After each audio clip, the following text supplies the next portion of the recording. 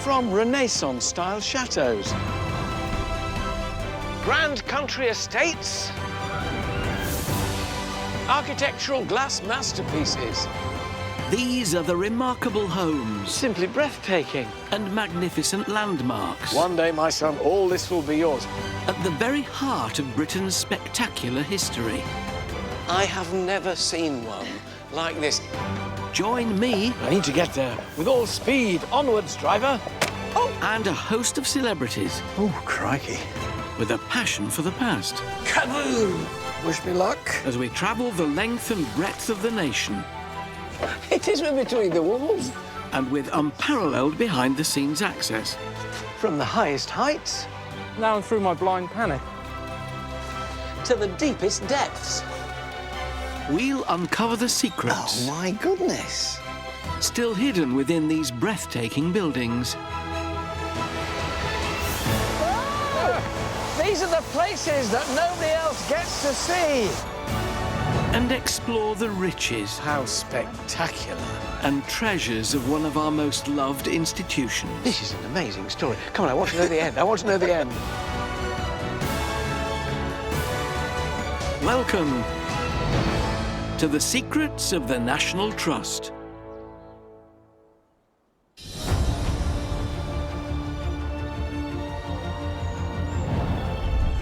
Sitting high on a Derbyshire hillside is a house of extraordinary presence. With its extravagant glass facades and 6 imposing turrets, it stands as a marvel of Elizabethan Britain. It was the vision of an extraordinary woman who returned to the site of her childhood home after an extraordinary life. And with the owner's initials and coronet standing proud on top of each tower, nobody could ever be in doubt as to whom this house belonged. The awe-inspiring Hardwick Hall was home to Elizabeth Talbot, Countess of Shrewsbury, or as she was more commonly known, Bess of Hardwick. With sheer determination and 4 well-connected marriages, Bess rose from minor gentry to become one of the most important and powerful women in 16th century England, becoming a confidant of Queen Elizabeth I and jailer to Mary, Queen of Scots. And this house was her calling card, proclaiming from the rooftops, "I've made it." By exploring secret hidden stairways, It is between the walls. exclusive penthouse dining suites, It's another palace of glass. and ripping revelations from family biographers, This is an amazing story. Come on, I want to know the end. I want to know the end. Hardwick Hall is a story of female empowerment, politics, and a fight for the throne of England itself. Also coming up, Can you give us a hand? Miriam O'Reilly turns the wheel of Hardwick's history It's extraordinary. and discovers the best thing before sliced bread. It actually smells of toasted caramel. Peter Purvis is at Oxborough Hall uncovering a whiffy escape route. It's actually underneath what would have been the loo. Here we go. And Jenny Bond heads down Ecton copper mines This is what it's all about. Wow! to unearth how Bess's ancestors made a big bang fortune. Kaboom! But in Derbyshire, Hardwick Hall was built by the sheer willpower and determination of one woman who, despite 16th century limitations, proved to be the ultimate matriarch. To get the lowdown on Bess, I'm meeting the National Trust's Nigel Wright at the entrance to this magnificent house. For a house that was built in the 1590s, Nigel, it looks so ridiculously modern. It does. It was one of the first houses in the country that's symmetrical. And you can see from the front the amount of glass, which is one of the main features of this. Almost like the shard of its day, the amount of glass that was used. Well, it's always been that saying, hasn't it? Hardwick Hall, more glass than wall. Yes, And was that some kind of demonstration of your status and what you could afford? Status and wealth. Glass was one of the most expensive building materials you could use, and the biggest piece of glass you could make was about 2 inches high. So although it looks like a wall of glass, it's made up of thousands of tiny pieces of glass. Before the luxury of glass, windows were often covered with wooden shutters. Bess of Hardwick allowed light to flood into her Elizabethan manor. If you weren't sure that the person was wealthy because of all the glass they had, she puts her initials and her coat of arms and coronets on the top. Yes, this was not the house of a shrinking violet. And her fourth husband was an earl, so she was a countess. So the coronet on top proclaims her status to all and sundry. So it was basically a case of the Elizabethan version of if you've got it, flaunt it. Definitely. Why was it so important for her to establish her status, to keep saying, I am powerful, I am wealthy? Part of the reason was that she was a woman. It's a bit of a cliche, but she'd made it in a man's world. She started off, she was of gentle stock, but quite low down. Each marriage, she moved a little higher up the hierarchy, as it were. Her fourth husband died. She was an extremely wealthy woman, and she just wanted everyone to know it. She was actually born here, wasn't she? She was born, actually, on the side of the Old Hall. Just over there? That's there. So what you're saying is before I go in the new house, I need to go over there to the old one? That's where the story starts, yeah. Throughout her life, Bess was married 4 times, had 8 children, built the famous Chatsworth House, and finally became a countess, thanks to her marriage to the Earl of Shrewsbury. Bess's rise to the top belies her more humble beginnings. Born at Hardwick in 1527, her original home was far more modest. Widowed 4 times, the first at only 16, marriage number 2 brought Bess the famous Chatsworth estate. Marriage to wealthy number 3 saw her inherit more houses, money and land, before number 4 gave her the title of Countess. She returned to Hardwick a fabulously wealthy woman, and as English heritage historian Megan Leyland explains, before building the new hall, Bess had grand plans for her old 2-up, 2-down. In 1587, she started building. She started turning what was a relatively modest family home into a building which was suitable for her new status. Importantly, not only did she come back wealthier, she came back as a countess. So she needed a house that reflected this. So there was a small house here. She's now replacing it with something much grander. Yes, certainly much grander. She filled it with glass. She put wonderful plasterwork that we can see clinging onto the walls There are still bits today. of it, astonishingly, so much for later in The time. overmantels of the fireplaces. This was a really big deal for Bess. It was a big personal and financial investment to build up this home for her. And there's no coincidence that she sort of became known as Building Bess. Can we still go in and have a look? Yes, we can. Gosh, it's amazing that this much has lasted, isn't it, really? It is, isn't it? Old Hardwick Hall was Bess's forerunner for the new hall. This is a good Elizabethan workout, this. How many steps? Something like 127 steps. More than the average semi, isn't it? Yes. So we're heading sky high to get a privileged look where it all began. Great views from the top of this astonishing project. It really was, and I think Bess would have known that when she was building up, that people could have looked out across her estate, looked out across the land she owned. Which way's Chatsworth from here? Chatsworth's over in this direction. So she could gaze over there and remember and round herself where she was from. See where she'd come from. So why did she leave? Well, she didn't really have a choice. She was not getting on too well with her fourth husband. He had increasing debts. He was custodian of Mary, Queen of Scots, and that was a costly and very, very stressful thing to be in charge of. Bess was building at Chatsworth, spending money. She was doing OK, and you can imagine the tension that might have formed between them. And so her husband came to Chatsworth with 40 armed men and essentially chucked Bess out. So she came over here to where she was from anyway, my neck of the Exactly. woods. She's building her own place for a few years, and then she's building a new place, and she can actually see it from here. Yeah, just metres away. A second huge building project that actually went on simultaneously for a while with the hall here. They were meant to work in tandem together to house her enormous household that she would have had by this period. So she started building this one. How soon after this is she building that? Well, not very long at all. She was building here in 1587, and by 1590 things are starting over at the new site just metres away. So stupendous. You think this is pretty astounding. Then you look at that and you can almost imagine Bess saying to her friends, if you think this one's good, you ain't seen nothing yet. Adorned with Bess's initials and coronet, it proclaimed across the land her power and status. And as visitors stepped through the front door, Bess was out to impress once again.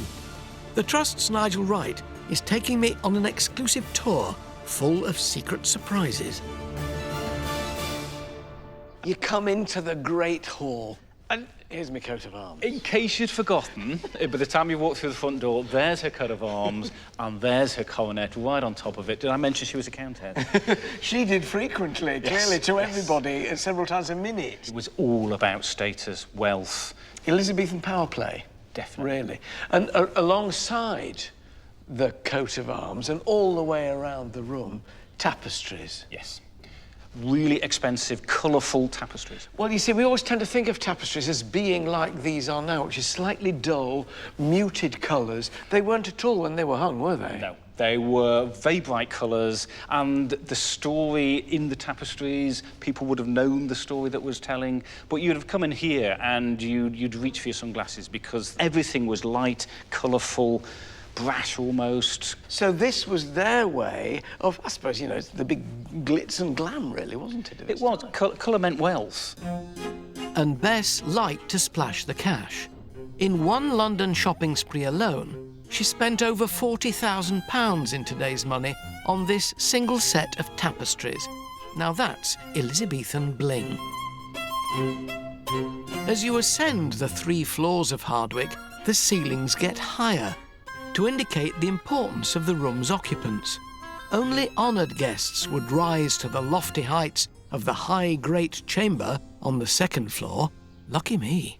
We go from one gigantic room to an even more gigantic room. They just seem to get bigger and bigger and bigger.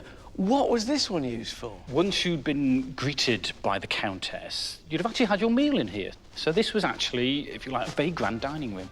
How would it have been laid out? You'd have had quite temporary tables, trestle tables really, which have been covered with fine linen. Your meal would have arrived in great procession and fanfare. Stone cold, of course, but it would have looked good. It's come a long way. Yes, it has, all the way up the stairs. Now, tapestries, again, absolutely everywhere, but right around the top of the room, an enormous plaster frieze, and in the centre, a coat of arms, which is not that of Bess herself. No, well spotted. It's the royal coat of arms. So that's Elizabeth I's coat of arms. Elizabeth I was one of the most powerful monarchs in British history, but unmarried and with no direct heirs, tensions about which family member would succeed her created an atmosphere of intrigue and suspicion. So was this a sort of homage to the Queen, this room? Very definitely. It's just showing her loyalty to that monarch. But there's actually a very specific reason why she's doing that, because one of Bess's granddaughters was called Arbella Stuart, and she actually had a claim to the English throne. Bess had married her way up to the giddy heights of Elizabethan society, but there was one more step to the top, a royal one. So Bess instigated a marriage between her daughter Elizabeth and the royal Charles Stuart, a grandson of Henry VIII. The child of that marriage, Arbella, was Bess's granddaughter, who had a legitimate claim to the English throne. So this is interesting. So it's to Gloriana, Elizabeth I, but you never know. My granddaughter might aspire to that one day. It's a classic hedging my bets. Yeah. It was a dangerous game to play. So you've got to sort of push your own family claims at the same time, making sure that you don't do anything that's going to suggest to the existing monarch that you're in any way, shape or form disloyal. So I've had my meal. The tables are about to be cleared away. Where do I go while all that's going on? We'll go up onto the roof, higher still, and we'll take the leads. If you want to follow me, there's quite a secret way we can get you up there. Oh. Right. Where do we go? Hang on a minute, Alan. Here we go. Secret door. Oh. Follow me. OK. Goodness me. With their expensive dresses and finery, Bess's top-notch guests would have paraded up to the roof via a grand staircase, but we're going up a hidden stairwell never explored by the public. It is between the walls. Amazing. Look at these. This is perilous, isn't it? Right. Cool. Oh, look at that. Cooey. This is so impressive, isn't it, looking out on that? It's that classic, one day, my son, all this will be yours. Did she sort of own everything that the eye could see? Pretty much. This was all her land. That is astonishing. And you're right up here. There's only God higher than you are.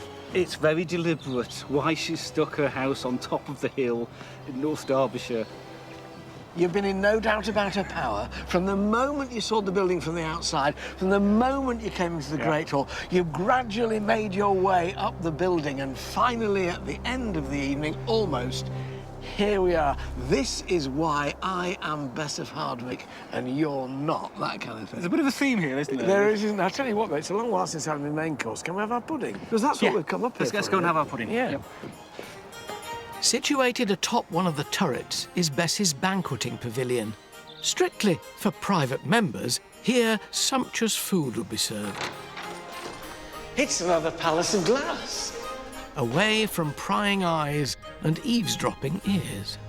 So they'd come up here, what would they eat? Sweetmeats, sweet wines. Your servants will bring your tables up with all the goodies, and then your servants would disappear, most of them, and then this is when you could talk about who was going to be the next monarch, who fancied who. Gossip. Yes. I have, however, noticed one thing.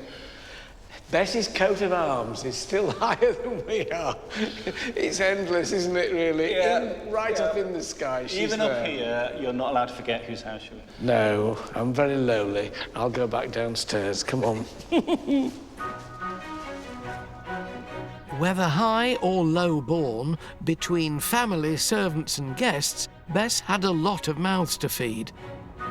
As she acquired more land, expanding Hardwick Estate, she bought a stonemason's, a glassworks, and Stainsby Mill, where the grains grown in her new fields could be milled into flour.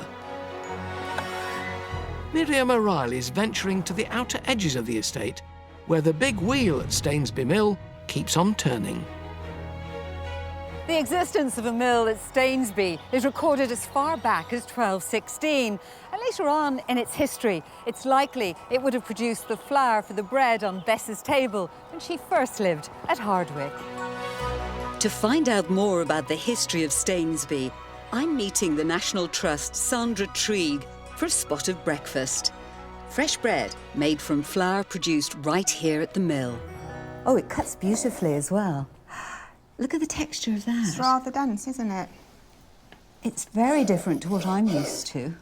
And with the flour milled here, would it have just been for bread for the big house? It would have been for the big house and for all the people on the estate. So it was pretty classless then. Everyone could share in the flour to make their bread. Absolutely. The flour was the sustenance of the nation at that time, and it crossed the class divide. But bread wasn't buttered on both sides equally. The wealthy, like Bess, would have demanded extra sieved white flour for a lighter upper crust loaf. The rest of us would have had a rougher whole grain. That's lovely. Absolutely. Oh, that's delicious.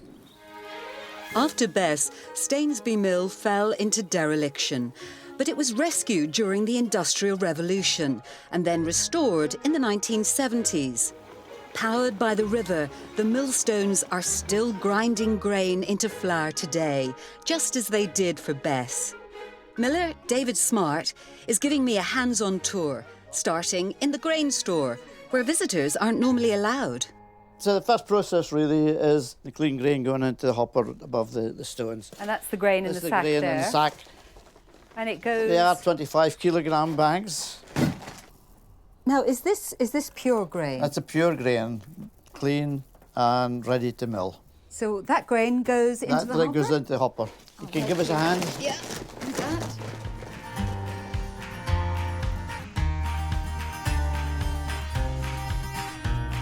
So, David, what's the next step in the process? The next step is for me, with this lever here, to take top stone to the bottom stone. But don't we need water? Yes, and that will be your process. With that handle across there, you will allow the amount of water in on my instructions. So this is the most important It job? is, yes. And you're entrusting it to me? I am, yes. Oh, I let you down. Keep going. How do I Keep know going. when the You'll hear- water's coming in? You'll hear the water gushing in. Here it is. Look at the power of that wheel. It's extraordinary. 2,000 gallons of water drive the pair of massive milling stones, and 1 bag of grain takes about an hour to mill. That is it. That's the final produce. It's really warm. Yep. And it feels like satin. It actually smells of toasted caramel. Yeah. It looks good enough to eat on its own. Right, some people do. Do they? You taste it, see what you think. Actually, do you know, that's not bad. The visitors to Stainsby Mill may not be able to get as hands-on as I have today, but they will be able to buy the flour we produced. I have mine. Just off to do a bit of baking. Hardwick Hall in Derbyshire was the ultimate country home, and it proclaimed from the rooftops that its owner, Bess, the Countess of Shrewsbury, had arrived. But no house, regardless of its extravagance, can survive without a little nourishment. And to that end, I'm off to water the floor of the Great High Chamber.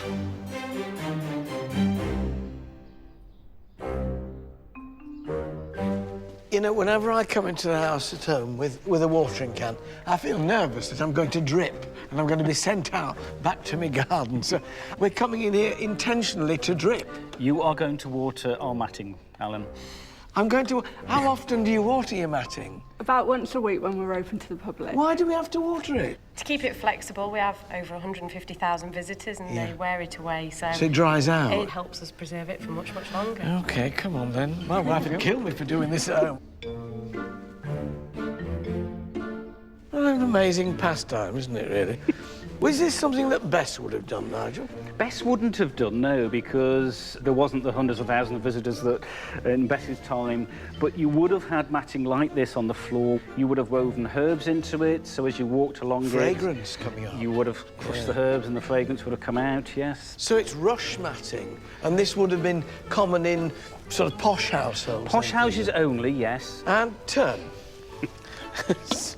It's a lovely job, isn't it? So only the better houses then, the lesser ones would have just had straw. Bit of straw down. Straw strewn on the floor. Amazing, isn't it? I love the smell of it. It's got a rich, fruity smell. With rush matting in 5 other rooms, it takes a team of 4 an hour and a half every week Have we missed a bit? to water what's under their feet. And turn. Don't know about you, but I'll be awfully glad when they've invented lino. Do we get a tea break? Bess paid for quality, but as a shrewd businesswoman, she could afford it.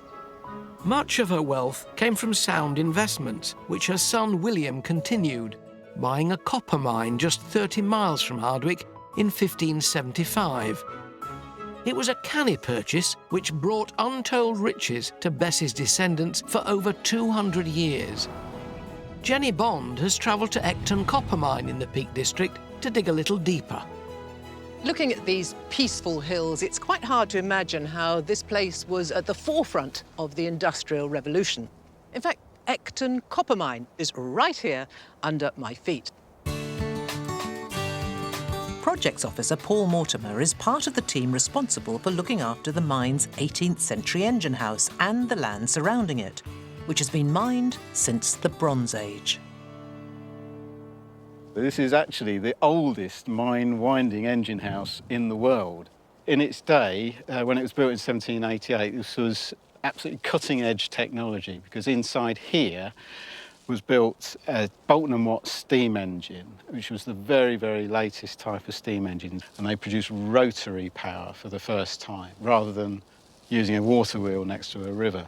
It must have cost a fortune. It must have done, but this was one of the brilliant things about Ecton, is that it was owned by the Duke of Devonshire.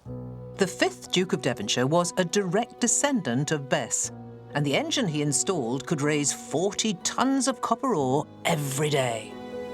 You come here 250 years ago, there would have been 400 people working at the mine. The steam engine would be smoking away. And interestingly, the boiler for the engine produced a lot of waste ash, and they tipped it on the side of the hill just here. And if you look down here at the soil, it's a very, very dry black soil. Oh, it is, isn't it? You see that green Ooh. on that stone there? That's a trace of copper. We found copper! We're rich. We should open the mine again. That's amazing.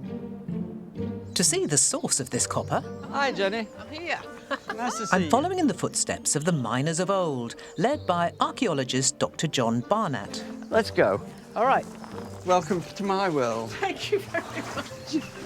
We're walking down the tunnel to the deepest part of Ecton mine, not accessible to the public. This arching here was put here in 1774. It's stood ever since, and beautifully made. I would not like to do my daily commute to work along here. Oh, goodness, no. Right, we're heading towards the pumping chamber now. Wow, that was quite a long walk, I must say. This is what it's all about. Wow! None of this is cave. This has all been mined out by miners in the 1700s. It's very, very beautiful. Yes. It was very hard work. You came into the mine. You went down up to 1,000 foot of ladders. Then you've got to do a day's work. And then coming up 1,000 foot of ladders. Yeah, clearly, exhausting work. At around 400 metres, the mine is as deep as the Empire State Building is high, and it's almost completely flooded. I just did not expect so much water everywhere. Before a new hydraulic pump was fitted in 1783, workers had to operate 60 hand pumps continuously to clear the water, allowing the miners to dig even deeper. So how do they actually get the ore out of the rock? Well, come over here and I'll show you a shot hole and try and explain. Okie dokie. This is a scar from blasting. You see, they've drilled a hole in there. Right.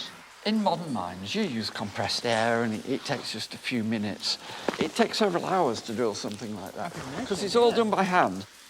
These are the two tools you'd start with. Okay. So you're starting here and you're hitting it. Right. And after each hit, you turn it, hit, turn it, hit, and keep going until you've drilled all the way into there. So you then have to fill it with clay and limestone dust, but then put in a fuse. Not like modern fuses. Often it was something like a goose quill, with the feather bits trimmed off, with gunpowder down the centre of it. Right. And you light it. And take cover. And you take cover as rapidly as possible. Kaboom! Are there any estimates of how much copper they would have got out? Thousands of tons. Very valuable compared with lead or zinc. Right. Not as valuable as gold, but Right. But it was a good price. It was a real cash cow for the yes. Duke of Devonshire. Ecton mine was the deepest and most profitable in Britain in the 18th century, making the Dukes of Devonshire the equivalent of millions of pounds today.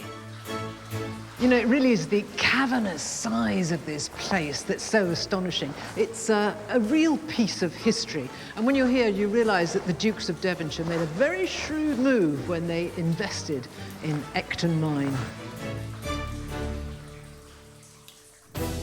Back in the 1590s, business was booming for Bess of Hardwick too. She was rich, powerful, and a regular feature at Elizabeth I's royal court.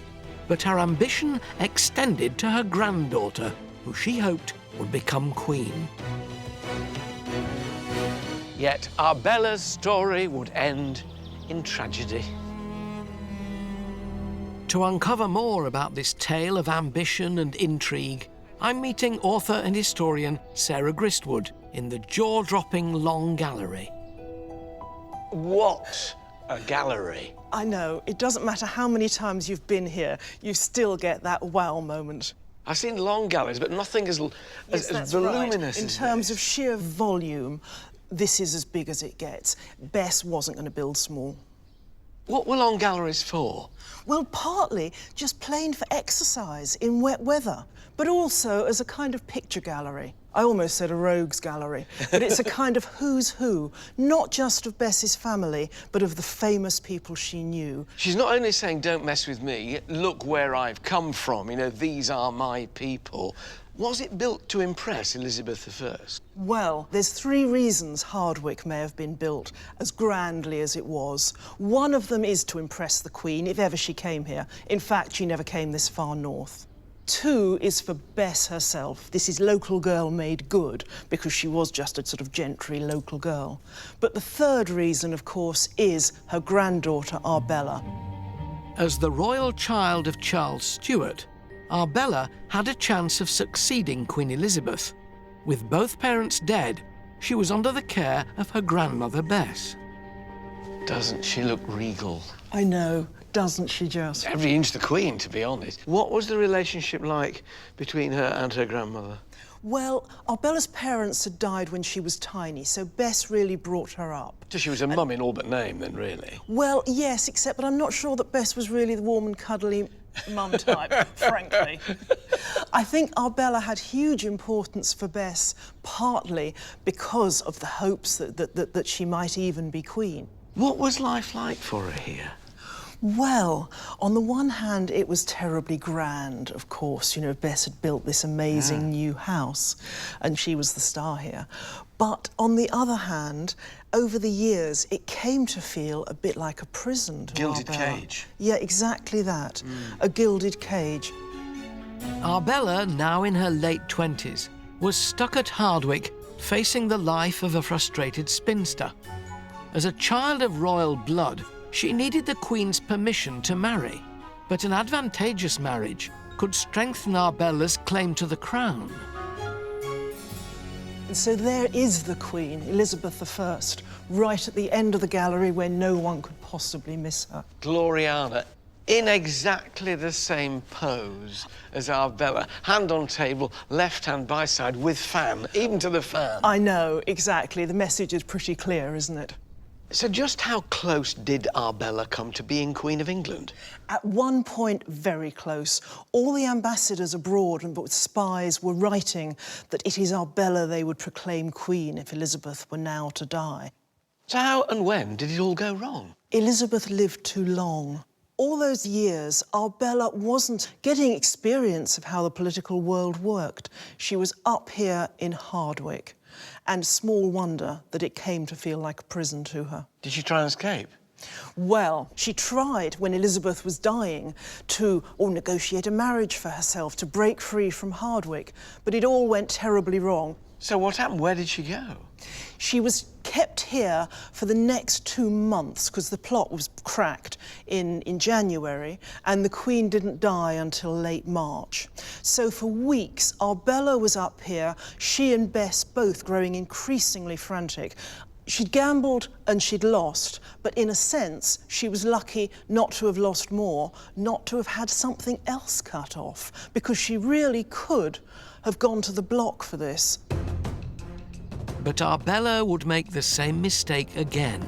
In 1610, 2 years after Bess of Hardwick's death, and with the new King James I on the throne, Arbella recklessly arranged a secret marriage with William Seymour, and without seeking the permission of the monarch. James was horrified. They were both clapped into prison or, into house arrest. And then finally a daring escape was arranged, a double escape. William, her husband, was in the Tower of London. It was arranged that he'd escape from there disguised as his own barber. Arbella would dress as a man and galloped to the river where a ship was waiting. But it went wrong. They missed each other. Arbella insisted on waiting for William. She was captured on the high seas and brought back to the Tower of London. And there she ended her days? She ended her days several years later, having effectively starved herself to death. King James refused to give Arbella a royal funeral, and her body was placed without ceremony in the vault of her aunt, Mary, Queen of Scots. The late Bess's dream of the crown was now buried with her granddaughter. The moral of the story is clear. It's better to live in a rather nice house in Derbyshire than to have anything to do with being King or Queen of England. But someone needed to tell Arbella that. Arbella's story wasn't unique. Almost 3 decades earlier, Mary, Queen of Scots, had been another victim in this deadly Game of Thrones. Viewed with suspicion because she was a Catholic who had a strong claim to the English crown, Elizabeth I placed her under the custody of Bess and her husband for 15 long years. But Mary secretly communicated her views to the outside world through her embroidered tapestries. Peter Purvis has gone to Oxborough Hall in Norfolk to pick up the threads of the story. Kept in captivity, Mary, Queen of Scots obviously had plenty of time on her hands. And now, over 400 years later, I'm lucky enough to see an example of her work here at Oxborough Hall. Highly symbolic and with Latin phrasing, I'm hoping curator Anna Forrest can explain some of the tapestry's hidden meanings. Oh gosh. I feel very privileged to be this close to it. So that's Bess's cipher, Yes. and that is Mary's. That's right. And then on the smaller panels, there are examples of Mary's cipher on those as well. So we know that Really? she did those. So there's a thought that some of these panels were a means of communication for Mary because she had no contact with the outside world. All of her correspondence would have been censored. So these were an ideal outlet for her to convey her feelings and messages to others. There's some really overt examples just down here on this medallion here. That's got a Latin script. I can read a little bit of it. That's right. The message is actually there's a snake in the grass. Well, that's fairly obvious, isn't it? Yes, that's clever. Yes. Whom Mary was calling the snake in the grass isn't clear, but she was right to be paranoid as she was executed for treason in 1587.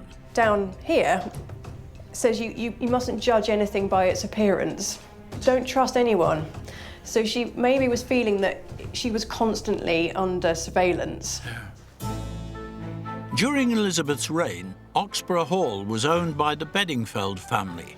As staunch Catholics, they too risked persecution, so found a way to practice their religion in secret.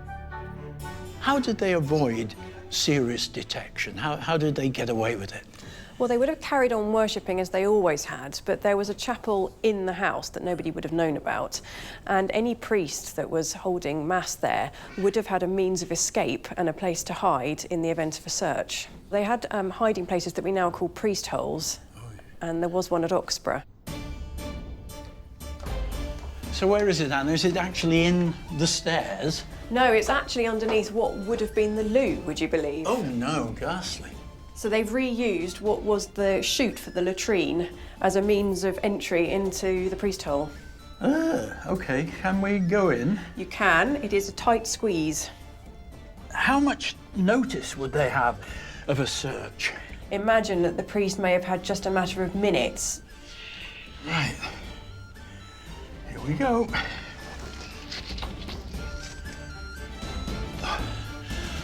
Oh, crikey. How long would they maybe have to hide in here? Well, sometimes the searches that took place went on for several days, so they'd have been down there for all that time, in the dark, listening to people wandering around upstairs. And what would have happened had they found evidence of a priest being in the building?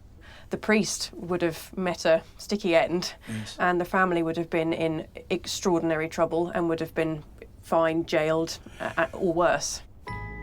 A Catholic priest was never discovered at Oxborough. But the family were fined almost to ruin because they refused to support the Protestant Church of England. Being strict Catholics, it was a turbulent time for both the Bedingfields and for Oxborough Hall for almost 3 centuries, until the 1830s, when it became acceptable to be a Catholic again. A struggle the politically shrewd Bess never had at Hardwick Hall. Set atop a Derbyshire hill, magnificent Hardwick Hall stands proud in all its Elizabethan grandeur. Coated in extravagant glass, it stands as a testament to the remarkable rise of Bess of Hardwick, from her humble beginnings to becoming the second most powerful woman in England. With her initials and a coat of arms crowning the parapets in 18 places above me, Bess, her story, and her Hardwick Hall are as impressive today as they were in the 16th century.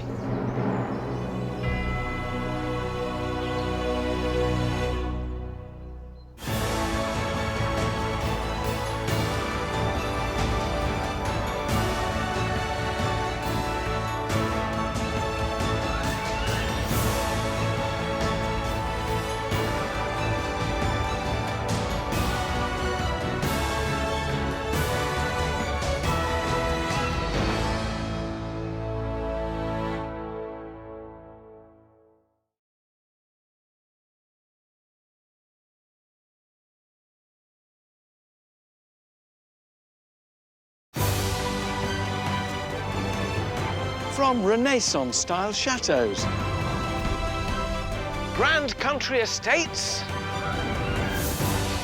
architectural glass masterpieces. These are the remarkable homes. Simply breathtaking. And magnificent landmarks. One day, my son, all this will be yours. At the very heart of Britain's spectacular history. I have never seen one like this. Join me. I need to get there. With all speed. Onwards, driver. Oh. And a host of celebrities. Oh, crikey. With a passion for the past. Kaboom! Wish me luck. As we travel the length and breadth of the nation. It is between the walls. And with unparalleled behind-the-scenes access. From the highest heights. Down through my blind panic. To the deepest depths. We'll uncover the secrets. Oh, my goodness. Still hidden within these breathtaking buildings. Oh, these are the places that nobody else gets to see. And explore the riches. How spectacular. And treasures of one of our most loved institutions. This is an amazing story. Come on, I want to know the end. I want to know the end. Welcome to the secrets of the National Trust. This week, I'm in Staffordshire at a spectacular neoclassical stately home. Stretching out over a stunning 900 acres, this mansion plays host to a story of courage, creativity, and brotherly love. This is Shugborough Hall. Inherited in 1720 by a trailblazing family who made their mark doing things a little differently. But its new owners had grand plans, and Shugborough Hall was to undergo major renovations, funded by swashbuckling adventures on the high seas. These daredevil escapades in uncharted waters enabled the transformation from modest manor house to the architectural triumph we see today. But it isn't just a tale of grand design, as fast forward 200 years, and Shugborough became home to a world-famous jet-setting playboy earl, second cousin to the Queen, Patrick Lichfield. A society photographer, famous for his snaps of the rich, the famous, and the regal.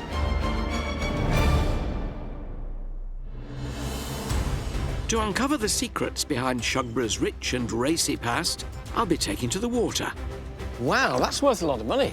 Exploring its extravagant 18th century revamp. This is not what you expect from the outside.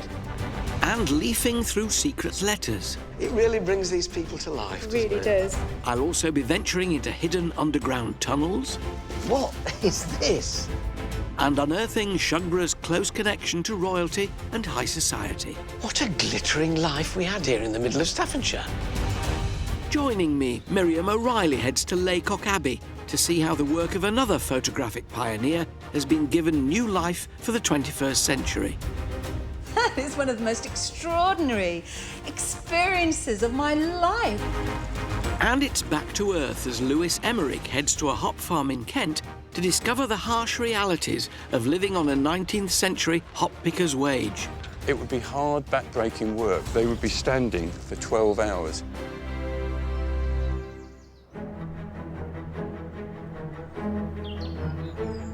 Shugborough Hall is the story of two brothers. The first, Thomas Anson, was passionate about architecture. The second, George, was an admiral who's widely regarded as the father of the British Navy. So, just like George, I'm braving the high seas myself. Paddling my own canoe, I feel a bit like an admiral. And expert on naval history, Rod Whiteman, is going to row me through the amazing story of how these two brothers transformed Shugborough. So, Rod, what are these uncharted waters that we're navigating? This is a branch of the River Sow, which Yeah. was a key component in Thomas Anson's re-landscaping of Shugborough Estate. Right. He completely redesigned Shugborough. He actually created a new channel for the river so that he could have the original course running through his gardens uninterrupted by people rowing down it on boats like us. So what was here when he came, Rod? Thomas had a medium-sized house and he had a small estate, but it was really just a local manor, not the vast estate that Shugborough has become today. This was obviously some big scheme then. That's right. Thomas was able to extend the house, create an entirely new landscape here at Shugborough. So where did the money come from? He had new money thanks to his younger brother, George, who was a much regarded and very famous admiral in his time and very successful. The Navy don't pay that much. No, the Navy don't pay that much, but George knew about a Spanish galleon laden with silver. He captured it with over 1 million pieces of 8. Wow, that's worth a lot of money.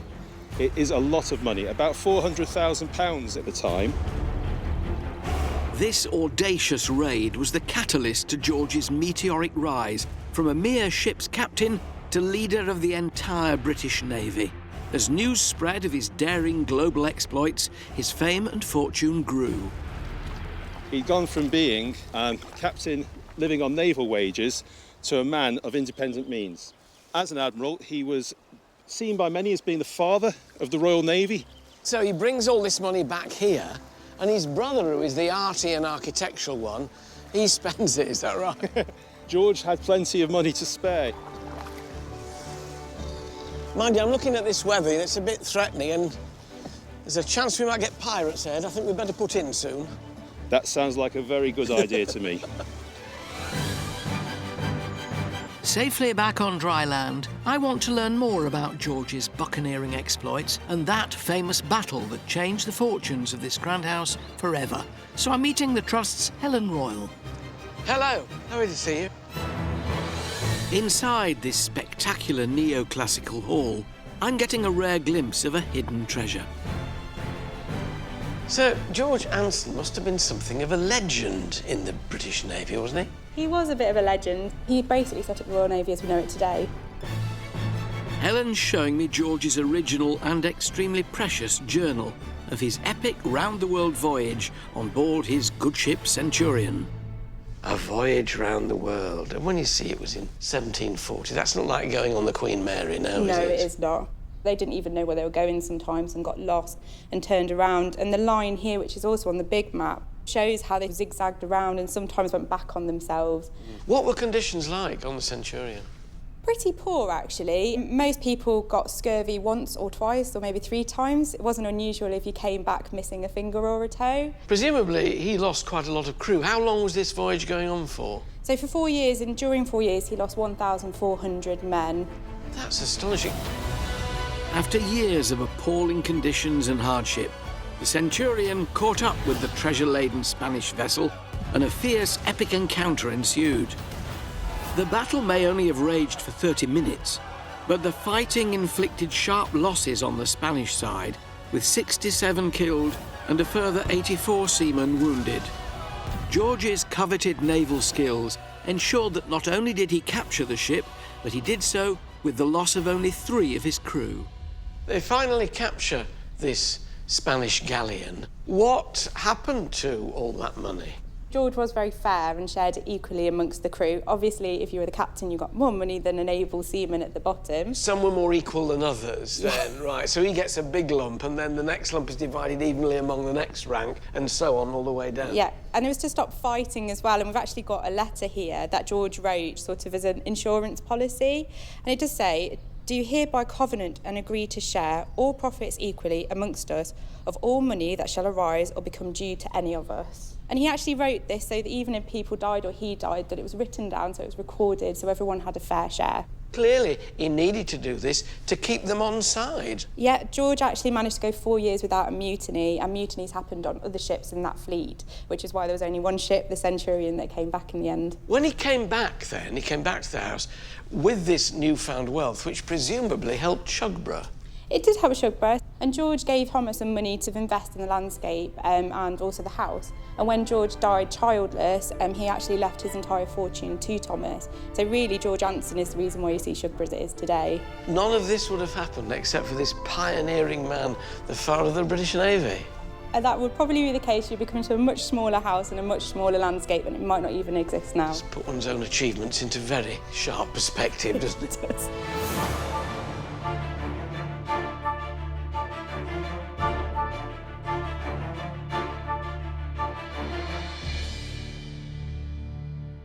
They were such a contrast, these brothers, weren't they? George, the buccaneering naval man, and Thomas, the stay-at-home one, fulfilling his artistic aspirations with this place, which is amazing. Thomas is actually my favourite of the two brothers because he's got real vision, and at Shugborough he really wanted to achieve the Grecian Arcadia. He'd travelled as well then, it wasn't just George. He went on 2 grand tours, he went to Egypt, he sailed around the Greek islands, and so he was like really well travelled for the time. Like his brother George, he was a bit of an adventurer. I love the fact that George is out there earning all the money and sending it back, and Thomas is spending it. They clearly got on extremely well. There's some really great letters and stories between the two of them, so there was a lot of affection, I think.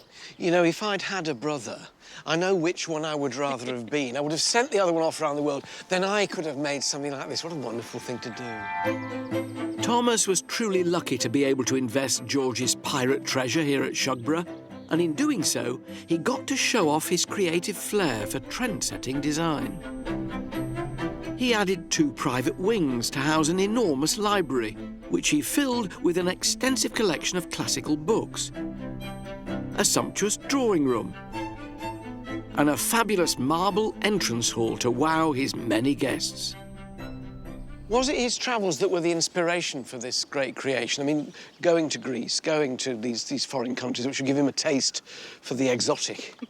I think it did give him the taste of the exotic and sort of the grandiose as well. The Greek were really big on big monuments, big columns, and Thomas brought that back here. And Shugborough was a manor house, and then he increased the size of it, all to increase status and sort of his influence in the county. Do you notice a difference between he and his brother in that his brother was after notoriety and making his name as well as after wealth and position? I think Thomas did want to make a name for himself. He was a patron of music, of art. He was a passionate patron of up-and-coming people like James Athenian Stewart, who most of the landscape monuments are designed from. So he pushed forward artistic talent, and I think that's where he wanted to make his name. Rather than his brother, which was more about swashbuckling and adventure, he was more quiet and more about art. Athenian Stewart is a famous name from that period, and so Thomas would have employed him to come up with these designs. He wasn't called Athenian for no reason at all. Here's a man who is into Greek architecture. James Athenian Stewart rose from poverty to become one of the most influential men of British architecture. He risked his life travelling through the dangerous Ottoman Empire to be the first man to record accurately the monuments of classical Greece in his landmark book, The Antiquities of Athens. It was to become the blueprint for the style that would define an era. Shugborough's astonishing and splendid neoclassical landscape is largely down to Stewart's design prowess, with examples of his work scattered around the estate, such as the Arch of Hadrian and the Doric Temple. And Helen's taking me inside one such Greek monument, the Tower of the Winds, to get a peek at some of Thomas's rarely seen private letters, which paint a captivating picture of 18th century high society. This is not what you expect from the outside. How astonishing. Gilded and plasterwork and, oh, beautiful. It's really beautiful. It's one of my favourite places on the estate. Thomas was trying to recreate the Grecian landscape. In Staffordshire? In Staffordshire, without the weather. This was surrounded by a lake at one point, but But before that, there was a village surrounding it too, called Shugborough. And Thomas Anson built his monument in the middle of the village and then brought up each house and knocked them down so that their monument was standing on its own in the landscape. That must have made him a popular man. He actually moved them to the village of Great Haywood, which is just in the distance over that way. James Athenian Stewart also helped design some houses in the village, so he sort of gave them nicer houses to move into. And you've got what over here? So these are some drawings from a James Athenian Stewart to Thomas Anson, just some ideas of designs that he could choose and use in his landscape. Isn't it wonderful to see the actual penmanship of Stewart? Obviously some kind of monument, don't know whether it was ever built. I think it was probably too fancy for Thomas, who preferred the simple Grecian architecture. Yeah, and here, well, this is to Thomas Anson, Member of Parliament at Shugborough. So this is letters to and from Thomas to various people. This one is then from James Stewart to him. I enclose an answer to more queries which you directed Sleaford to send me concerning your house and the Tower of the Wind. So he's talking about this. So this is before this is built. Yep. This is the most wonderful collection of documents of that time, all with red seals on. Amazing. Joseph Nollekins, great sculptor of marble busts, I remember Nollekins. There's a good many English in Rome, Oxfordshire Lord Lennox and Lord Tilney, but all are going to Naples. Prince of Brunswick set off this morning for that city. They're all out there, aren't they? They are. Flocking to Naples. You suddenly get the flavour of the period forever. Your most obliged and humble servant, Joseph Nollekins, Rome, November the 1st, 1766. Nollekins was sourcing things for Thomas in Rome and then sending them back to him, so Greek sculpture and antiquities. I read about all these people and know them, but then to see letters from him with his seal on them, which are gossipy. And here, this is what? So this is Thomas Anson's pocketbook where he wrote down journeys he went on.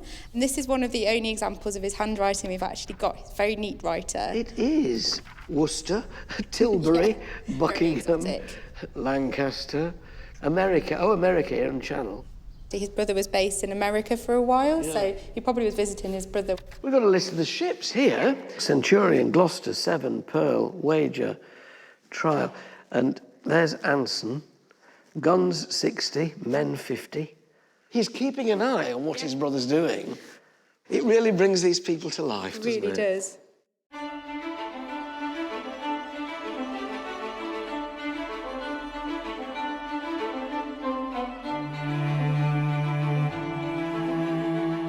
Shugborough Hall rose to become the great mansion we see today because of two brothers. One, a fearless adventurer who funded it, and the other, whose extravagant imagination created it. Between them, George and Thomas Anson laid the foundations that allowed Shugborough to flourish for centuries to come. In the 1800s, design again played a key part in Shugborough's success, with acclaimed architect Samuel Wyatt building a walled garden that was to achieve international fame. It's now senior gardener Caroline Beacall's job to keep them in tip-top condition. And that's no mean feat, with more than 1.5 acres of borders and beds to tend. I love going in old walled gardens like this. You can just imagine what they were. You can indeed, yeah. Wistfully. Designed in 1805, it used the very latest technology, including steam-heated greenhouses and chimney-heated walls, becoming a visitor attraction, with landed gentry travelling across the country to marvel at the exotic crops of pineapples and peaches. But the biggest secrets of this famed walled garden remain unseen by its many visitors. So where are you taking me now? I'm going to show you the truffle tunnel, which is down these steps. A truffle tunnel? Be careful, because they're going to be a bit wet. They are. I haven't seen these before. Lying deep below ground, this secret network of tunnels is strictly out of bounds to the public. What is this? Ooh. This is the truffle tunnel. The truffle tunnel? Yes. Goodness me, it's huge. It really is, and it keeps on going as well. Presumably this is for growing mushrooms in there. Yeah. The truffle tunnel's a posh term for it, so it was all about status. They didn't want to have a mushroom house, they called it a truffle tunnel.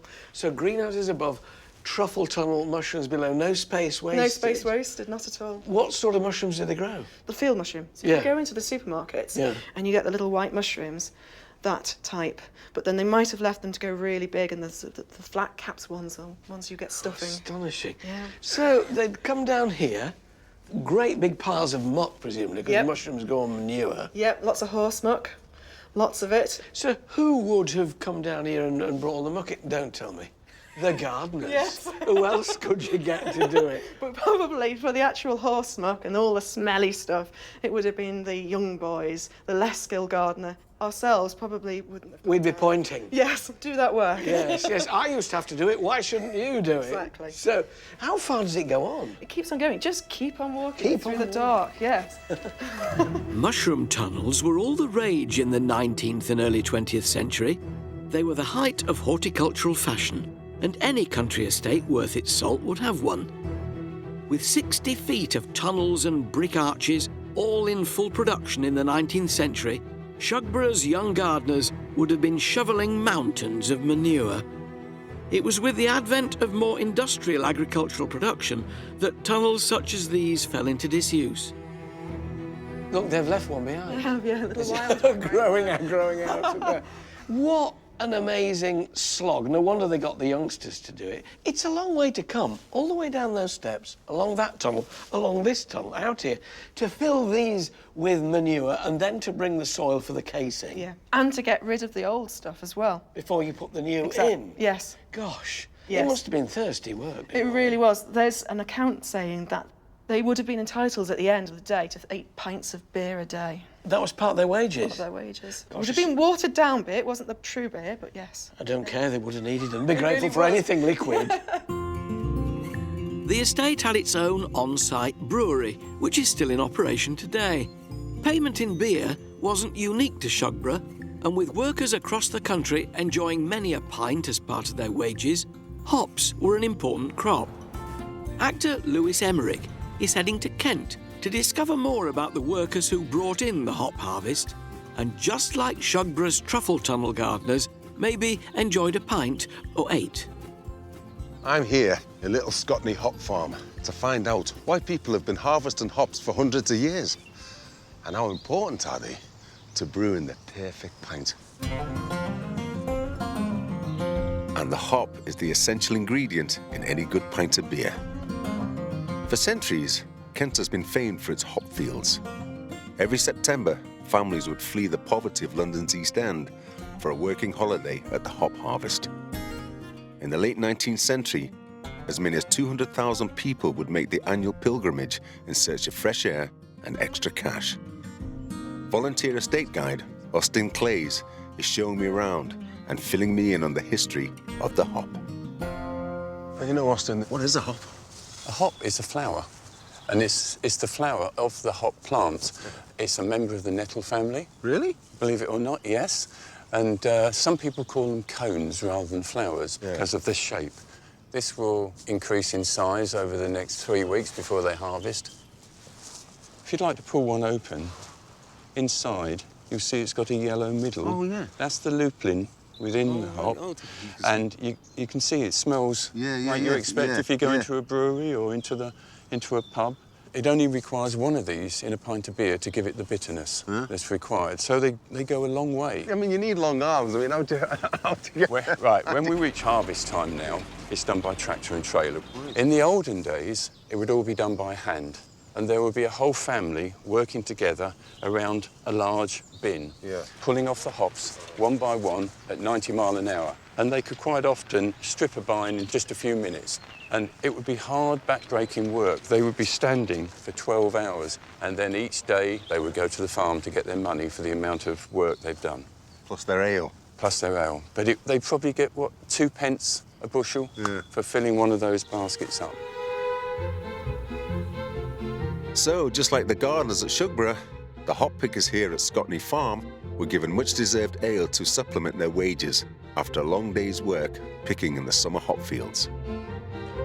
But despite the harsh conditions, it was the nearest many East End families ever came to a holiday, and they would return to the same farm year after year. I'm trying my hand at a spot of hop picking, the modern way. How you doing, mate? You all right?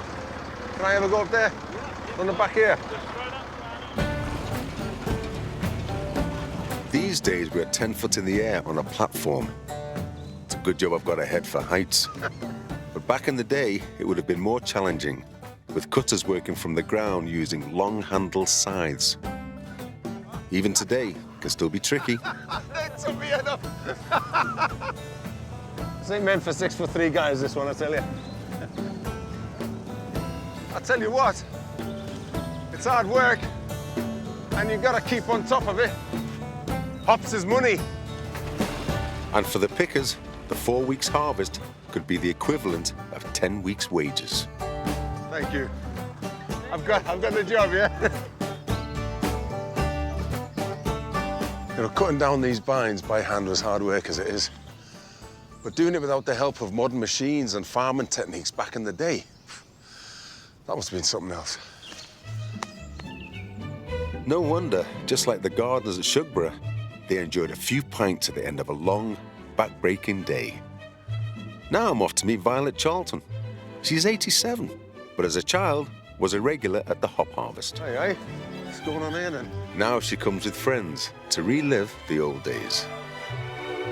We've been coming down here now for 4 years. Yeah. Just to revive old memories. What was it like then when you were a little kid doing this? Well, it was all hand-picked in I one noticed go. that they're a bit coarse. Did you used to scratch yourself on these things? No, the string's a bit coarse, Yeah. but we used to play tug-of-war with these. Did you? Yeah, on a Saturday when the men folk came down, they'd get hold of these, because they're very strong. Yeah? And some would use them as skipping ropes. Oh, would they? Yeah. Oh, we better get picking, Aidan. Yeah, you need to get picking. No, I'm not going to stop. I haven't got a bucket, see, and I can't throw anymore because I've got a frozen shoulder. See you all later. While it was undoubtedly hard work, Violet's recollections reveal a strong sense of community amongst the pickers. And, sticking with tradition, I'm leaving with a few bottles of beer for my troubles. Payment in kind for my hop picking efforts. Maybe we'll be back next summer after all. Back at Shugborough Hall, life above stairs at this spectacular mansion was one of opulence and extravagance, with no expense spared on the finer things in life. Fast forward to the 20th century, and the estate is now home to a different kind of fast living, with its resident-in-chief being Patrick, 5th Earl of Lichfield. This saw Shugborough take the world of high fashion and glamour by storm. Second cousin to the Queen, Patrick was an icon of the swinging 60s, a globe-trotting socialite, and his stately home became a magnet for the rich and famous. The Playboy Earl was never far from the pages of glossy magazines in his world-renowned role as photographer to high society and royalty. So it's a real treat to have a behind-the-scenes tour of his private apartments. The Trust's Gemma Roberts is showing me round. I remember when I came and interviewed him here, he was very keen on the estate, particularly his arboretum. She's giving me an exclusive insight into the private life of a very public man. It's a very 70s kitchen. Do you know, we were given that Tupperware as a wedding present. He may have found fame travelling the world, photographing the rich and famous, but his heart was always at home here in Shugborough. You know, it's as if Patrick's just stepped out, really, isn't it? I knew him a bit, and here we are in his dressing room. You know, he's just a couple of rooms away, isn't he? So do you still feel he's here in a way? Yes, definitely. I mean, all these clothes were his, and it just feels like he might just be in the sitting room. When did he come to live here and take up residence? He spent a lot of time here as a child, so with his sister, and when his grandfather died in 1960, he inherited the title of the 5th Earl of Lichfield, and although a lot of the property was National Trust owned by that point, he leased this apartment until his death in 2005. His 35-room apartment was a small part of the mansion, but filled with his personal possessions and mementos, these rooms offer a rare glimpse of Patrick Lichfield, the private man. What got him into photography in the first place? Well, there are stories of him borrowing his grandfather's box brownie when he was a child from the hall table and taking photographs of the cows and the estate and then popping it back as if nobody knew. So he was hooked from an early age? From an early age, yeah, and I think he had his first camera when he was about 6. Now, second cousin of the Queen, that royal connection can have done him no harm at all when it came to becoming a society photographer.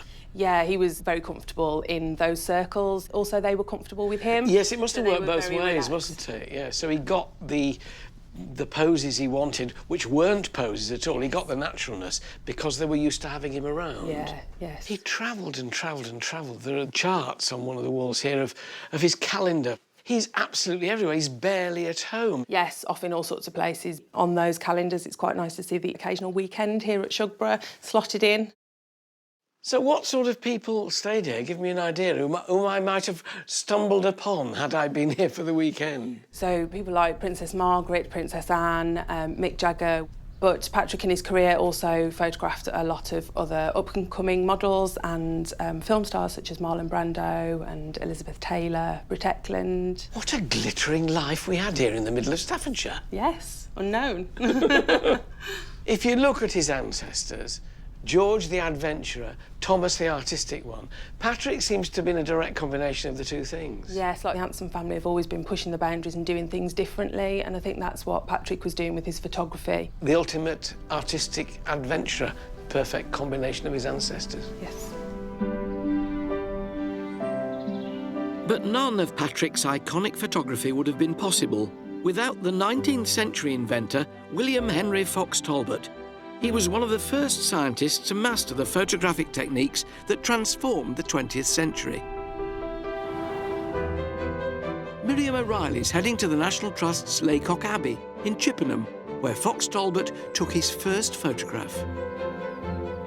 Laycock Abbey was built in the 13th century, but it wasn't until 1827, when the scientist and inventor William Henry Fox Talbot moved in, that it became forever known as the birthplace of photography. I'm meeting curator Roger Watson, who knows everything there is to know about this pioneer of photography. So this is Fox Talbot's study. This is where he invented photography. Well, he really invented photography in his head, but he did most of the work on it here and certainly the writing on it here. Why was he so keen to create this image that he could keep? Well, it starts on his honeymoon in October 1833. He was at Lake Como in Italy. He was trying to draw some of the scenes. He wasn't any good at drawing. It was terrible. It was terrible. So he began to think, as a scientist would, is there a mechanical, scientific way of drawing pictures without having to have any skill or talent? And he came back to Laycock and in 1834 began his experiments. By August 1835, he'd shot his first negative with a camera. So we can say that Fox Talbot was the father of photography. He was indeed. Fox Talbot's technique involved creating a negative image on paper within a camera. He could then create as many positive images from the negative as he liked. This method became the foundation of all photography, right up until the digital age. Laycock Abbey has a collection of cameras that tracks the history of photography. Wow, look at this.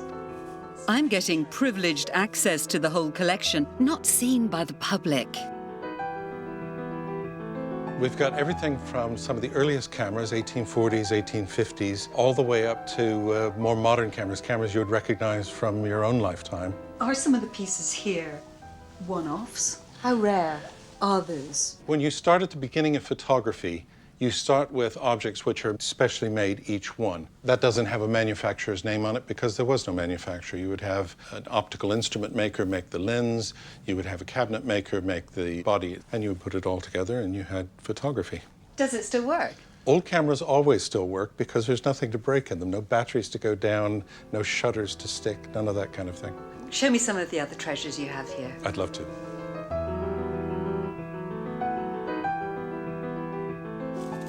These are calotype negatives, which were Talbot's invention. So we have a nice little country cottage. It's beautiful. And what date? This is probably 1840s. We don't know who the artist is. They're shot using Fox Talbot's process, but they're not by him. Do you have another one we can look at? I didn't think, though, that these negatives still existed. They're rare. You really don't come across them very often, but they've survived quite well. I'm surprised at how basically nobody under 20 seems to know what a negative is anymore.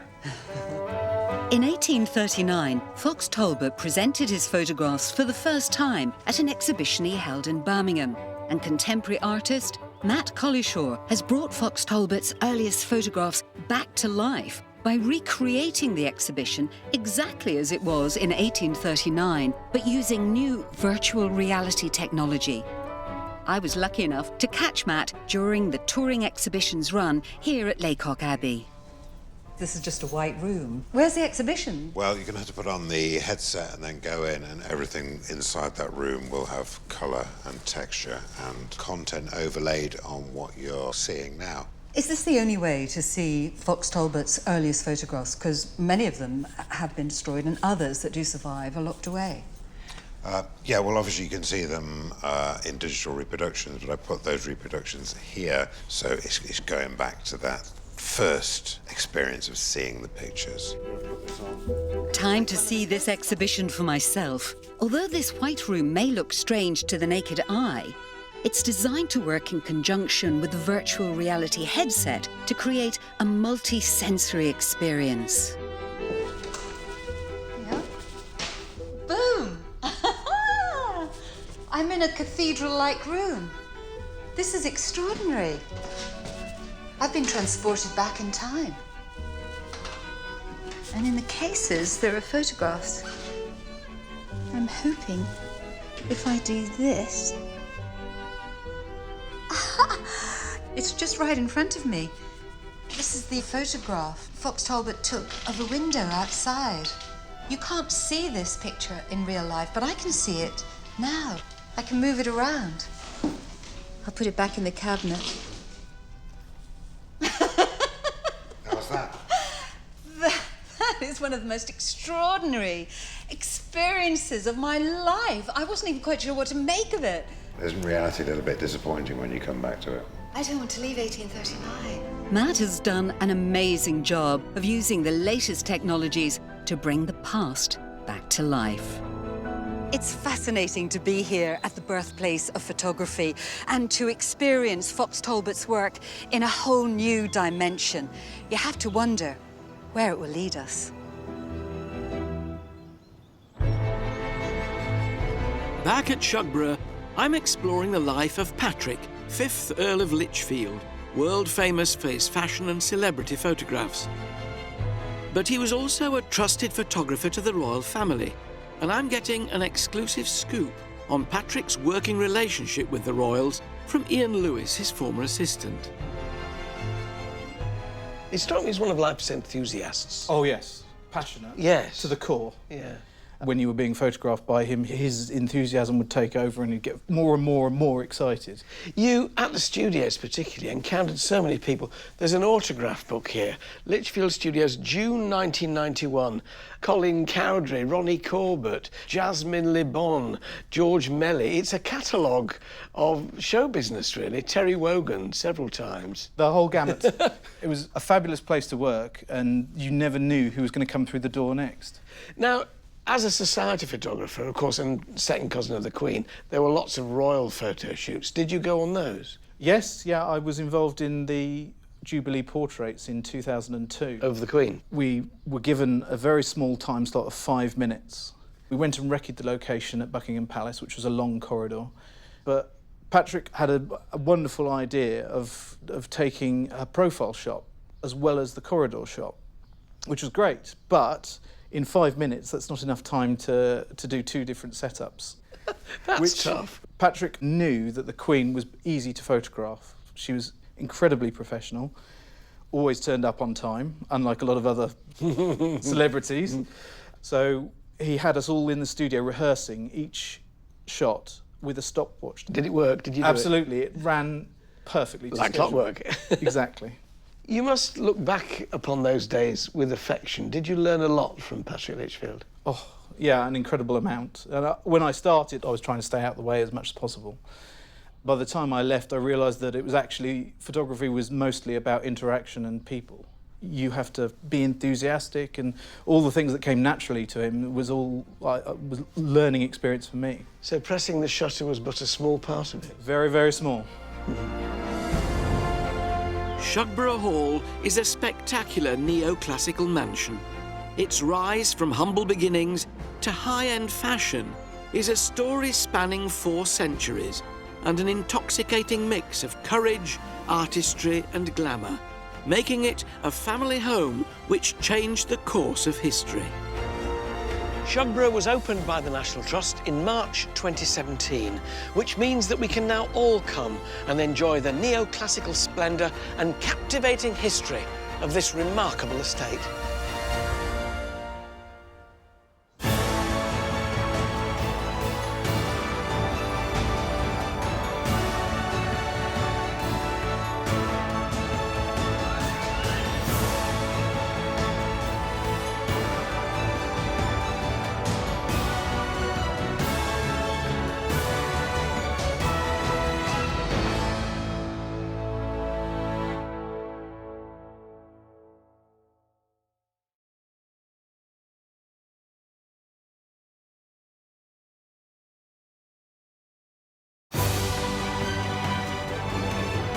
From Renaissance-style chateaux,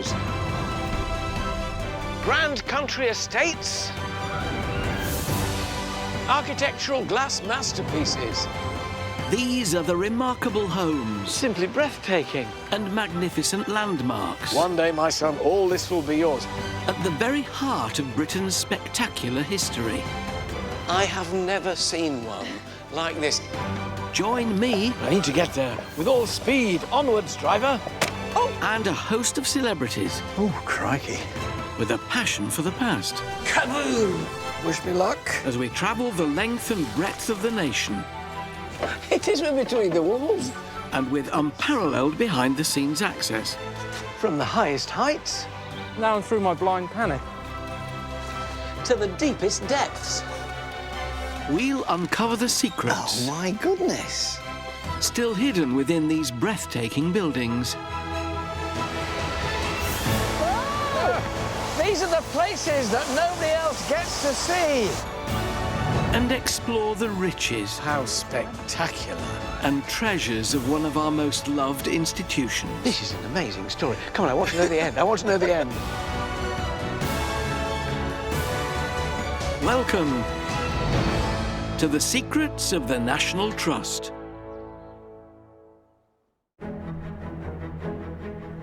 On the shores of the Strangford Lough in County Down, Northern Ireland, lies one of the National Trust's most intriguing houses.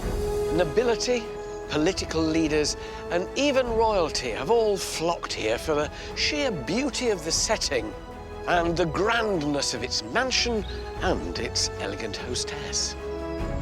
With soaring Ionic columns, sumptuous interiors, and a world-famous garden. This is Mount Stuart. It's been home to the Stuart family for almost 3 centuries. A potent political force, the Stuarts also held the lofty title Marquis of Londonderry.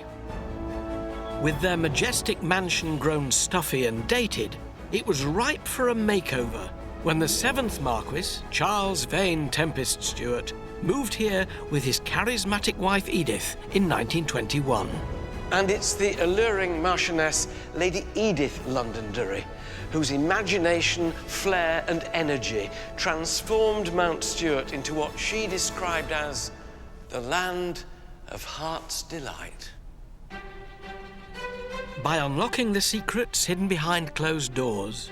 So this is her private bedroom, and it has never been seen by the public before. Leafing through rarely read letters. I think we're still writing at cross purposes. Oh, the Marchioness. Yes. Getting the inside track on Edith's life from her very own granddaughter. She never stopped. And the house, it was always full of people, full of 14 dogs, shrieking macaws. And unravelling the mysteries of a secluded cemetery. We don't usually let people in. You're very kind. I'll reveal the story of a woman who brought glamour, style, politics and parties to Mount Stuart.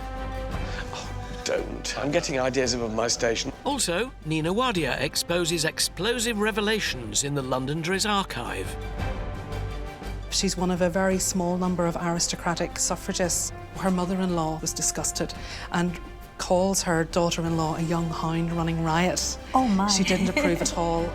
Alison Hammond is at a notorious stately home with a private guest list to rival that of Lady Edith's. Hold on a minute. Chaplin. Charlie Chaplin stayed here. Alison stayed here. And things hot up for Oz Clarke as he digs through the secrets of Mount Stuart's potting shed. Let's lift this off here now. Sorry about the smoke in the house.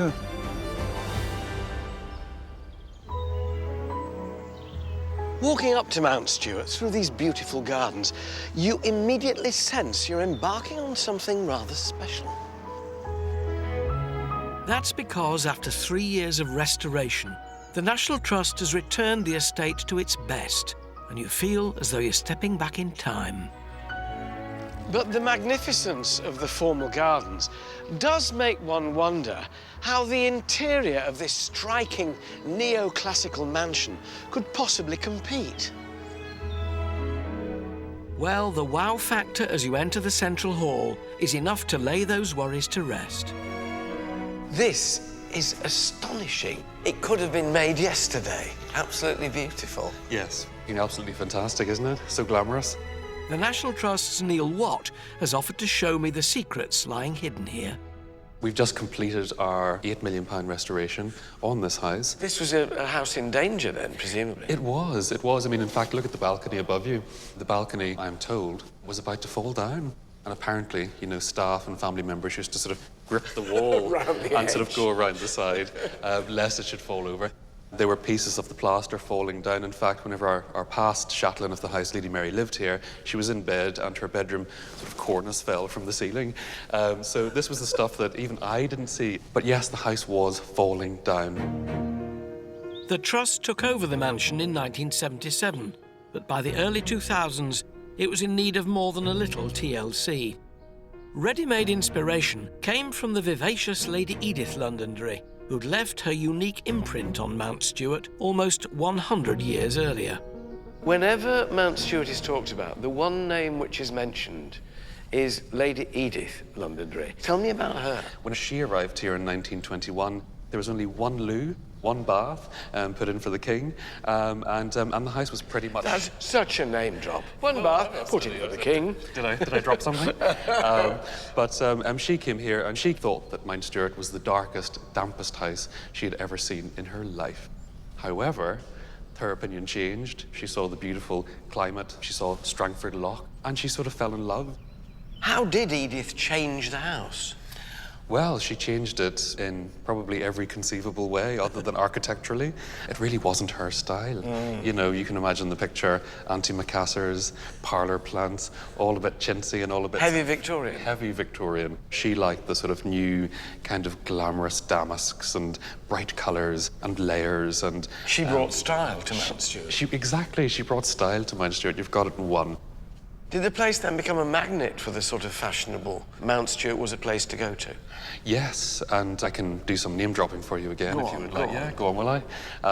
Well, King Alfonso of Spain, Prince Ronnie of Monaco, Ramsay MacDonald, the royal family. That'll do. That's enough. Is that enough? They didn't drop them, they clanged. For Lady Edith, the life of an aristocratic wife living in her country pile was never going to be enough. Famously charismatic, she was known for her ability to charm.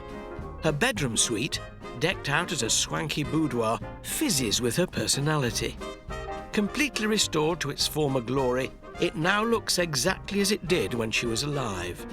It's not open to the public yet, but Neil's invited me for an exclusive preview.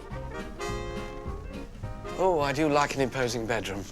It's pretty good, isn't it? So this is Lady Edith's bedroom? This is her private bedroom, and it has never been seen by the public before. And the doors out onto the staircase remained locked to the public, and they still do.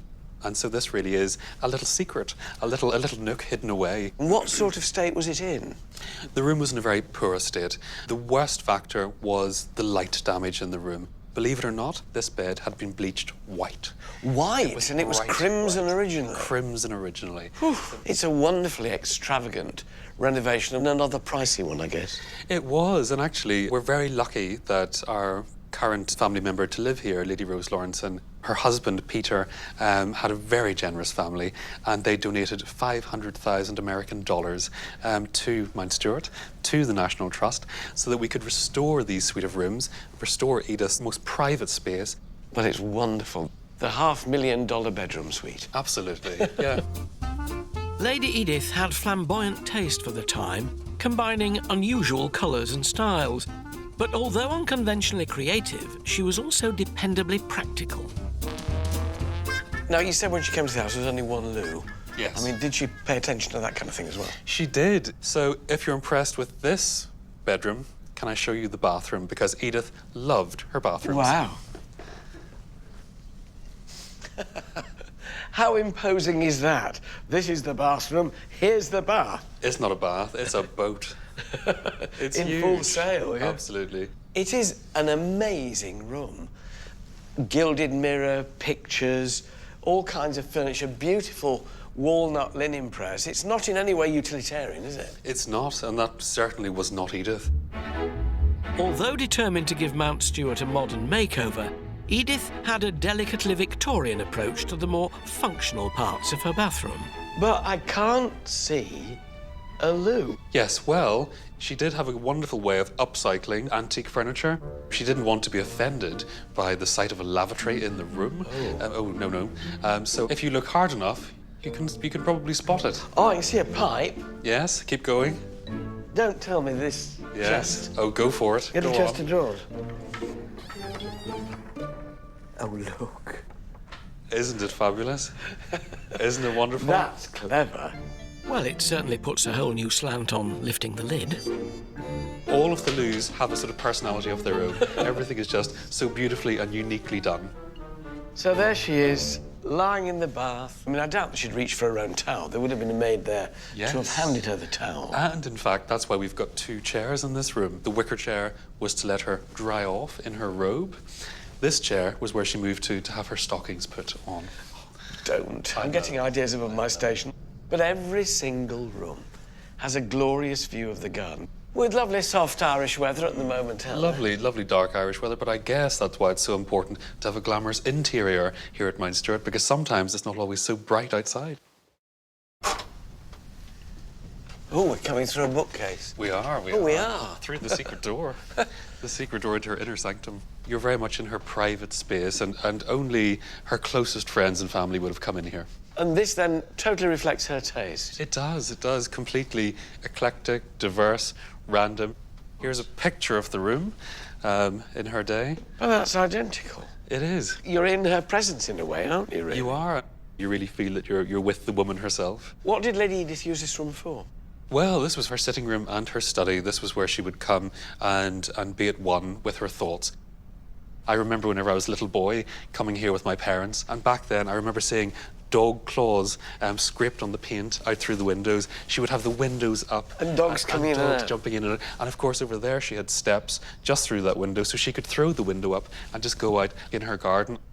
There are lots of portraits in here, but particularly portraits of a young girl. I mean, three there, another one on the end. Yes, and of course they're all the same young lady. And this is? This is Lady Mary, her youngest child. And Lady Mary was born here in 1921.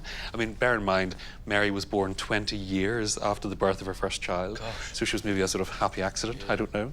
And she became a sort of a symbol of rebirth, a symbol of a new opportunity. And I think Mary was probably the reason why Edith fell in love with this house so much. You know, It became a family home. It did become a family home. Baby Mary may have rooted the Marchioness to Mount Stuart, but Lady Edith wasn't your average mother. Far from having eyes only for the newborn, Edith was furiously firing off letters to all and sundry, and her private address book was anything but ordinary.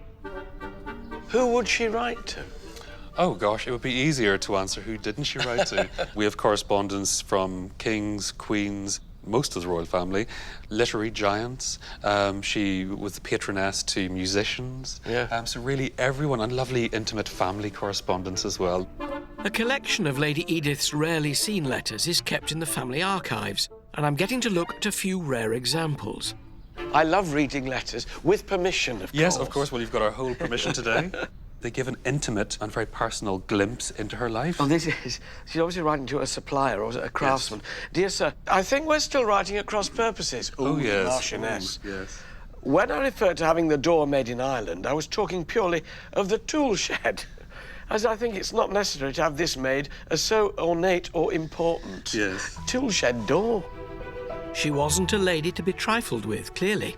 But it's family letters left virtually untouched for 100 years that are most revealing. And then this one, which is to the Marquis of London. So Yes. this is to her husband. To her husband, so very personal, yes. My beloved dearest, it's perfectly divine here. Why do we ever live anywhere else? I know. Well, why would you? Formidable as she was in her Mount Stuart days, Edith was probably at the peak of her influence in the few years before she moved here, at a time when Britain was in turmoil. This is a woman who was a political mover and shaker. Yes, and I think her idea of aristocracy was one of inherent duty and responsibility. And I think she took that work very, very seriously. I think this manifested itself during the First World War because she formed her own army. Yes, she with a good intent. With a good intent, not to storm Buckingham Palace, but to help with the war effort. And she called it her Women's Legion. A powerful lady who used her power well. Yes. Lady Edith was more than a lively hostess with a taste for eclectic decor. She was also a woman who used her influence for the greater good. Patriotism inspired her to set up the Women's Legion in London in 1915, but she didn't stop there. Nina Wadia is in Belfast, where extraordinary archive material reveals that Edith didn't just champion the troops, she also took on a battle of her own, women's suffrage. This is the Public Record Office of Northern Ireland. It holds irreplaceable photographs of Mount Stuart House, its gardens, and Edith Lady Londonderry's then rather unconventional life. Hello, I'm Diane Urquhart.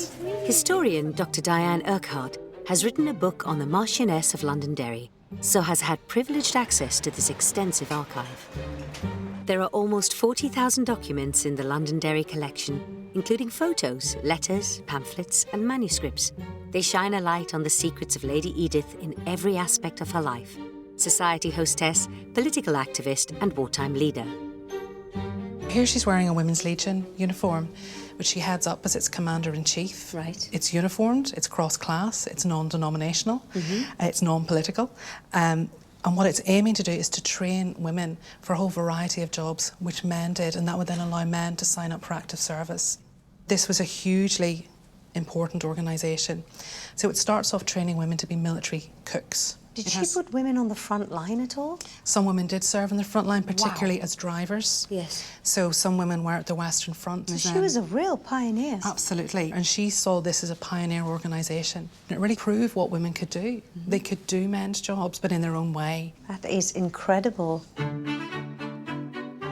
Since the early 1900s, Edith had been an active supporter of women's suffrage, even writing and speaking about it on public platforms.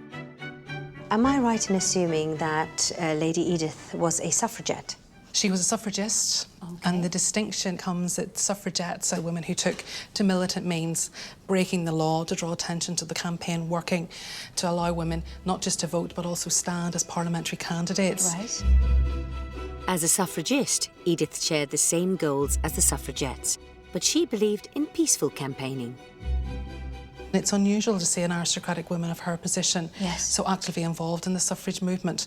So her mother-in-law, Teresa, the 6th Marchioness, was disgusted and calls her daughter-in-law a young hound running riot. Oh, my. She didn't approve at all. It's hugely controversial. So for Edith to step up, she's one of a very small number of aristocratic suffragists. Edith wrote about the importance of a vote for women, and some of her work has survived here in the Londonderry archive. Did she write all these pamphlets? She did. She wrote 2 suffrage pamphlets. The first was 1909, and here she is really presenting her stall about why women needed the vote. Surely it is woman's right as much as man's to exercise her influence, whether in her political opinions or in ordinary life, in a direct and straightforward manner. That is, I mean, she seemed to be so ahead of her time. She was. All the campaigning finally paid off. Exactly 100 years ago in 1918, property-owning women over 30 got the vote, but the struggle continued. It's quite common at the time for those who are working for the vote to say, well, look, it's not just for women of my class and in my position, but the people who need it most are working women. The vote will offer them some protection. Political yet playful, Lady Edith threw weekly dinners in London during World War I. They were her way of lifting the spirits of her inner circle. The gathering eventually developed into an exclusive group for the movers and shakers of the day, known as the Ark Club. We can see here a number of documents relating to the Ark. It's quirky, but it's hugely elite. Everyone had a special name. The members of the Ark Club may have included Britain's most powerful figures, but it didn't stop Lady Edith giving them nicknames. Admiral Sir David Beatty, one of the most senior British naval officers of World War I, became David the Dolphin, and former Prime Minister Arthur Balfour was known as both Arthur the Albatross and Arthur the Archaeopteryx. There are sketches of her husband Charlie the Cheetah and others in the collection. Lady Edith even put up concrete statues in her garden to celebrate the Ark Club and its A-list members. This one's particularly interesting. This is Winston Churchill at an early phase of his career, and he's named Winston the Warlock. You can see here, Nina, how she describes him. A warlock, as all the world knows, is a wizard, and the Ark door of open sesame was always ajar to him. I love it. Yeah, and people were fascinated by the Ark. Some people were quite critical of it, said it was too frivolous. Yes. But they tended not to be in the invite list. Ah. Do you know, I certainly had not heard of Lady Edith. I think she needs to be celebrated a bit more. Absolutely.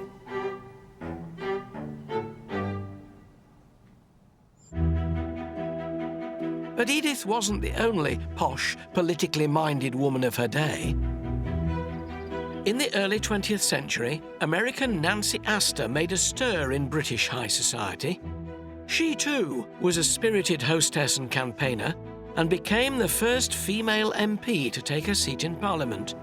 Alison Hammond is at Cliveden House in Buckinghamshire, a place that still holds clues to the hidden life of this formidable lady. Like Lady Edith at Mount Stuart, Nancy Astor was a powerful female figure. She passionately pursued politics and women's suffrage. Although Cliveden is an unusual hybrid of hotel and historical home, it still has remnants of her time here. William Waldorf Astor was one of the richest Americans of the 19th century. He bought Cliveden House in 1893. 13 years later, his son Waldorf married Nancy, and William gave them Cliveden as a wedding present. Not a bad start to married life, but the new Mrs. Astor wasn't one to rest on her laurels. I'm meeting Cliveden's curator, Una Kennedy, to find out about the impressive Nancy.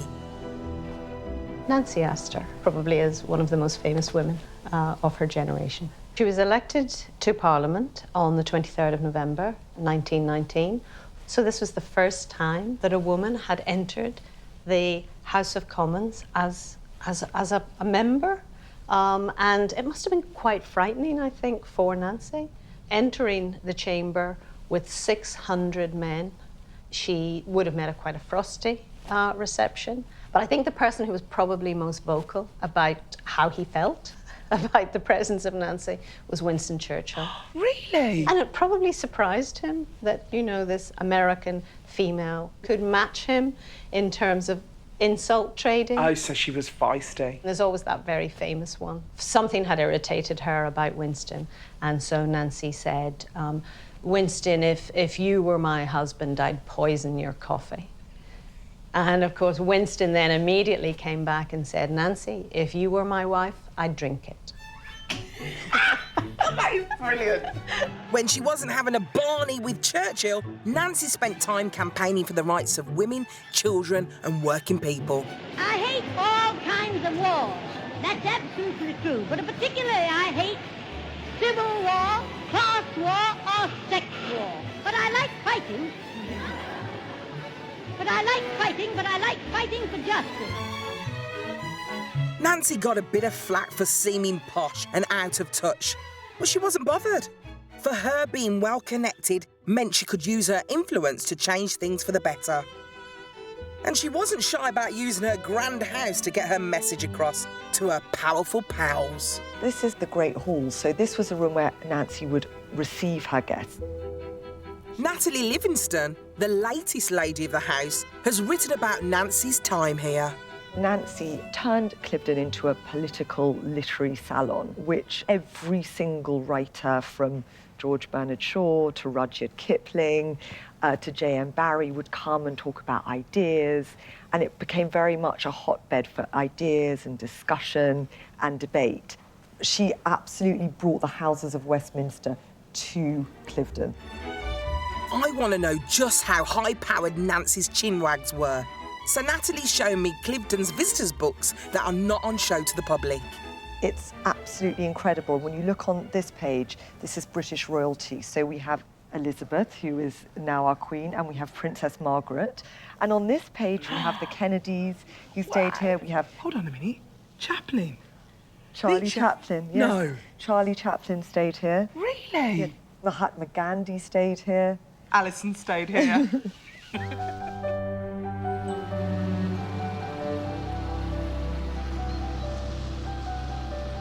Meandering along the Thames has left me with some of the best views of the house, and it kind of makes me think about the guests approaching the house for the very first time and what they would have thought of Nancy. They probably would have thought, you know what, she's a classy bird, first of all, but also graceful, yet formidable. You can't help but admire her strength and determination when it came to women's rights.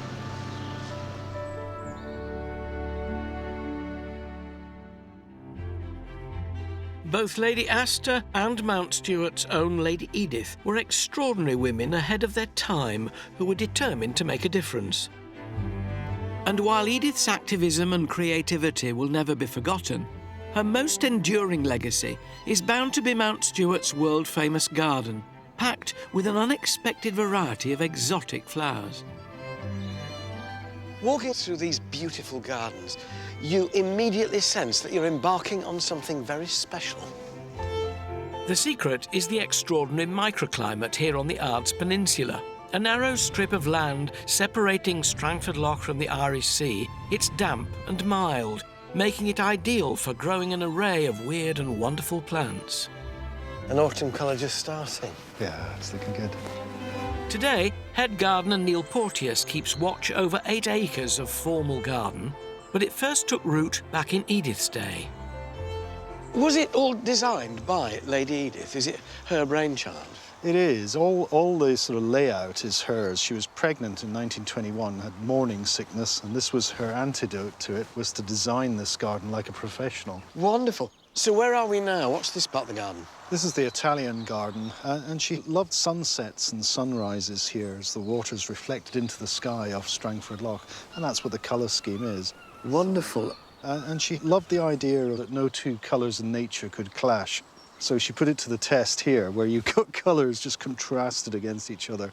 But really, we can follow what she actually had in mind, because she wrote it down in an article, so we can have a look at it. Oh, right. Lovely.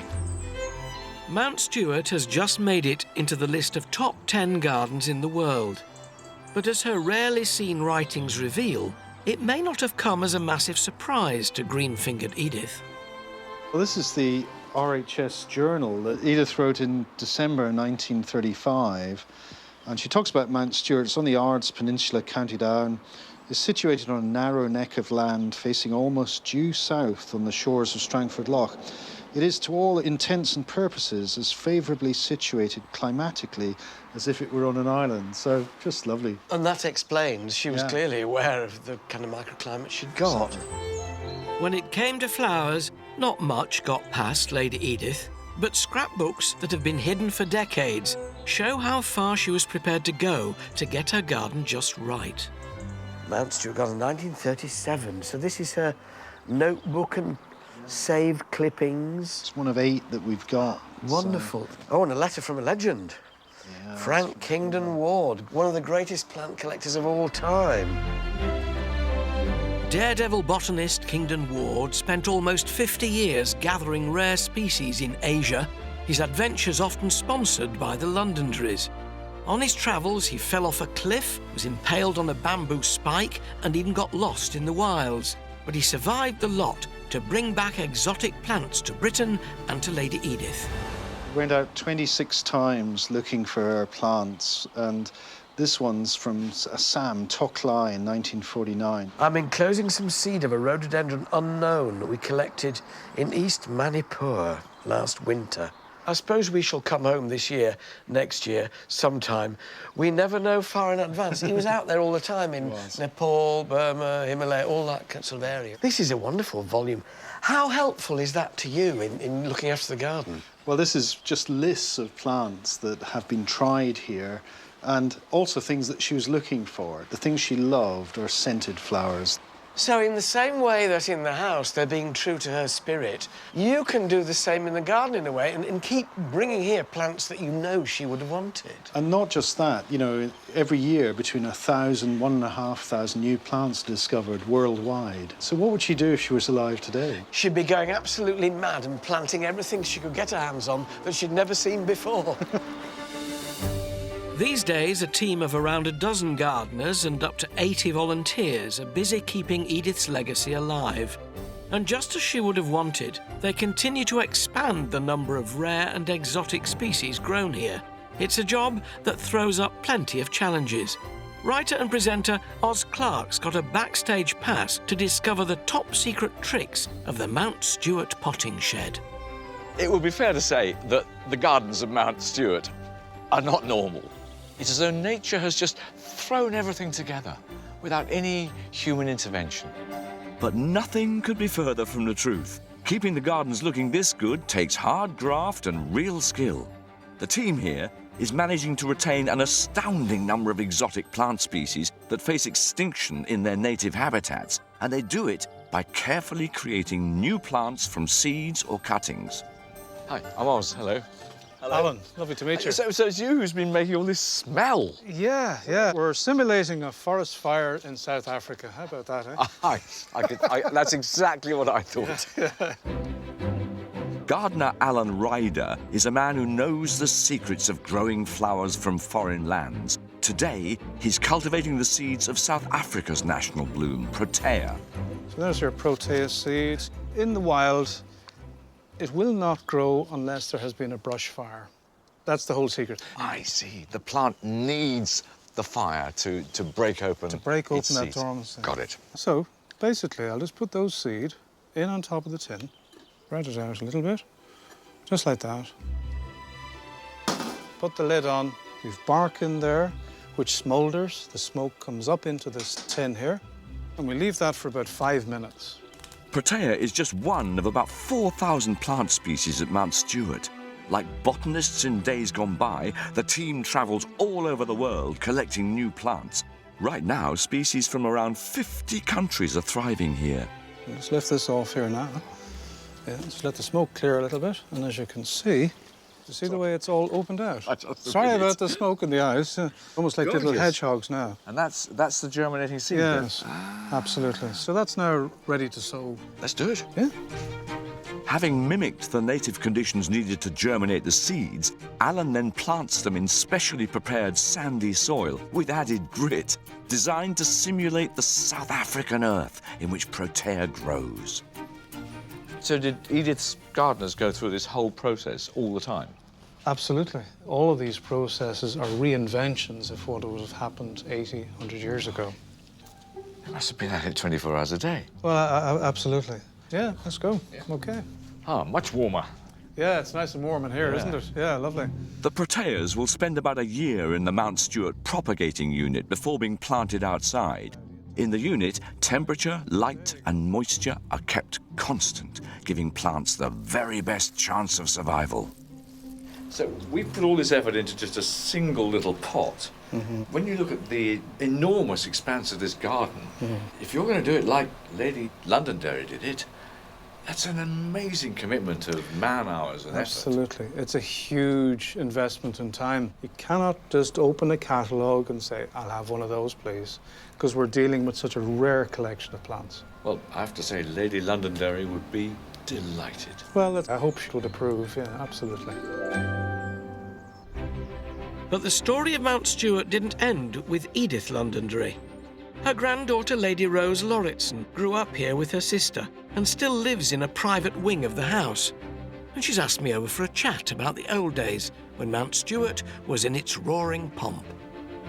What a place to grow up. Yeah, I feel very lucky. It was always full of people, full of 14 dogs in the house, shrieking macaws. And my grandmother had a tiny little miniature parrot that flew loose in her sitting room and used to sort of perch on the chandelier, which early the next morning, the maids had to get up on a ladder and do a little bit of cleaning. In the drawing room, there was always music. We had a great, great family friend who played the piano. We had to sing or dance. So it was chaotic, full of people and life and alive and light and flowers and plants and...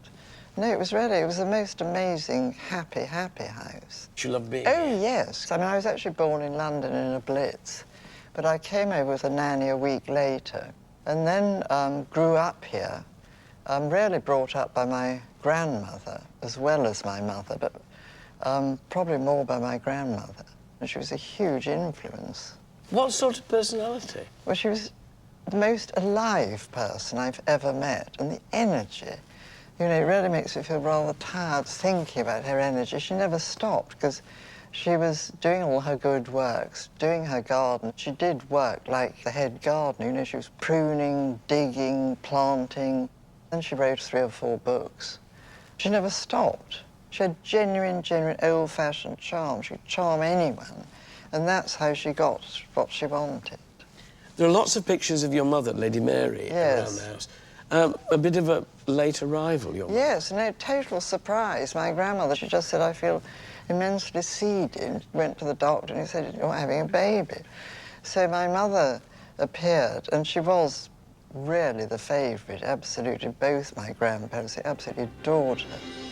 Lady Rose has been a real help to the National Trust during their restoration of Mount Stuart. She's revealed private details about the house that no other living person could know. And that means that everyone can enjoy the estate exactly as it was in Edith's day. It very much speaks of your grandmother. Her personality shines through Yes, every it does, wall. yes. Everything I've done, I've tried to redo as though it was her taste. So I feel I've saved it in a way from something horrible. If somebody said to you, what's so special about Mount Stuart, how would you sum it up? I think it's the atmosphere. The combination of Strangford Loch, which is my favourite, the garden, which I simply love with a passion, and the house is just home. Mount Stuart's house and gardens were Lady Edith's crowning achievement, and after almost 4 happy decades, she died here in April 1959. She was laid to rest beside her husband Charles in the family burial ground. Tucked away out of sight, it's never been open to the public, but the National Trust's Neil Porteous has agreed to show me this most private of places. That was a fair climb. Yeah. Well, this is Tirnanog, the land of the ever young, the family burial ground. So we don't usually let people in, but You're very kind. Gosh, it's much bigger than it looks from outside. It's lovely, isn't it? So why Land of the Forever Young? Well, in Irish and Scottish mythology, when you die, your soul is taken by the white stag up to Tirnanog, the land of the ever young.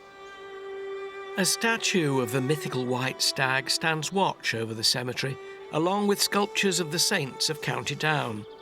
They give a hint of just how much Lady Edith loved this corner of Ireland. So these are the sarcophagi. So that's Edith and this is Charles. What's nice is it shows something about their personalities. Look, you've got the garden with the bay trees, their dogs, their books, the macaw Edward, and roses, scented flowers. Is this the traditional family burial ground? Yes, Charlie was the first, and then it's just been grandchildren and brothers, sisters. They've all gone in. They're all in here. Yeah. It's a wonderfully spiritual place. And in that letter, I remember I read in the house, it said, who would want to live anywhere else? And it's rather lovely to think that she never has.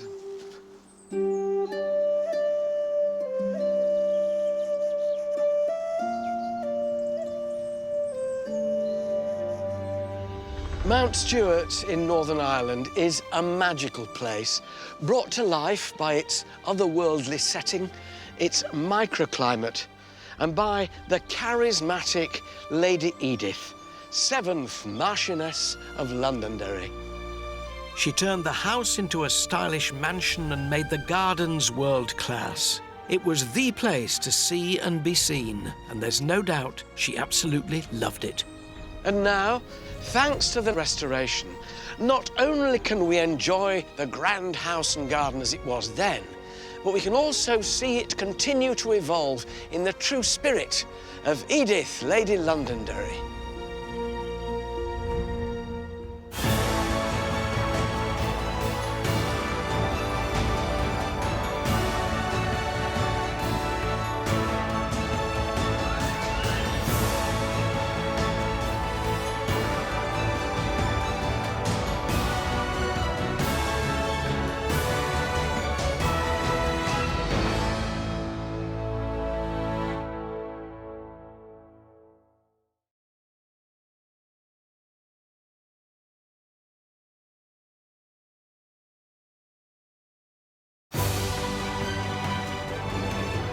From Renaissance-style chateaux, grand country estates,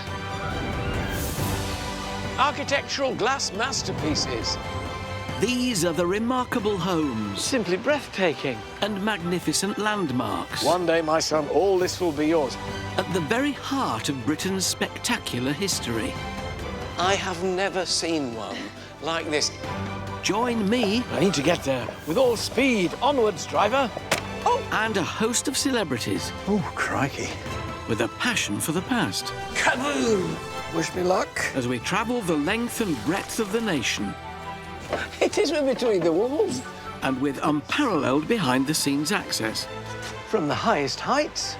Now through my blind panic. To the deepest depths. We'll uncover the secrets. Oh, my goodness. Still hidden within these breathtaking buildings. Oh! These are the places that nobody else gets to see. And explore the riches. How spectacular. And treasures of one of our most loved institutions. This is an amazing story. Come on, I want to know the end. I want to know the end. Welcome to the secrets of the National Trust. Today, I'm in County Down, Northern Ireland, where hidden among this rolling countryside is an 18th century house of two halves. One side of the house is all classical grace. The other side, a dark, brooding Gothic fantasy, all reflecting the bitter family rift and tragedy that lies at the heart of this home.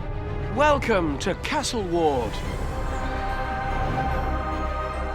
Home to the first Viscount Bangor, Bernard Ward and his wife Lady Anne, this imposing mansion is an attempt to settle their marital differences with an extravagant grand design.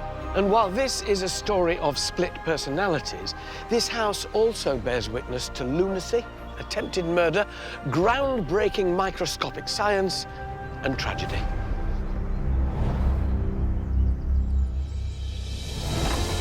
By unearthing dark family secrets. A lunatic. Indeed, yes. They didn't mince words, did they? No, they did not. Uncovering murderous plots. Oh, Sir Robert's the wicked brother. And discovering tragedy. I can't believe the luck or the ill luck of this place.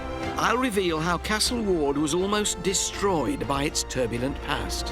He keeps bumping off the wrong people. Also tonight, Gloria Hunniford steals a peek at more of Castle Ward's mysteries. Whoa, a secret door. And discovers some of the family's dark secrets. She hated her husband so much. I mean, I think he got what he wanted, which was the house, and then she could go hang. Actor and presenter Nina Wadia gets up close and personal with some endangered wildlife. I've never seen anything like that in my life. And winter may have gone, but Castle Ward remains the dramatic setting for Winterfell in the smash hit series Game of Thrones. Historian Susanna Lipscomb is heading to the seat of the North. You're natural. The compelling story of Castle Ward and its bitter divisions starts with the house itself. On one side, a facade of elegant classical design. while on the other, it's a Gothic masterpiece. I'm only just approaching Castle Ward, but already I'm fascinated. I can't understand what motivated Viscount Bangor and Lady Anne to build two contrasting sides to the same house. To help me get to the bottom of this marital mystery, I'm meeting architectural historian Tracy Fahey. This is just a classical mansion, isn't it, really, of its time? This is really neat in the way it's kind of presented. With its beautiful Palladian front, including a mini temple facade, intricate pediment and rooftop urns, everything is perfectly calm on the classical side of the house. Whose side is this, then? So this is Bernard Ward's side of the house. Now, Bernard was an MP. He'd been created Viscount Bangor. So, to celebrate the achievement, he and his wife, Lady Anne, decided to build this wonderful house. And he was a big fan of the classical style. So this is his side. We are looking at a classical 18th century Palladian-fronted house. He'd clearly done well for himself. Oh, absolutely. I mean, this is the great century of big house building in Ireland, and it's all about demonstrating affluence and power. Shall we go around the back? Come with me. Right. Bernard Ward married Lady Anne McGill in 1747, and she brought a £10,000 dowry with her to the estate. A good job too, as a house with two faces doesn't come cheap, with some estimates suggesting it cost £40,000. That's about 7 million in today's money. And here we are. This is a joke. It's not the same building. It's like coming backstage in Hollywood, and this is another set altogether. Oh, this house just doesn't know what it wants to be, because the other side, pure classical. This is a Gothic fantasy. Yeah. So this is the wife's side, then, presumably? This is Lady Anne's side. Now, she would have been a great devotee of the Gothic, which at the time was all the rage in terms of literature and architecture. It has its own beauty with these pointy windows, pinnacles on the top. It shrieks Gothic, doesn't it? Absolutely. So Viscount Bangor is desperate to show the fact that he's arrived with his classical Palladian front. Lady Bangor, on the other hand, she's getting all with the fashion of the time and doing the Gothic. This must have led to great tension between the two. Absolutely. Architectural disagreement leads to interior design disagreement. Come on. Castle Ward's night and day style continues inside, where two very different visions of interior decoration collide. Lady Anne's Gothic style, with its dark wood and arched features, is a dramatic contrast to Bernard's clean classical elegance. So this is the classical side of the house here. Absolutely. This is Viscount Bangor's side, so the whole classical element is emphasised by these pillars here, which are Doric, which is the Greek masculine order. I love the plasterwork and the musical instruments up there either side of the fireplace. They are remarkable, but one reason why they're really remarkable is if you look at the violins over there, they were actually just dipped in stucco. So it's a real violin, dipped in blood. I wouldn't try to play it. No, but instead of as the Italians would do and actually model the whole thing, the Irish craftsmen, let's get a real one, dip it in the blood, stick it on the wall. You have to remember, of course, there were penalty clauses at that time, so if you didn't finish your scheme on time, you were liable to pay back some money. So this is very much Bernard Viscount Bangor's side of the house. What about Lady Anne? Let me take you to the Gothic heart of the house, Lady Anne's boudoir. How can I refuse a boudoir? And it's a boudoir like no other, with its detailed plasterwork dripping down the walls.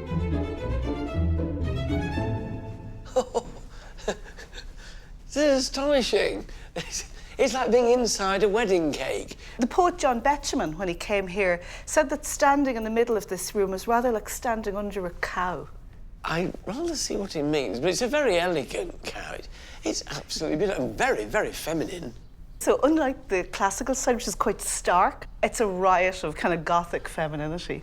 You can't help but think their tastes were so diametrically opposed. How could they possibly get on in life? Did they live happily ever after? No, they did not. The building of the house commenced in 1761. By the time it was completed, Lady Anne had left her husband. It appears that Viscount Bangor, for all his kind of stern classical taste, was rather profuse in his affections, shall we say. Oh, it's a very diplomatic way of putting it. Yeah. So in 1767, she actually leaves this house.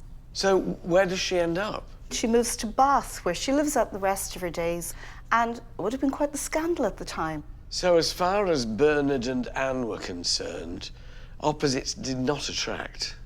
I'm afraid not. I think Castleward's really a case in point.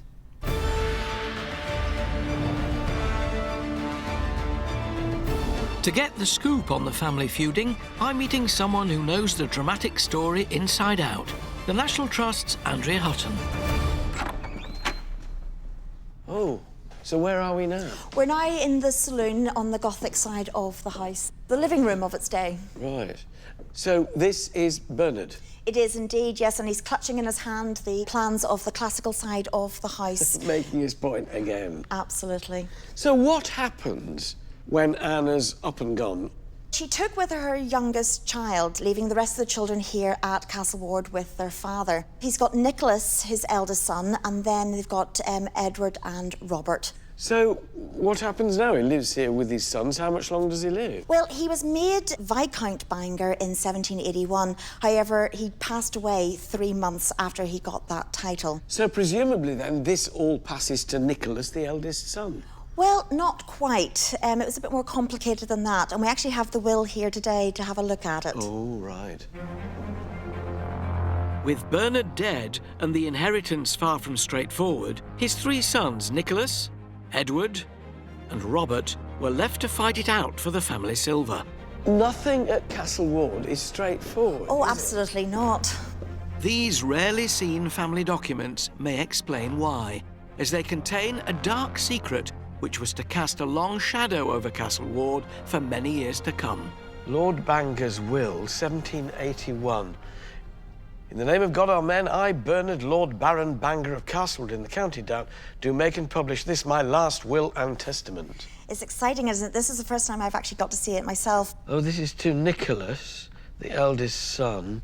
The lands, demesnes of Castleward with several other lands limited to the use of my eldest son, Nicholas Ward, for the term of his natural life. So he's leaving him the house and the title. Yes. But nothing else? No, and there is a reason behind it. Bernard was quite a shrewd man, and if you look at this document, you'll find out why it was a bit more complicated. In the matter of the Right Honourable Nicholas Lord Viscount Bangor, a lunatic. Indeed, yes, absolutely. They didn't mince words, did they? No, they did not. Lunatic is a big term. What could it have been, do we know? Well, we don't actually know, because unfortunately lunatic was an umbrella term for any mental illness, so it could have been anything from depression right through to even schizophrenia. Oh, just a bit eccentric? Absolutely. Like most lords. Sorry. Wow. It grabs your heart. It does. As he is deemed a lunatic, he wasn't allowed to look after the family finances. He wasn't allowed to even get married in case he passed on that lunacy to his children. So he had to rely on his younger brothers to do that for him. Edward was given the task of looking after Nicholas physically, and Robert was given the task of looking after the family finances. Edward was quite a kind gentleman. He looked after Nicholas, making sure he was getting the best doctors, being fed, being clothed. That couldn't really be said for Robert. He really coveted the title and Castleward itself. Oh, so we now have a severe case of sibling rivalry between Nicholas, Edward and Robert. Absolutely. Robert didn't really want to give a lot of money to looking after his elder brother. So Robert's the wicked brother. Oh, indeed. This is amazing, isn't it? Bernard, the father, Viscount Bangor, only 3 months, has died. And the mother, she's run off. Nicholas, the eldest son, is certified as a lunatic. Edward, the nice brother, is looking after him and wanting money from Robert, who holds the purse strings, who doesn't want him to have any and wants the house and the title for himself. No wonder we're in here, because it's a Gothic horror story, this, isn't it? It is indeed. A horror story sparked by lover of all things Gothic, Lady Anne, who abandoned her sons when she left Northern Ireland for a new life. To find out more about this formidable lady and her influence on this extraordinary house, Gloria Hunniford is meeting family members who have unique insights into Castleward's checkered history and feuding past. Lord and Lady Bangor are direct descendants of the Ward family, and of course their relatives have lived here for centuries. But what I'm looking forward to is finding out a little bit more about the family, and who knows, maybe some secrets about their ancestors. Lord and Lady Bangor holiday here every summer, and I'm meeting them in their private apartment to get an exclusive insight into Lady Anne's time at Castle Ward. Oh, how do you do? Lady Bangor, how are you? I'm Gloria. Very nice to meet you. Lord Bangor, how are you? How do you do? Very good. It's so lovely to be here. I used to come here a lot when I was younger. Did you? But I've never been in the inner sanctum. But it's a very special house, though, isn't it? Wonderful. We come every August. This is our 40th year running. We adore it here. I feel it ages better than we do, actually. Yes. Lord and Lady Bangor have a prized possession to show me. It's Lady Anne's diary from the 18th century, which might hold some clues into the history of the family's infighting. Here it is in its case. And does it contain a lot of the history of the house? No, it contains an awful lot of her gripes. Most of the diary she wrote after she left Castle Ward. She hated her husband so much that she went to Dublin and then back to Bath, which is where she came from. And this was found in Bristol, so it's not very far away. And what does she say then about her husband or the house? Well, she likes the house, yes, but she doesn't like her husband. At all? Not at all. I mean, I'm just quoting from some note I took. I fancy it is better to be some men's dog or horse than the wife of Lord Bangor. Oh, she didn't like him, did she? No. She didn't. Lord Bangor made me contemptible in the eye of my relations. Then they and he enjoined to make me contemptible in the eyes of the world. Apart from the fact that she hated her husband, does she say why she hated being here so much? I think he was very boorish towards her. I don't think he treated her well. I mean, I think he got what he wanted, which was the house, and then she could go hang. You see, all his relations used to come here and stay for weeks. I think they're all unkind to her, and laughed at her and made her feel bad. So this must have been quite a revelation then, as to how much she hated the Wards. Yeah. She hated them all except for her eldest son. So given how unhappy her marriage was, it's no wonder that Lady Anne only lasted 5 years at Castle Ward. But I'm keen to find out more about the house itself, and I'm heading to the library to see if it hides more family secrets. Whoa. Secret door. Yes. I don't think I've ever come into a room through a secret door. That's fabulous. And are there very important books in this room? Yes, there are. There are one or two. I'll show you. I'll show you something which is particularly nice, which is called Vitruvius Britannicus. Published in the 18th century, Vitruvius Britannicus contains the architectural work, engravings and drawings of well-known British architects, and was in fact a catalogue from which the landed gentry picked the designs for their grand houses. Wonderful plates. See all this, you see? And do you think that possibly Castle Ward was taken from one of these books? Yes. We think it's taken from this book. With no known architect for Castle Ward, the family believed the eclectic designs were taken from this 5-volume work, one of the many rare and valuable publications in this library. So, presumably these books are exceptionally valuable.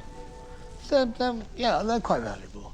I mean, that's probably worth about £20,000. What, a collection of books there? There's 5. The Vitruvius Britannicus. So who then would have sold this library to the National Trust? Oh, my father did. And everything else in the house. And do we know how much the library was sold for? We think it's about between £800 and £880.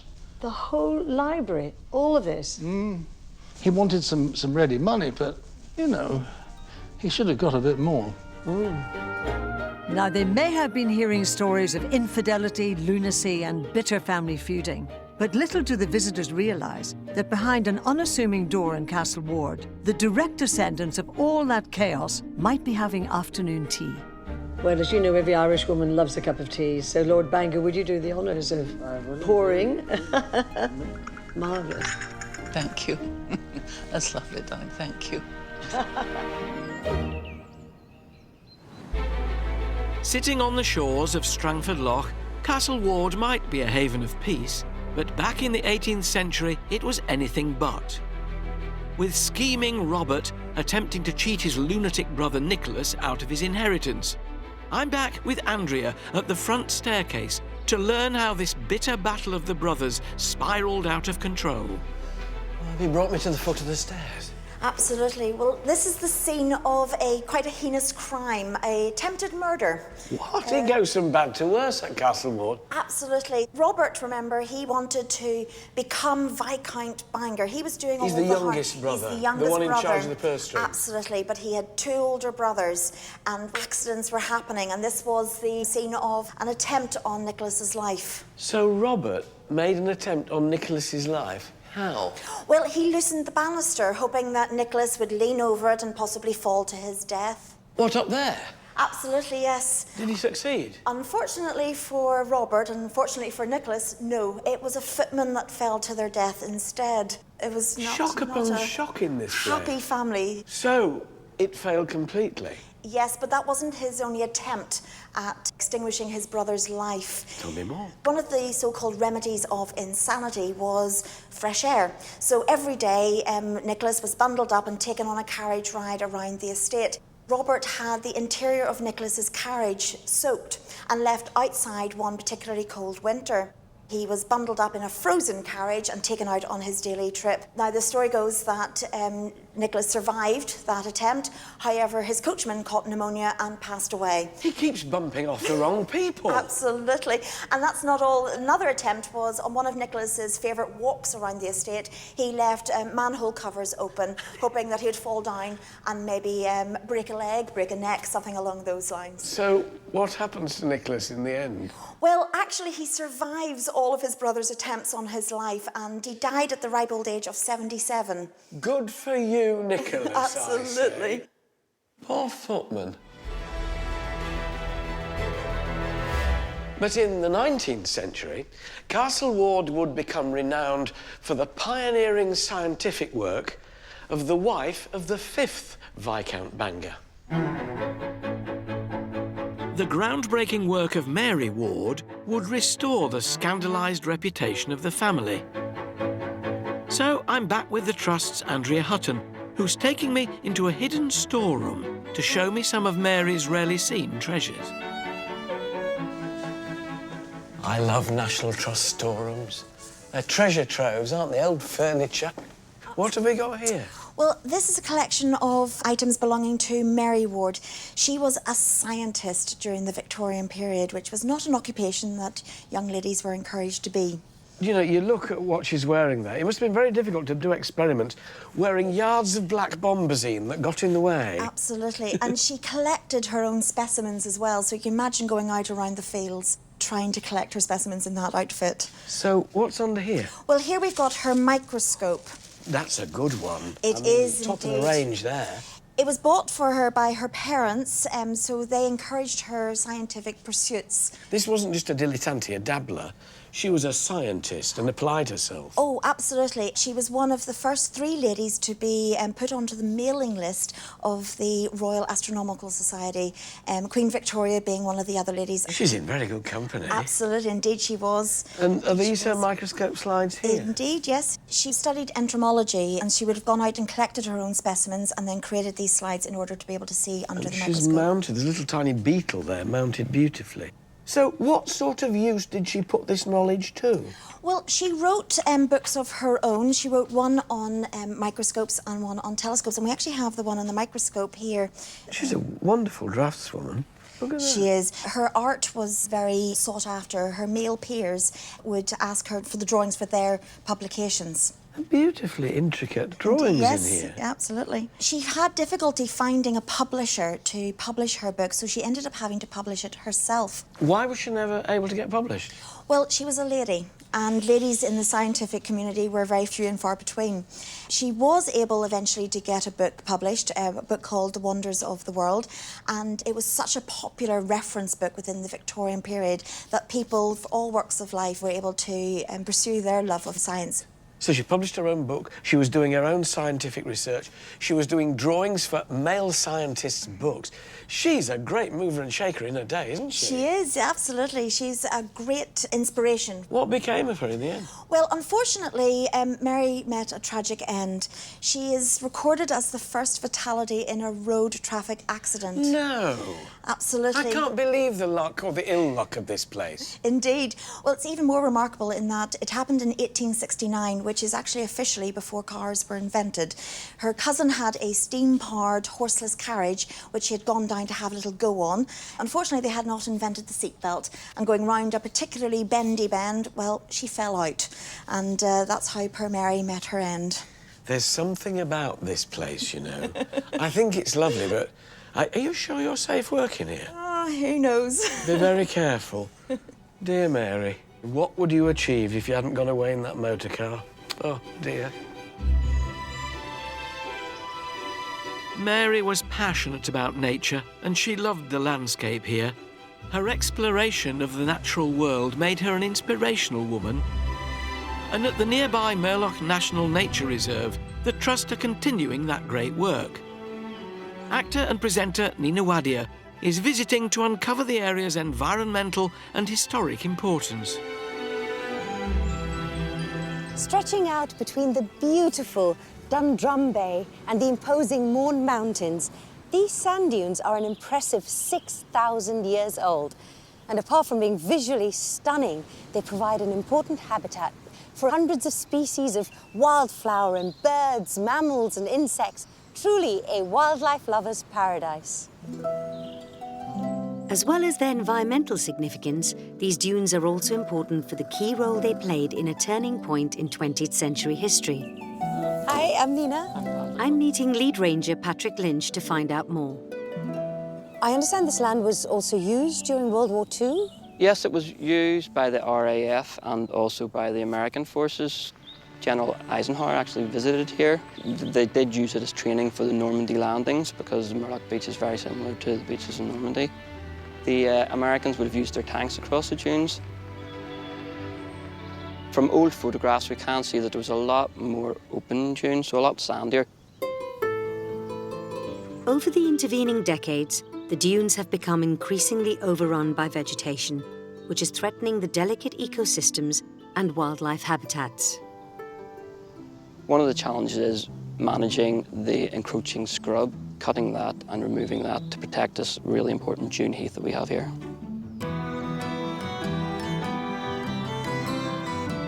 The rangers and an army of volunteers are constantly working hard to sustain the environment and to protect it from invading species. One such species is gorse, which is encroaching on the dune heath and destroying the habitat for butterflies, ground nesting birds and other creatures. Chloe Brooks is a volunteer ranger here, and she is putting me to work.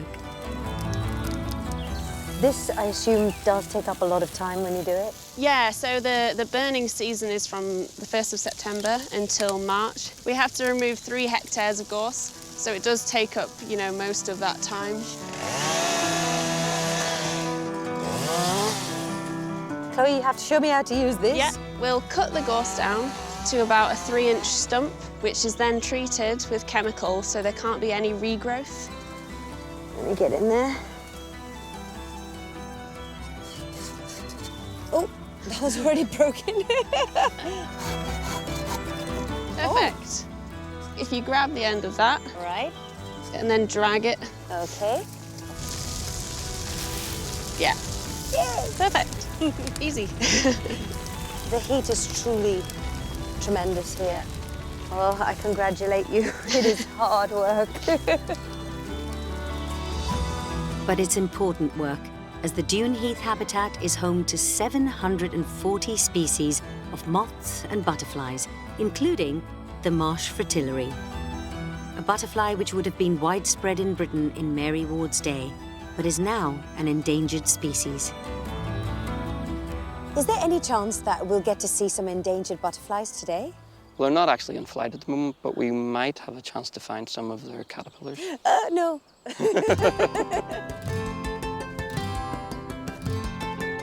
Patrick introduces me to ranger and butterfly expert Ryan Mitchell, so we can hunt for the butterflies' cocoons on the dunes. So, Ryan, what exactly am I looking for? Well, basically, it looks like a big spider web, but much closer to the ground. Right. And they'll be on the bottom of this purple flower called Okay. devil's spit scabious. Right. So they feed on the leaves.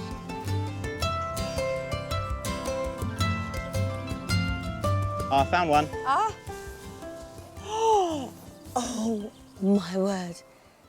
It's incredible, isn't it? Oh, they're moving in there. I've never seen anything like that in my life. They come in large communities like this, up to and over 100. They form these silk webs to protect themselves from predators and the weather. Yeah. And it keeps like a warm, nice microclimate for them to huddle in. Wow, that is quite a find. I've seen some amazing things here today, from the spider-like webs to the cosy cocoons, and I'm sure Mary Ward would have been in her element amongst this spectacular and important landscape. And if I look as though I have been dragged backwards through a hedge, it's probably because I have. But it's been worth it.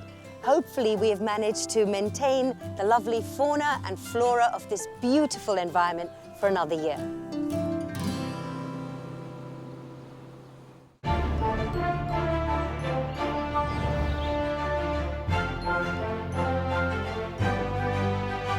In the majestic Irish countryside sits the formidable Castle Ward, a double-sided house which aimed to settle a husband and wife's architectural dispute, but which also saw lunacy and a murderous case of sibling rivalry. I've been hearing about the dysfunctional Ward family who schemed and plotted against each other for years. With such Machiavellian intrigue that's almost stranger than fiction, this story could easily have been lifted from a hit TV drama. So it seems only fitting that Castle Ward doubles as a key location for Game of Thrones. Historian Susanna Lipscomb is also here in County Down to get some insider know-how on a key part of the production. For as long as wars have been waged, both in real life and on the screen, blacksmiths have been forging swords. I'm heading inside to get a sense of the process and see the traditional skills that have been passed on over the years. My guide is Stephen Murphy, a local blacksmith and the Game of Thrones armourer. Look at this display you've got here. Wow. It's just various different blades I've made. Do you know what? I would love to see you making one of these. Could we do something like that? Yes, of course. Using traditional centuries-old methods, Stephen makes a sword by stacking strips of steel together and heating them. They want to heat it up to white heat. By repeatedly layering and hammering the metal, the sword slowly begins to emerge. The next stage would be to hand work the blade, and that's something we can have a go at now. OK, let's give it a go. The heat is intense, but once the metal is out of the fire, it cools quickly, leaving only a few seconds to work the blade. So the problem is you need precision and speed. Very satisfying, isn't it? Ooh, look at that. After days of heating and hammering the sword into shape, the intricate work of adding the finer detail can begin. The blade is carefully ground, etched and polished, transforming it into a work of art. So it's not surprising it takes 12 years for someone to become as skilled as Stephen. I had no idea that making a sword took so long and involved so many processes. It's a huge labour of love. It is. Now that I know how to make a sword, I think it's time to find someone who could teach me how to use one. And what better location for sword fighting than here at Audley's Field, part of the grounds at Castle Ward and another location that Game of Thrones chose for filming. I'm here for a spot of swordsmanship with weapons specialist Mark Davis. But I don't get to use one of Stephen's swords as I'm a novice, so I have to start my tuition with a wooden one. So your arm's going to start to go up. Turn till your fingernails come towards you. Sword, sword, straighten body. You're natural. Okay. I'm going to block the blade here. Sword, sword, sword, body. There you go. Keep your head up as well. Sword, sword, sword, body. There you go. Excellent. You're a born killer. Think I could have a go with the steel? Okay, let's do that. Now I'm using the real thing. Let's hope I've got what it takes. It's exactly the same movement. Don't worry, you have steel in your hand. Excellent. Project the weapon. Sword, sword, sword, body. Good. Okay, I'm starting to get the hang of this now. Think maybe they need another character at Winterfell. Definitely. Alan, I hope you're as ready as I am. Because I hear that winter is coming. Luckily, I'm safe and sound in the gardens, which were redesigned by Bernard Viscount Bangor and Lady Anne when they started building Castle Ward in 1761. And their tastes clashed just as much out on the estate as they did inside the house. To learn more, I'm taking a stroll with Head Ranger Paul Livingston and his dog, Toby. I think Toby's in his element walking here every day. He has a fantastic time, Alan. Do you lose him? I mean, let him off. On numerous occasions, unfortunately. And I'm discovering more about the Trust's plans to restore the estate to its former 18th century glory. This is the most beautiful spot.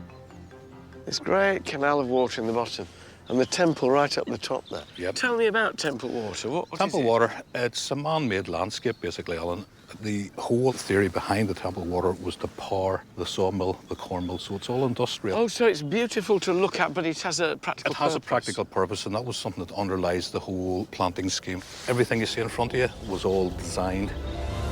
Beautiful and functional, the magnificent man-made water feature was built by Bernard's parents to power the estate's saw and corn mills. And on the hill above it sits a classical Palladian folly that would have been right up Bernard's street. Today, it's one of the largest ornamental garden features to have survived from the 1700s. When I look at a landscape like this and think there were no JCBs, there were no diggers in those days, there were men and there were spades and there were wheelbarrows. Wheelbarrows not in the way we think of them now. There No. were probably wooden ones, Alan, which Carts. a workforce then probably constituted 20, 30 men. Any Gothic garden features then? What can I say? We had the grotto, Alan, which sat below the temple. Unfortunately, there's no evidence of it now today, but we do know exactly where it was. So there was a Gothic grotto? There was. The grotto is no more, but one feature that may have met with Lady Anne's approval is still intact. It's Castle Ward's ice house. They were all the rage back then, and no grand estate would have been without one. The ice they stored was used in the kitchens to preserve perishable food. A lovely domed roof, look at In it, that. yes, That's indeed. glorious. We do have some restoration work to do on it. Quite deep inside, Alan, if you have a look. Right. Whoa! Quite deep. An enormous round pit. That's... Can you hear? And a hole in the top of the Hole in the top, dome. on the side. So they drop the ice in. Exactly. So they would wait until colder winters than we seem to get now. Oh, yeah. Great crust of ice on the top. Probably talking roughly maybe a foot thick of ice in those days. So breaking that up then with picks and whatnot. Probably picks, and say they used to use, there was ice saws as well. So Yeah. you drill your hole, put your saw in, and... Oh, a bit like the Eskimos used to do in Yes. comic books when you were a boy. Yeah. A little But hole. you tried not to stand on the bit you were cutting. You didn't want to sort of go down in, you know. There's a lot of activity going on There over is indeed, Alan. Shall we go and help? See what Surely, they're yeah. doing? A team of horticultural volunteers is cutting back the undergrowth to help restore the estate to how it would have been in Viscount Bangor and Lady Anne's day. So, Adrian, you in charge of all this? Well, I wouldn't say in charge, but Trying to I'm keep helping order. out. Yes, helping out. Trying to get everything in the Yes, right place. It's a bit of a task, isn't It it? is. It is a bit of a jungle, but we're getting there slowly but surely. But Can you see a difference? You can already. Once you get one or two trees drop, it makes a difference. Looking up every now and again and saying, yes, we are improving. It is making a difference, although it seems absolutely massive. Well, slowly, because when you look ahead, how far we'll have to go, but the best thing to do is just one step at a time, one tree at a time. But Yeah. then when you look at some of these enormous standard oaks that you can now see, which you wouldn't be able to see before, that must be quite rewarding. Yeah, well, it's nice to see. It's nice to see once it's cleared away. So how long is it going to take you to get this 18th century path restored? Well, roughly about 3 years. That's what we're estimating. OK, I'll come back in 4. But thank goodness you've got 21st century tools to do it with. Yes, rather can't than- wait. That's more my Go thing. on. Yes, You thanks get very on. much. All right, OK. OK, thanks. Castle Ward is a powerful mix of beauty and intrigue. Played out across the centuries, the Ward family story is a page-turning suspense thriller which unfolds against the backdrop of this magnificent house and its sweeping estate. There are two sides to Castle Ward. There's the pioneering science, the impressive landscape, and the kindly middle brother, Edward. But then there's the warring husband and wife, lunacy, murder, attempted murder, and tragedy. And these remarkable events can be divided neatly between the house's two sides, the beautiful classical and the striking Gothic. In 1952, the mansion was handed to the National Trust, and with it, the responsibility for its tumultuous past.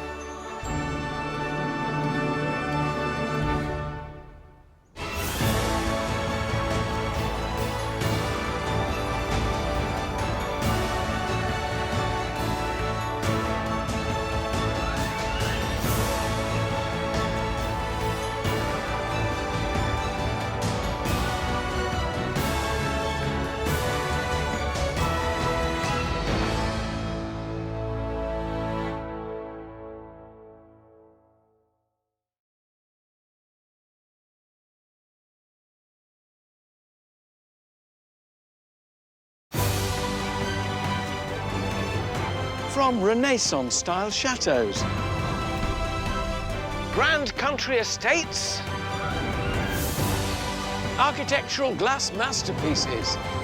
These are the remarkable homes. Simply breathtaking. And magnificent landmarks. One day, my son, all this will be yours. At the very heart of Britain's spectacular history. I have never seen one like this. Join me. I need to get there. With all speed. Onwards, driver. Oh! And a host of celebrities. Oh, crikey. With a passion for the past. Kaboom! Wish me luck. As we travel the length and breadth of the nation. It is between the walls. And with unparalleled behind-the-scenes access. From the highest heights. Now through my blind panic. To the deepest depths. We'll uncover the secrets. Oh, my goodness. Still hidden within these breathtaking buildings. Oh, these are the places that nobody else gets to see. And explore the riches. How spectacular. And treasures of one of our most loved institutions. This is an amazing story. Come on, I want to know the end. I want to know the end. Welcome to the secrets of the National Trust.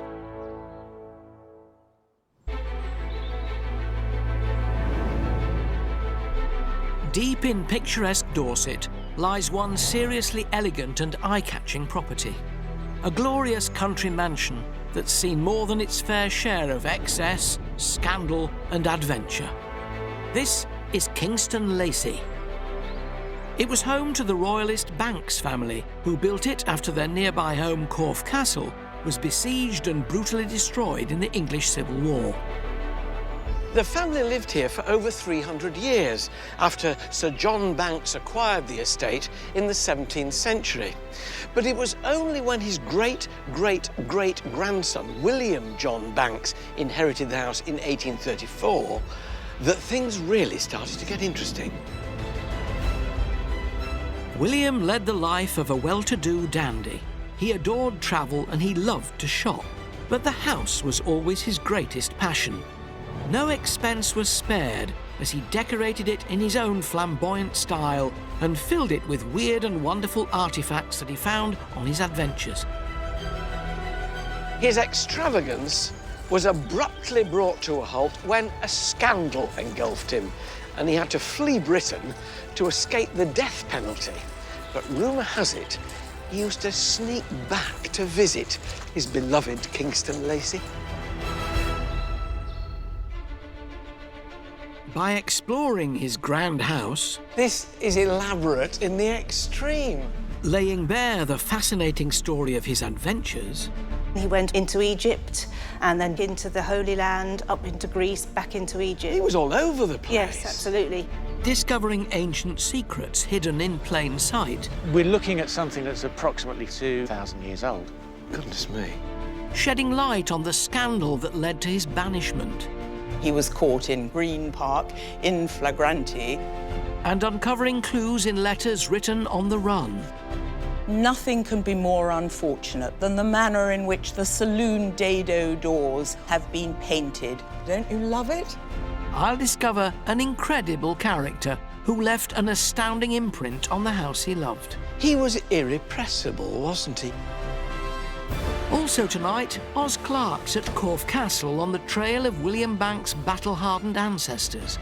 How did she know how to defend her castle? Alison Hammond gets hands-on with Kingston Lacey's oldest residents. Is he enjoying it? He wouldn't still be standing there if he wasn't. And in an artistic scoop, Joan Bakewell follows a Kingston Lacey painting that could just be a masterpiece. It all begins to point towards Titian and his studio. Closer and closer we get it.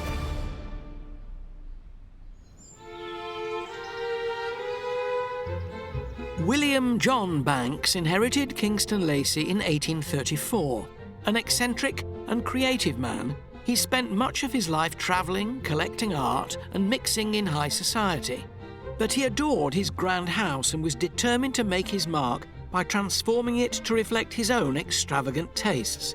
The National Trust's Bernie King is letting me in on the secret inspiration behind his grand design. Bernie, the first thing that strikes you when you come in is this glorious fireplace. He clearly wanted to make an impression on the visitor. Absolutely. He moved the entrance hall from the side. He dug down 8 feet and created this magnificent entrance out of what were the cellars. He had visited Italy in the footsteps of his university friend Byron. What a boast. I was at university with Byron, you know. Exactly. And he fell in love with the place and he wanted to transform his family home into an Italianate palazzo. I'm looking at these with holly on the top, absolutely intricately carved and moulded. He had a fine eye for detail and he knew what he wanted. And above the fireplace, a massive great coat of arms. So it was about family too. Absolutely. The first thing that you see when you came through the front door would be the Banks family coat of arms. But if we go up here, I can show you something even better. William's relatives built Kingston Lacey in the 1660s. Their original Dorset bolt hole was Corfe Castle, but when royalists and parliamentarians went head-to-head during the English Civil War, the Bankses' loyalty to the king left their old home in ruins. William devoted one quiet corner of the house to a celebration of this heroic chapter of his family's history. Oh, my goodness, look at that. So this is William's welcome to my house and my family. Yeah, What's he trying to say here? Well, he was very proud of his ancestry. So his ancestor, Sir John Banks, was the son of a Keswick merchant. Is that him? That's him there. He was the Lord Chief Justice of the Common Pleas and the Attorney General. Not bad for a lad from Keswick. In any other clan, John Banks's incredible rise would be the family's proudest achievement, but he's always been overshadowed by the fearless defender of their home, Corfe Castle. They were clearly royalists, this family, hence Charles I on his throne above Corfe Castle. That's correct, yes. So we've got a bit of history going on here. This is presumably the storming of Corfe Castle. It is. It's the siege of Corfe Castle, and this is Sir John's wife, brave Dame Mary. Why brave? Because while Sir John was serving with the King in Oxford during the English Civil War, she was bravely defending the family home at Corfe Castle. Is that her? That's her over there. Why has she got a key in her hand? A very significant fact was that after the castle was taken, they looted it, but they allowed her to leave alive because she'd been so brave, carrying the keys of Corfe Castle. But nothing in it? Nothing in it, no. She's got the keys, but not the doors. The keys survive to this day and are kept in the library here at Kingston Lacey. And the ruins of the old home, Corfe Castle, have remained as a monument to the heroism of Dame Mary. Oz Clarke has travelled south of Kingston Lacey to what's left of the castle to unlock the little-known story of its demise. So you're Pam, are you? I'm Pam, yes. I'm Oz. Please come in, have a look, it's fabulous. From the moment you arrive at Corfe, you immediately sense the mystery in these ruins. Historian Pam White is taking me back to the 17th century when what we see today was the fortified country home of Sir John and Lady Mary Banks. How did they come to acquire a castle like this? Lady Banks inherited some huge amounts of money, and one of the places they'd obviously had their eye on for quite a while was Corfe Castle as a country home. But Mary's inheritance hadn't bought the mini old house. This was a full, bells and whistles medieval castle with all the fortifications a 17th century aristocrat could wish for. So if you weren't invited for dinner, don't think you'd get in? You No, wouldn't. absolutely not, no. Now, what's in here? This is the guard room, quite luxurious. There's a fireplace. And down here you've got a cruciform loop for the crossbows. But also, if you have a look, you've got a fantastic view of the Outer Bailey. It's a medieval CCTV camera. You can see 180 degrees out there. Yeah. They bought it as a home. It was the most beautiful home. It just happened to be a castle. But the defences were going to come in handy. Very handy. 7 years after the Banks family bought Corfe Castle, the English Civil War broke out. For 9 years, the King's followers battled it out with the supporters of parliamentary rule. Commonly known as Roundheads, the parliamentarian forces were quick to target the royalist Banks, and in 1643, they arrived at the gates of Corfe. So castle's now under attack. How do Sir John and Lady Mary go about defending themselves? Well, Sir John is travelling with the King. So Lady Banks comes here on her own with 2 or 3 of her children, some maids, gets into the castle, and parliamentarian soldiers surround the castle. So how did they go from such a lavish lifestyle to the fundamentals of defending their castle? You just pull up the drawbridge, close the gate, and that's it. No one can get in. 600 men outside the castle, and over 100 were either killed or injured.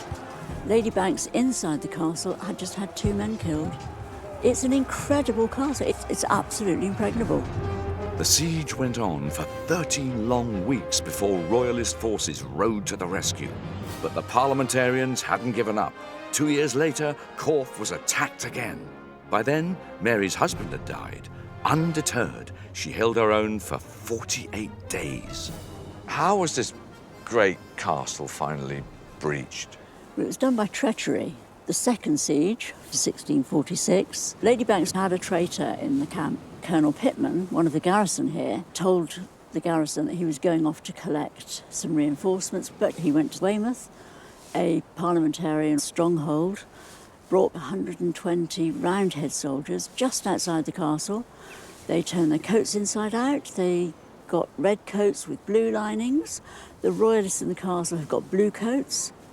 So they creep up to a back door. Somebody says, oh, it's Colonel Pittman with all the reinforcements. And, of course, looking as if they're royalist soldiers, they all pile into the castle. And that's how it was taken. Brave Dame Mary left with her head held high. The keys to the castle returned to her as she departed. But after their hard-won victory, the Roundheads weren't about to take any chances, and they blew up what remained of Corfe. And here it stands, almost 400 years later, as a reminder of an unlikely Civil War heroine. She was a phenomenal woman. She was absolutely loyal to her royalist beliefs, to her Catholic Church, and to her family.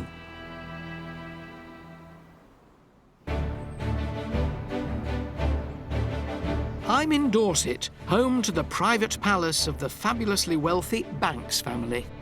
Oh, my goodness, look at that. The family moved here after their former seat, Corfe Castle, was destroyed by the parliamentarians in the English Civil War, despite being stoutly defended by brave Dame Mary Banks. Because she'd been so brave, she was allowed to leave alive, carrying only the keys to the castle. Wow. But heroic Mary wasn't the only famous family member.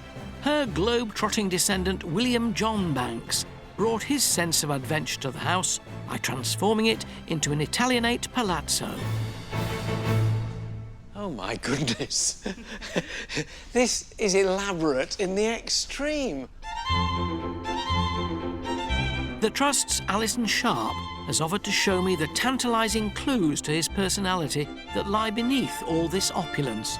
and nowhere is his love of art and adventure more obvious than in the extravagant room he created to house his Spanish paintings. What an amazing thing to do. Yes, it certainly is. William John Banks made this room, which he called the Golden Room. Well, you can see why. I mean, absolutely everything that isn't a painting is gilded. It is, yes. And reflects the light beautifully. No decorative detail escaped the attention of sharp-eyed William Banks, but few realised just how far he would go to get everything looking just right. The ceiling, he bought that actually on Bond Street, but it came from Venice. Imagine going down Bond Street and buying this. Most people buy shoes. The walls are intriguing. They appear to be leather. That's right. That was an idea he took from Venice. In Venice, they used it instead of cloth covering or wallpaper because of the damp. Was he regarded as an eccentric? I think that people were very shocked by him. He was a very charismatic, flamboyant person. He'd got this wonderful taste and wonderful eye and was passionate about art. For William, decorating Kingston Lacy was more than an excuse to go on a shopping spree. It was also an outlet for his own creativity, and signs of his artistic influence are sprinkled throughout the house, if you know where to look. Are there any examples in here of his art? Yes, in fact, there are. The 12 door panels here, which follow the months of the year. Amazing. Aren't they a wonderful entrance to a room? Absolutely beautiful. And he had them made in Venice. So he made up the designs Yes. completely, Yes. and then had craftsmen there create the panels. That's right, yes. He kept visiting the workshop again and again to make sure they did it right. All that attention to detail paid off. The 12 panels, 6 golden for summer and 6 silver for winter, now decorate the 3 doors in the room. This is a man who was passionate about art. Absolutely. He was very much in love with Spanish painting, which was unusual at the time. Few other people actually thought much of Spanish painting. Not very fashionable? No, not at all, no. Where did he get his inspiration from? From his travels, really. He spent a long time from 1813 to 1820 overseas, starting off in Spain, where he was part of the Duke of Wellington's camp. That's where he acquired a lot of the art that's in this room. And then he went on into Egypt, and then back into the Holy Land, up into Greece, back into Egypt. He was all over the place. Yes, absolutely. He had a real appetite for it, and he became almost a professional traveller. Are there particular treasures in here, particular paintings that are especially valuable and important? Well, yes, I think the Velázquez has to be the most wonderful picture in the room. So that's a Velázquez? It is. Velázquez was a 17th century Spanish painter. His most celebrated work is Las Meninas. Incredibly, Banks thought he'd bought an early version of the painting. Experts now believe it was a copy made by Velázquez's son-in-law. But this canvas is the genuine article. It's a portrait of Cardinal Camillo Massimi. Who looks as though he enjoyed a few good meals and a few good glasses of wine. Yes, I think he did. Velázquez's portrait isn't the only head-turner in the Banks collection. One painting currently absent from the house is the Omnia Vanitas. Many believe it's by the Italian master Titian, but there have always been doubts about its origins. To unravel the mystery, the canvas has been sent to the Hamilton Kerr Institute in Cambridgeshire. Joan Bakewell's followed it there in the hope of finding a masterpiece. Titian, or to give him his family name, Tiziano Vicelli, is one of the great masters of Venetian painting, and today his work is worth millions of pounds. But is the Kingston Lacy painting the real deal? To get a picture of the painstaking work that goes into finding out, I'm meeting art expert Rupert Featherstone. It's very nice to meet Nice you. to see you. Very nice to be Good. here. And you're going to tell me all about this painting, which looks, at first glance, like a Titian. Do you have that reaction? Yes, definitely. And the point being about this is it does relate to so many other paintings that Titian is known to have done, in the form of the woman and the way she's looking up, and all sorts of things about the landscape sort of suggest Titian, but there were so many imitators. And then Even in his own day? Even in his own day, there were definitely people working in his style. What can you discover that I can't see with my rather poor eyesight, in need of glasses. Well, just having a strong light, you begin to see there's a lot of little damages, these little speckles, little losses of paint. There's a very big sort of funny patch here that looks like an old retouching. Do you see? It's sort of milky looking. Yes, I it doesn't can. really Yes, match. I can see that. Until we've cleaned it, we don't know if that's because of damage or whether it's because of repaint or whether it's exactly what it is. So what's going to happen to this now? What we would normally do is analyse the paint, trying to see what's in it, what's its layer structure, what's under the surface, are there any alterations? This is where we start doing the technical analysis. And the first thing we did was to take an infrared image, and what infrared shows, it shows there is a faint face. Now, right this is next to this woman. is the blotch that we... The blotch covers this area, so that's interesting. That was enough to whet our But could appetite. Titian have been using an old canvas? He did that a lot. This seems to me that he's changing an existing picture. He was a great reuser and a great reworker, and he often created things as he went along and recreated, and he didn't mind going over what he'd already done. No, because he knew how good he was. Well, I think so. So that's what the infrared showed. Yes, and the X-ray penetrates right through and hits any lead-rich paint, lead white, that you get in flesh or something like that. Right. And lo and behold, we have a face in much more detail. It looks like he developed the face quite heavily and then covered it up. Extraordinary. Now, there's another... This painting... This is, yeah. I'm this not is at the all detail. sure about this. Well, this is where Closer and closer we're getting. Yeah. What we're interested in is this shape here. This is a ghost in the machine. It is, and we're tantalised by that. But it proves to us that it's an original work of art. It's not a copy. There are ideas changing, change of subject matter. It all begins to point towards Titian and his studio rather than a follower in the 16th or 17th century even. It's a wonderful narrative, isn't it? It is. Modern technology can throw up many intriguing clues to the painting's origins. But before more tests can be done, thick layers of varnish and dirt have to be removed from the Omnia Vanitas.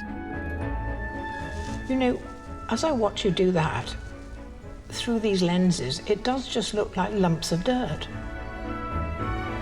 Conservator Alice Tavares da Silva has the delicate job of restoring the canvas to its former glory. You can see the I can see the dirt coming coming off. a little bit. So if I take this off, it's come blue. It's come You blue. can see the sky passages now emerging from under that very thick varnish, which is now on the swab. And are you going to give her a good clean? Absolutely. She's going to be very pale and beautiful, and the whole of the sheet will be very white, white as that little area is already showing us. It's very painstaking. How long is this going to take you? 6 months. 6 Just because months? we have to assess different methods for different areas, we're also going to investigate the technique of the painting, take samples, do some research. No stone is left unturned in this process. As well as X-raying and cleaning the picture, samples of paint are analysed under the microscope. Rupert and Alice are showing me how it works. We've focused on that little bit of blue sky that you have already cleaned. The best place to take samples from is the brown areas where paint has been lost. So you would take away an infinitesimal small piece of that paint.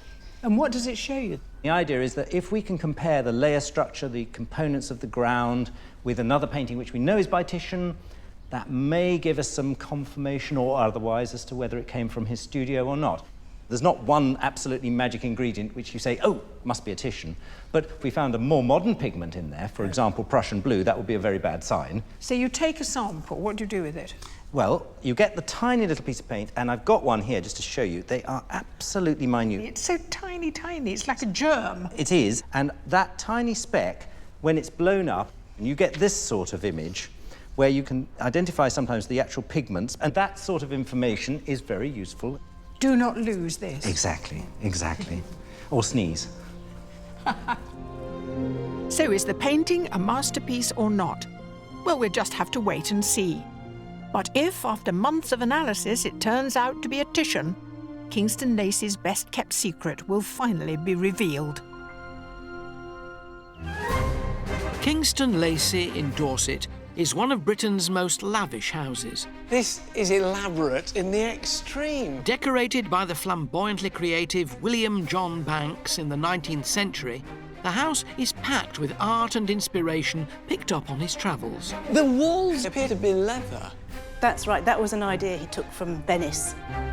riotously adventurous by 19th century standards, nothing was too exotic for Banks.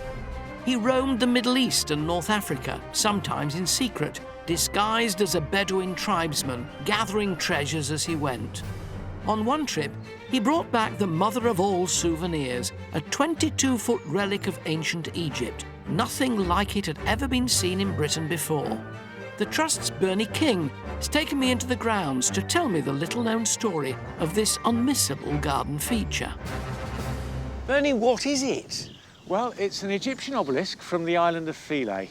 When William John saw it for the first time, it was just lying on its side where it had fallen over. Why did he want it? He was an obsessive-compulsive collector, and he really loved his Egyptology. And why wouldn't you want an obelisk in your back garden? Wonderful. So, how on earth did he get it back? Well, it was a very tortuous journey. It took 7 years. He hired an explorer called the Great Belzoni to bring it back. When they got it to the jetty collapsed, and it sank to the bottom of the Nile. William apparently turned away and walked away in disgust, so they had to retrieve it from the Nile. And of course, in those days, it was sailing ships, so it wasn't just a matter of loading it onto a cargo ship. Why is it so important? Because it's got hieroglyphics up it. What do they say? There's a mixture of ancient Greek and hieroglyph on there. Because of William's classical education, he was able to decipher Cleopatra and Ptolemy. So, if it says Cleopatra and it says Ptolemy, what sort of age are we talking about for this obelisk? We're looking at something that's approximately 2,000 years old. Goodness me. 16 years before William Banks found his obelisk, the Rosetta Stone had been discovered in Egypt. The stone was special because it allowed experts to work out how the ancient Egyptian writing system worked. It's famous as the key that unlocked the hieroglyphics code, but the important part Banks and his obelisk played has never been common knowledge. How important was William in terms of understanding hieroglyphics? Oh, absolutely vital. There was a gentleman called Champollion who was working on the Rosetta Stone, and he knew of William's work and wanted to incorporate it into his own. If it hadn't been for William, they probably wouldn't have cracked the code as quickly as they did. He obviously knew how precious the obelisk was and was determined to have it. When it finally got here, William wanted to make a grand statement, so he called in a favour from his friend, the Duke of Wellington. It must have caused quite a stir when it arrived. Oh, absolutely. I mean, it's not every day you get an Egyptian obelisk coming to Dorset and the Duke of Wellington coming to lay the foundation stone. He actually lent them a gun carriage that was used in the Battle of Waterloo to transport it from the docks, and it took 19 horses to bring it here. What a sight that must have been. And here it sits in Dorset as the most wonderful garden ornament. You don't get any better than that. You don't, do you? Scholar, adventurer, artist, collector, even for a 19th century aristocrat, William Banks was unusual. But after years of exploration and discovery, scandal struck. With his life hanging in the balance and the future of his beloved house under threat, William was forced to make a heartbreaking decision. Banks' biographer, Anne Sebber, is at Kingston Lacey to tell me more. So what was the scandal? Well, he was caught in compromising circumstances in Green Park, in flagranti, with a soldier, and he was charged with indecent assault. Now, indecent assault carried the death penalty. Don't forget, homosexuality in Victorian England was illegal. He could have been hanged. Had this been William's first brush with the law, he may have got away with it. But a few years earlier, he'd been caught with another soldier. This time, his chances weren't good, and he knew it. So what did he do? Well, he was not young enough to run away by the time the police caught him. And in his desperate haste, he gave a false name. He said he was only Mr. Harris, a gardener. But they found... impugning the profession, I have to say. I mean... I shouldn't have said that to you, no. I realised. He thought that would help him. I must remember it, actually. I'm only a gardener. Get me off all kinds of things. So what did he do? Well, I've been given a false name. And he was charged, he was given bail, and he did a runner. Persecuted for his sexuality, Banks fled abroad to Italy, leaving his beloved Kingston Lacey behind and spending the last 14 years of his life in exile. But it was far from being the end of his love affair with this house. What did he do when he was in exile? Well, I wish I knew precisely, because there was no address. He was terrified of giving an address because he didn't want to incriminate his family. But what is clear is that this period made him. Going into exile forced him to collect for this house that he loved. He sent ideas back and little bits of gilding, and he hoped they'd fit here and there, and all those details actually mattered to him. During his long banishment, Banks left Kingston Lacy in the care of his siblings. But it seems probable that love for his house eventually overrode fear for his own life, and ever the adventurer, he returned to Kingston Lacy in disguise. At least, that's the rumour. How do you know, then, that he came back later on in his life? I think there are a few letters which really make it clear that he couldn't bear any longer, that everything he'd been so determined to have precisely so just wasn't quite happening. So he thought, I'm going to come back. In those days, arrest warrants couldn't be issued on Sundays. Rumour has it that Banks took advantage of this loophole, travelling across the Channel on an early morning ferry and returning to France by midnight on Sunday. But it's his hidden letters that give the most intriguing hints of those secret trips. Tiny, tiny writing. Oh, it takes forever to translate it, yeah. Decipher this spidery brown handwriting, but you can actually see from the letter he had so much to say. So if you can follow me here. Nothing can be more unfortunate than the manner in which the saloon dado doors have been painted. White in a cold aspect, such as a north room, has the worst effect possible. I had particularly directed that only a wash in distemper should have been given to the woodwork in that room. This is a man who clearly had been here. There's no way you could get that from somebody describing something. No. This is intricate criticism. I absolutely agree with you. And, you know, he's so cross with his brother George. So here's the critical phrase. But what is worse than that? It appeared to my eye that the plaster cornice round the saloon, which was, of course, never intended to be painted, but to remain pure white and gold, had been picked out with the same abominable colour. Don't you love it? He saw it. Of course. He definitely saw it. His brothers must have dreaded the arrival of those demanding letters, but they're not the only clue to his undercover visits. I just love looking at these two niches. Just have a look. There's a cherub, a mermaid, candelabra at the top. Probably Banks found these separate pieces, sent them all back, told his steward to put them together somehow and paint them all gold. But it's not the statues that give the game away, it's the marble wall behind them. In exile, Banks picked up odds and ends of marble, but never enough of one colour to finish the job. Because there wasn't enough. He wrote a letter to his steward saying, well, just cut it more finely. And in this letter, he says, do it how I showed you from the box that I showed you. And that, to me, is real proof that he came back. Marble cutting's not the kind of thing you can learn from a letter, so it does seem likely that Banks returned to teach his steward how to do it, risking his own life in the process.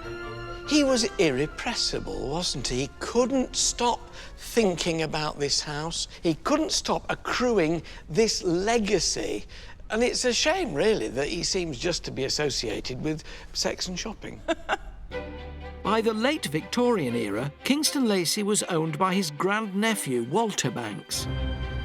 Packing a house with art and putting an ancient monument in the garden is a hard act to follow. But Walter still managed to make his mark. Presenter Alison Hammond is roaming the estate in search of the secrets of his four-legged legacy.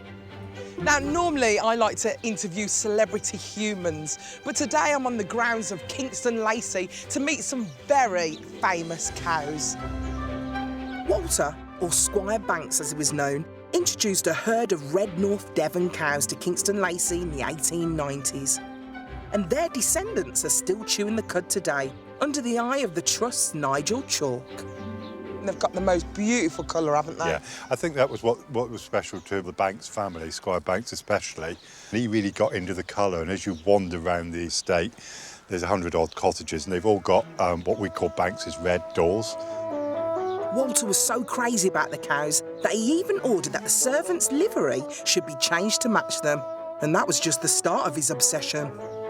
I can't believe they've all got their own individual names and those names have been passed down. That's unbelievable. Yeah, it is, and it's really special. You know, it keeps that link going. Like the one that's led right down there looking towards us, that is one called Vixen the 12th.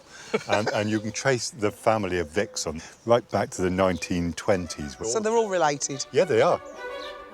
Walter's son, Ralph, left Kingston Lacey to the National Trust in the 1980s. There was just one cow-sized catch. Mr. Banks was really firm in his will that the herd was to stay, and something the National Trust was more than happy to do. They're as important as some of the pictures hanging on the wall. From day one, the Kingston Lacey cattle were scooping up prizes at livestock shows, a winning streak that continues to this day. But in this game, the stakes are high, and good grooming is everything. Stockman Mark Yendor knows the beauty secrets that make this lot stand out. Hi, Mark. How you doing? Hello. Good, thank you. Who's this, then? This is Prometheus. He's a 2-year-old bull, and in a minute we'll be giving him a bit of a pressure wash, power wash, and then we'll blow dry him afterwards. You are joking. No. Cows and bulls are treated to a full hour-long makeover before each competition. Is he enjoying it? He wouldn't still be standing there if he wasn't. As well as being washed and blow-dried to their fluffy best, I'm getting into this. They have their hooves clipped before the final spruce up with hair gel. Ooh, look at that.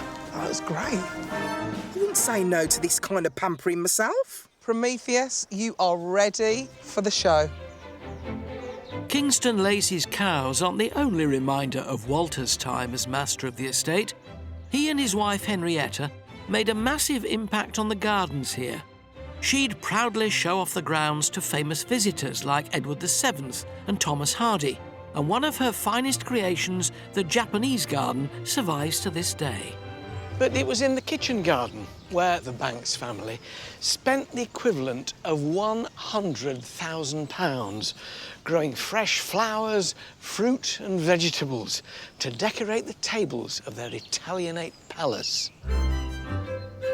Walter established the garden in the 1870s in the hope of keeping Kingston Lacey's larders well stocked. I'm meeting senior gardener Steve Candy to see if Walter's plan worked. So how self-sufficient were the Banks family when it came to growing fruit and veg? Incredibly self-sufficient. When they were working this area, the total site was 6 acres in total. So they would supply the house here. They had a house at Studland and also the house in London. So it's supplying 3 households? Absolutely, and not just that, it would also go to markets. How much sort of cutting-edge technology did they use? They wanted to utilise the latest technology, you know, whether that was the latest glass houses or heating. Stately homes with state-of-the-art greenhouses weren't that unusual in the 19th century, but the kitchen garden here was in a different league. Did people come and take hints from Kingston Lacey? Queen Victoria would send her gardeners down here to, that's to train. impressive. Absolutely. Here and Kew were the 2 places regarded as the sort of horticultural paradise where people could learn and train. Walter's wife, Henrietta, was determined that the kitchen garden should also be a secret oasis for the family, and so she added lawns, a pond, and even a summer house. How much of what was here then is here now? I notice you've got greenhouses back there which look pretty much like turn-of-the-century greenhouses to me. An awful lot remains. Some has been lost, but we do have, obviously, the orchid house, which is probably the crown of our glass house range at the moment. I started my life looking after Victorian glass houses. These I have to see. Come on. Absolutely. Well-off Victorians and Edwardians had a thing for growing exotic fruit in greenhouses. But orchids were Henrietta Banks's real passion, and although her purpose-built orchid house has been restored, it's off-limits to visitors for a large part of the year. Oh, what a show. Yeah, they're really looking wonderful this year. I'm very, very envious of this. Lovely, old-fashioned, slatted lath shading outside. Yep. Plenty of ventilation with these dirty, great iron bars that open up the vents at the back. Yep. And this wouldn't have been the only greenhouse by any means, would it? Not at all, and we're very lucky here in the fact that we've got some fantastic plans, you know, pictures and designs that were originally drawn up for the family. Greenhouses were built here in the 1870s and again in 1907. At its peak, the garden had 8 glasshouses. Amazingly, they managed to grow grapes, figs, peaches, pineapples, and of course, Henrietta's beloved orchids. They were a great status symbol, weren't they? The houses of the gentry and the nobility. But they'd have gardeners who would take a pot like that. Are we going to do this? I think so. I haven't done this for a long time. Are you trusting me with this? I'm trusting you with it, Alan, yeah. That's a bit worrying, actually. Just be careful, it's part of the original collection, so... Now he tells me. I'm dividing up and repotting these orchids, a vital job if the plants are to thrive. Because these orchids are tropical, they're tricky to grow here. But Henrietta's gardeners had obviously hit upon the secret because they produced dozens of varieties. It's amazing how many you can get. It is. And today the Trust has reintroduced about 40 different types based on what was grown here in Henrietta's time. Will that do you, sir? Perfect. How good were Henrietta's gardeners? I mean, did she have a reputation? Exquisite, I think, is the word. You know, they would show, obviously, at the local events, and it got to a point, actually, where Henrietta had to withdraw from displaying her various vegetables and cut flowers, just purely because she was winning so much.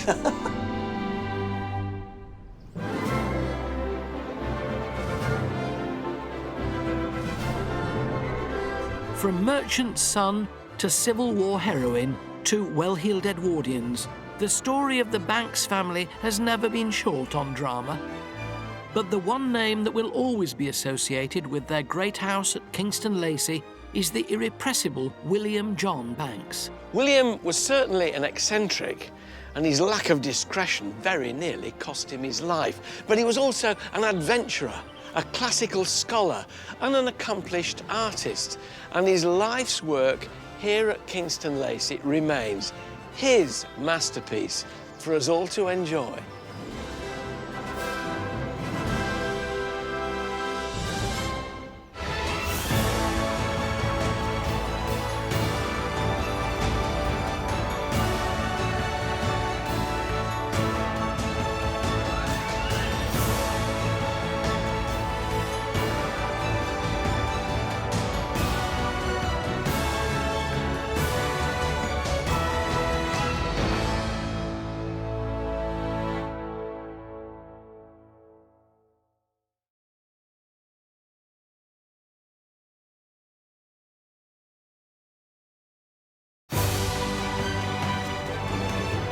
From Renaissance-style chateaux,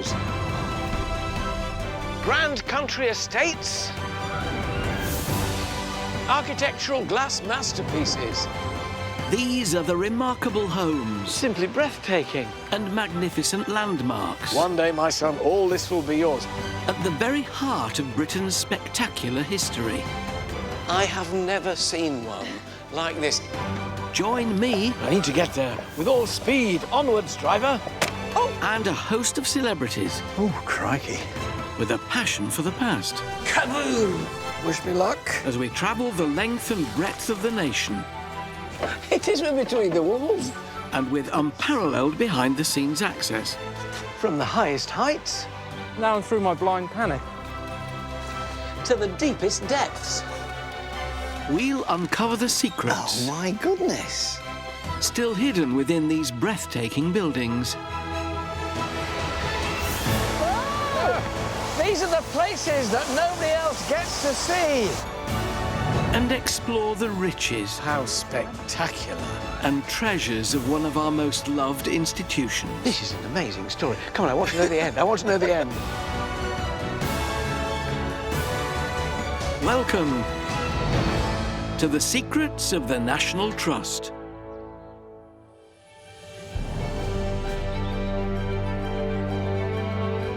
Today I'm at a Georgian manor in Cheshire to tell the tale of a huge inheritance, daring bareback riding, abandonment, scandal, and even brain surgery.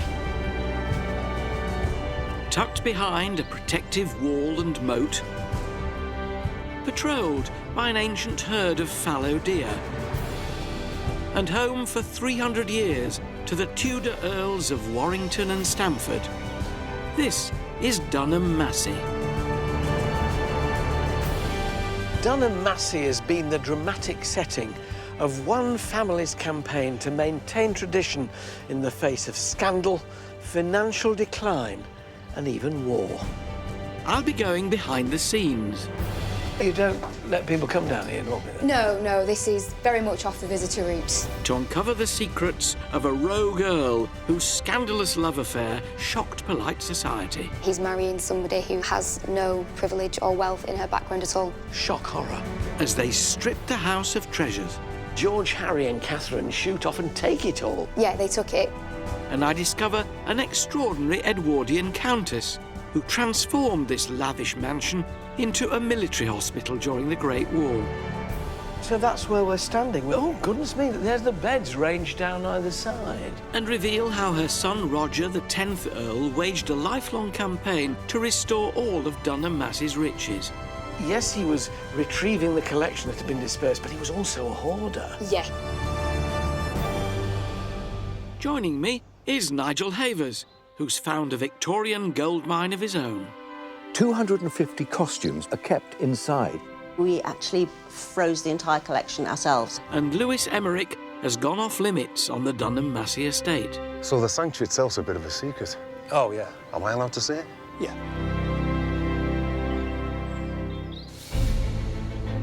Dunham Massey has been the stage for the dramatic lives of 10 generations over 4 centuries.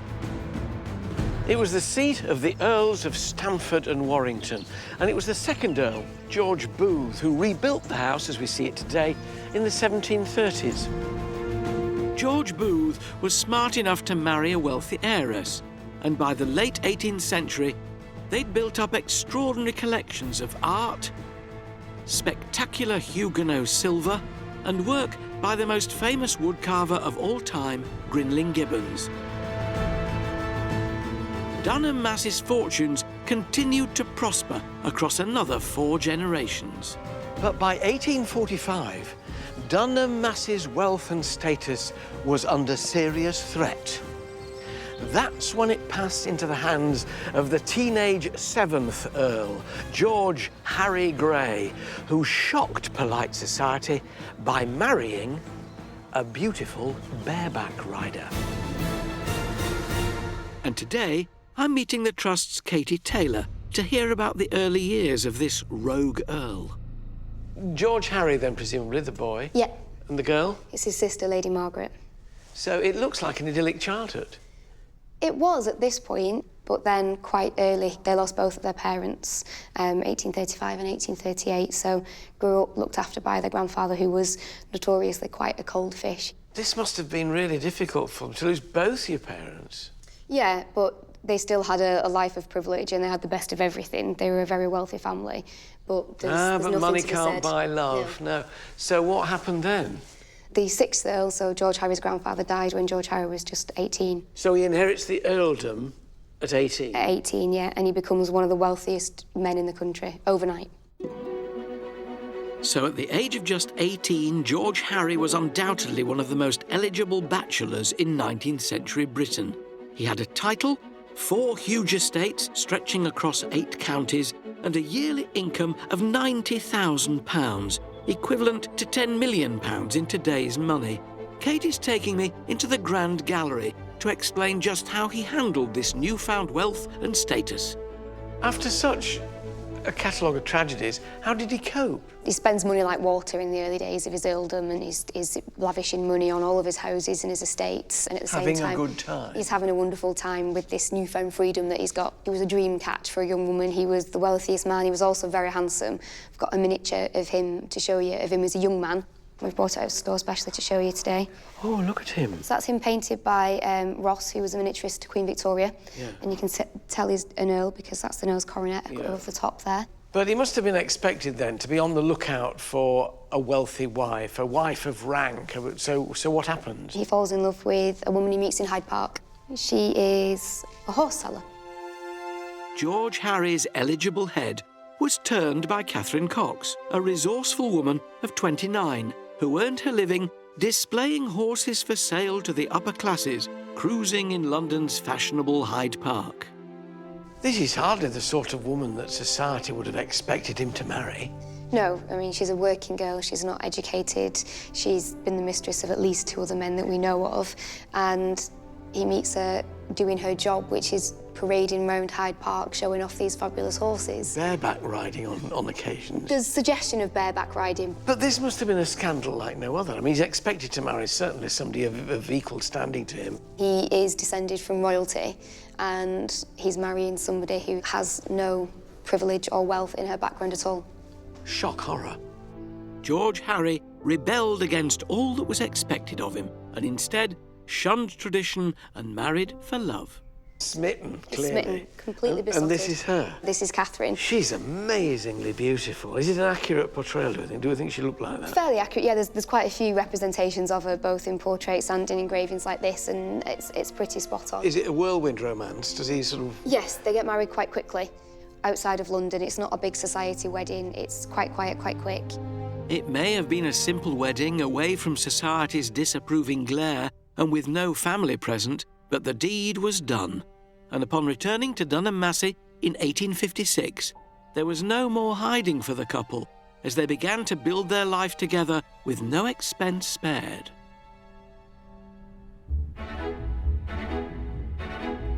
She's brought into a stately pile. How does she react? Well, we think she took to it quite well, actually. I mean, he's spending a fortune on her and treating her very well. Exactly. George Harry also commissioned gifts for his new bride, and Katie's taken one of the most precious out of storage to show me. See here, one of the gifts that he bought for her, which is a gold and diamond encrusted pocket watch. And on the front are Catherine's new initials. With the coronet above? With the coronet above, so the S and W are interlinked. And then on the reverse, picked out in diamonds again. S&W, Stamford and Warrington? Yeah, so that's her new title. And what's that? And that's a lily of the valley. And in the Victorian language of flowers, lily of the valley symbolises a return to happiness. Back of the pocket watch. Romantic, isn't he? Or a young romantic, actually. Yeah. How did society take to them? Not quite as well. Quite recently after their marriage, Catherine managed to secure a box at the opera right next to Queen Victoria's box. And the Queen said that she wouldn't attend the opera that season if that lady was sitting next to her. Snubbed by the monarch? That must have made headlines. Yeah, it was certainly reported in the New York Times. New York? Got as far as New York? Yes, but it might not have been reported in British press because they were a bit more generous about the monarchy at that point. So was that the final straw? Not quite. There was another incident at the Knutsford races at one point. Catherine approached a group of ladies who all turned their backs on her, turned their parasols on her, and refused to talk to her, shunned her, basically. So Cheshire housewives have been on the go a long while? Yes, yeah. Dreadful. So at that point, they decided to quit Dunham, pack up all the belongings, pack up the paintings, take all the silver, and leave for their other estates at Enville and Bradgate. So that was it? Take the stuff, we're going, and off they went to Enville? That was it, yeah. Wow. Polite society's victory was to be Dunham Massey's defeat, as the couple left with all the valuables they could carry and rode off into the sunset to live happily in one of George Harry's other estates at Enville, leaving this grand house a shell to be abandoned for almost 50 years. It wasn't until 1905, when William, the 9th Earl, and his wife, the Countess Penelope, moved in, that Dunham Massey was resurrected as a classic Edwardian country house. But the First World War ushered in a very different era. I'm meeting the Trust's Jessica Webb, who can tell me how the formidable Lady Penelope took charge of the house and dealt with the changes that war brought. Oh, what a glorious dining room. Delightful. Yeah, well, it is shown as a dining room at the moment, but it wasn't always a dining room. During the Edwardian period, it was actually a saloon, and they held lavish parties in here, ballroom dancing. Oh, well, it is a party room, isn't it? Then it changed again, actually, during the First World War. It had a really important use during the war. As what? There were lots of houses over the First World War that were turned into auxiliary hospitals. And we start to see, in about 1916, Penelope, who was the Countess at the time, writing letters to her son saying, "I'm thinking about offering the house as a hospital." But she said it wouldn't do for Tommies, it would have to be for officers. But when it does open in 1917, it is Tommies that were recuperating her. Why didn't she think it would be for Tommy's? Was she being a bit snooty? She was being a bit snooty. She was a bit snobbish. You see, I thought she would have learned from earlier on in this family's history that it doesn't do to be too snooty. Yeah, and Roger, her son, was quite the opposite to her, so we don't know if it was his influence that perhaps changed her mind. So that's where we're standing. Oh, goodness me, there's the beds ranged down either side. Yeah, that's right. So originally, I think there were about 16 beds in this room, but over the period of the hospital being open, it went up to 24 beds. And this was the main ward, but there were other rooms that were turned into wards as well, as the casualties increased throughout the war. So this is a list of who came? Yeah, so there were 282 patients altogether. Trench foot, Yeah. bronchitis, Shrapnel wounds, gunshot wounds. Yeah, shell shock. So they saw all kind of illnesses and injuries over the period, and yeah, some became more severe. I think initially they were more minor injuries, but I think as they needed the beds, they were sending whoever they could really to here to recuperate. Did they all survive? Yeah, fortunately here at the hospital actually no one died, which I think is probably quite unusual, but there certainly were patients that underwent quite serious operations here and then had to be transferred onto sort of more medical hospitals. We've got some lovely pictures here. So yeah. Private Bailey, Private Pinder, Private Stewart in a kilt. And yeah, we had quite a lot of Scottish patients. And actually one of them was Johnston, and he had brain surgery actually at the foot of the grand staircase in this house. And he did go on then... She tosses off lightly. And he had brain surgery at the foot of the stairs. Talk about I'll go to the foot of our stairs and have brain surgery. Throughout all the upheaval and trauma of war, one thing stayed pretty much as it had been since medieval times: the parkland. From the mid-1800s, thousands of visitors from Manchester came here by canal and on the newly built railways. Lewis Emmerich, another townie, has come to see what drew them here. The park was first recorded in 1362, when the deer roamed wild. In 1748, it was enclosed by the second Earl of Warrington, with an impressive red brick wall. Spread over 300 acres, it's now a fraction of what it once was when enjoyed by nobility down the centuries. A royal license was needed to establish a deer park, and the cost, added to the exclusivity, made them the ultimate status symbol. I'm meeting Andrew Wiley, Dunham Massey's lead ranger, to see one of the oldest buildings in the park, the Deer House, here since 1740. You know, given the brick, it looks almost like a house. Well, that's part of the point, is that you've got to imagine the entire parkland as a statement of wealth and significance. Yeah. So this was sending the message that even where I store my animal feed is probably nicer than your house. So any visitor coming to meet the Earl of Warrington would know straight away this is a pretty important guy. It's not actually functional, then? At the moment, no. So historically, they would have stored the fodder upstairs, and then these hay rocks downstairs, they'd have put all the fodder through to those. What do they do around here? Do the deer not use it at all, then? They'll use it for shelter, so if it's raining, the big bucks will go in there. Yeah. But again, the does are too flighty. They'll be too timid to go in there because they can't see predators coming. Oh, right. So you'll find a few big bucks lying up, keeping warm and dry, but that's about it, really. So if they're not wandering around the house, where are they? So quite a lot of the park is going over to what we call deer sanctuary, so there's no public access. So that's where they can go to relax and get away from the visitor pressure. So the sanctuary itself's a bit of a secret? Oh, yeah. Am I allowed to see it? Yeah, I think we can. Oh, nice one. A third of the parkland at Dunham is given over to the deer sanctuary. While this is off limits to the estate's 600,000 annual visitors, I'm having a ranger's eye view inside this restricted area.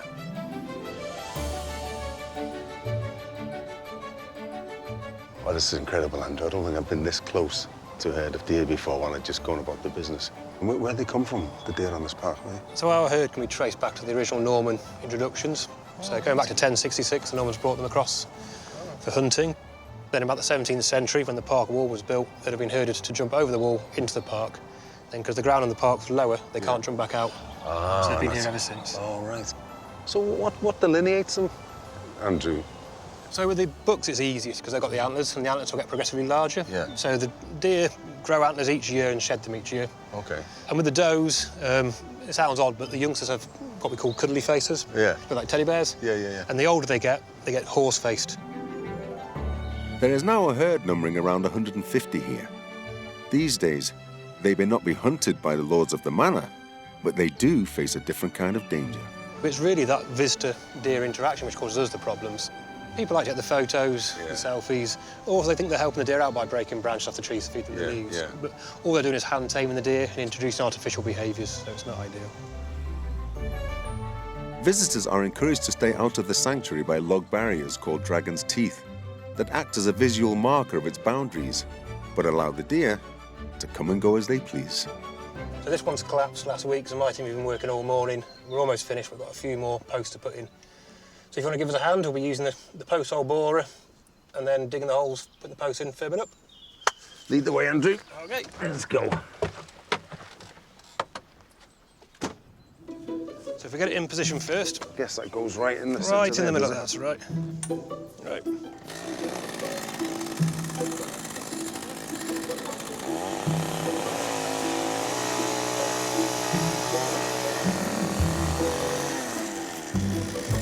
That's great.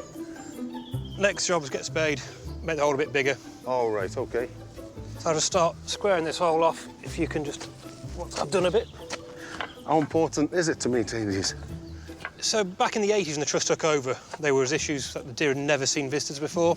Right. So at that time, there were far more deer in the park, and they had far more disturbance. Over 100 deer in a year would die from disease and parasite burden. And that's when the vet said, what you need is a sanctuary area, hence what we're doing today. Oh, brilliant.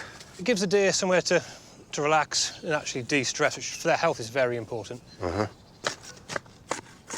Woo. What's next, mate? Right, the easy bit now, just filling the hole back in. All right. First job. Each dragon's tooth weighs 25 kilos and is made from treated softwood that should keep visitor and attraction at a safe and happy distance for the next 20 years. Let's go and have a beer. Away from the wildlife, back at the main house, 100 years have passed since life at Dunham Massey was far from tranquil when war raged and traumatised soldiers came here from the front line. Penelope, Countess of Stamford, oversaw all the patients treated in Dunham Massey's makeshift wards, and through it all, she was supported by her son Roger, who, although unfit for active service, was aide to a British general. Roger's father, William, had passed away in 1910, making him the 10th Earl of Stamford and Warrington, and meaning his support for his mother was all the more important. Jessica has uncovered a collection of personal letters between mother and son, written during this cataclysmic period in British history. Now, here we've got letters addressed to dearest boy. What Yeah. are these? So these are from Penelope to her son. So Roger at the time was aide-de-camp to General Lloyd in London, and so he wasn't really here at the hospital, but he liked to know what was going on. And the letters are quite formal between mother and son. Dearest boy, the 16 patients arrived at 11:30 today. 8 of them are in bed and likely to remain there for some days, though no one is seriously ill. They're delighted with their surroundings. Oh, wonderful. Yeah. Oh, I love the way she signs it. Your very loving mother, Penelope Stamford, in case he forgets the name. Yeah. This one's nice as well. So we know that they had a telephone at the time and it wasn't used very regularly, but there's reference to it in this letter. So she says, this evening at 5:30 a telephone message came through. Expect 16 patients tomorrow at 11:30. We were pleased and so uplifted. The ward looks so nice and the Great Hall looks very nice and simple, with flags of the Allies and colonies hanging above the mantelpiece on either side of your father's picture and opposite it. Yes, yeah. So she goes into a lot of detail, It's letting great. him know It does. what it was like. Suddenly you see it coming to life as a hospital, Yeah. don't it? These letters are full of British stiff upper lip, but Penelope must still have faced incredible upheaval and trauma as she helped look after the Tommies from the front.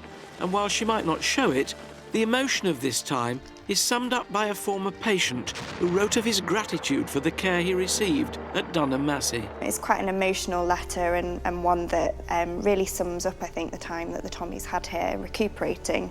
So he writes, Your Ladyship will, I hope, both understand and forgive the impulse which prompts an old patient of Stamford Hall to write to you at this season of the year.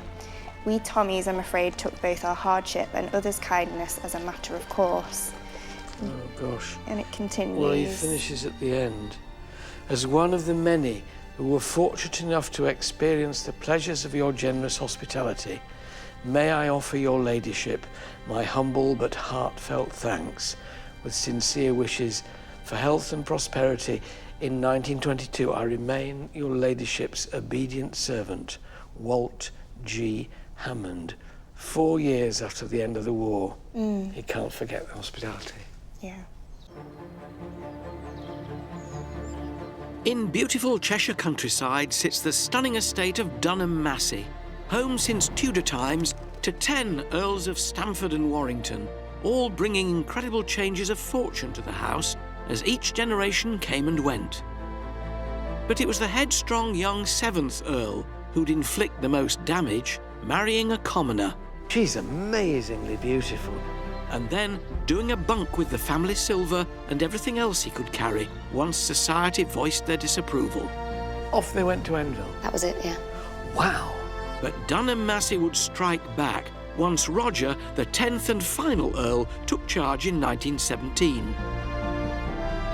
He was obsessed by his family history and would dedicate his life to trying to retrieve everything that had been taken away by George Harry and his beautiful bareback riding wife. The missing items were rare and incredibly valuable collectibles and had been recklessly sold and squandered by the rogue 7th Earl to pay for his gambling habit and extravagant lifestyle. Bit by bit, Roger the 10th Earl found success in returning treasures to the family home, including a 1,000-piece silver collection, and I've come prepared to help bring it back to its best. So putting my gloves on then Yeah, that's and the first getting to thing we do. work. Yeah, the acids in our skin can speed up the tarnish of silver, so when we handle silver, we're always wearing gloves.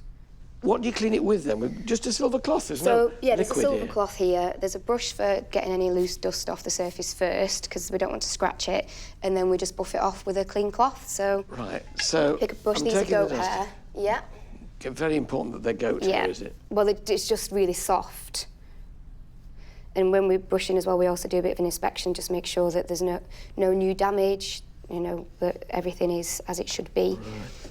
So why was Dunham Massey so famous for its silver collection? It's a really good quality silver collection. It was acquired mainly by the 2nd Earl of Warrington, who built the house here. And he was buying silver from French migrants, Huguenots, who were coming to England at the end of the 17th century. So is this the best silver he could buy? Yeah, they were the best craftsmen of their time, really. And you've got a lot of it? We've got a lot of it, yeah, the largest collection of it in the National Trust. But then George, Harry and Catherine shoot off and take it all. Well, yeah, it was their property to take, but, yeah, they took it, which means that for a long time it wasn't here where it belonged, really.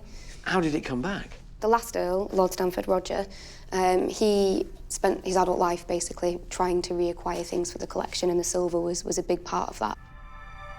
It took decades of detective work, scouring auctions and house sales, but Roger managed to retrieve almost 2/3 of this unique collection.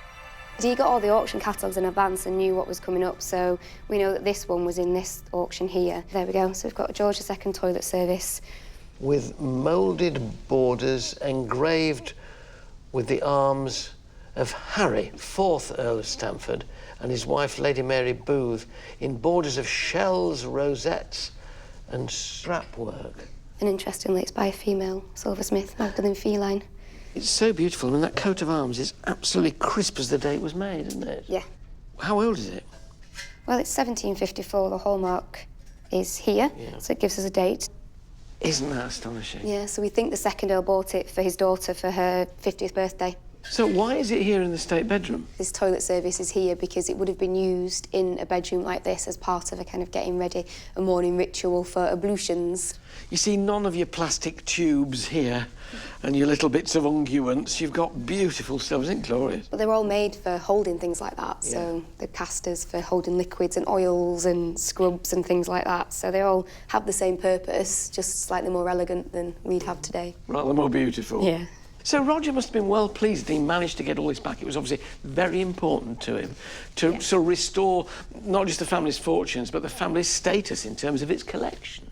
Yeah, he very much saw himself as the custodian of Donna Massey and felt the pressure of needing to bring things back to the collection, things that had been here and belonged here. How wonderful, and because of his assiduous searching out of auction catalogues, we have all this beautiful stuff here to look at. Yeah, and the Trust are still acquiring pieces today, just as Lord Stamford would have done if they come up in auction as well. Well, that's 3 done. Only 997 to go, then.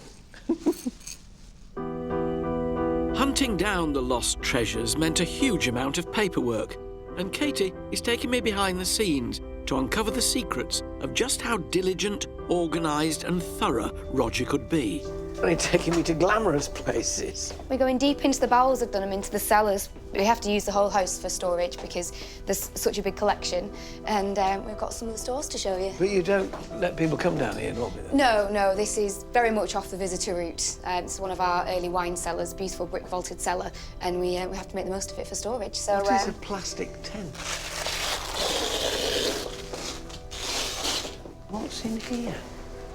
Goodness me. The tent is dry because we dehumidify it. It's a great place to store paper, and it's great for photographs as well because it's so cool down here. Country Life? Yeah. Let's have a look. So that's these one go of our back... early editions from 1909, and they go right up until... There's our Deb. There's the girl in pearls with... Oh, yeah, she has got pearls. She's got pearl earrings. She has 17 birds in her house. Yeah. Isn't this So astonishing? Lord Stamford didn't throw anything away, and he's kind of infamous in the family for that. Early punch. Magazines looked so beautiful then, I know, it's a beautiful drawing, isn't it? So this paints a picture in a way of Roger.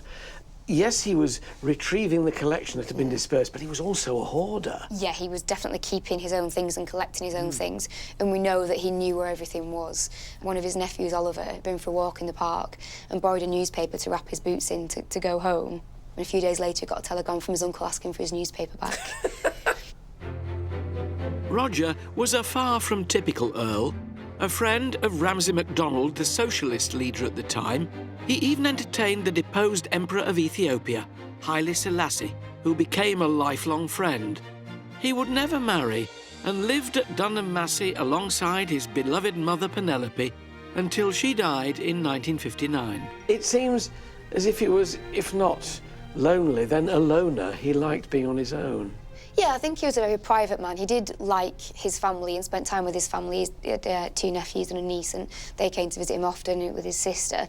And he certainly had friendships and good friendships with people, but he was also a very private man and did live life on his own, yeah. And from the National Trust point of view, thank goodness he was a hoarder, because he's left you an amazing legacy. Yeah, we've got layers and layers of stories to tell in this house, and that's all thanks to Lord Stamford.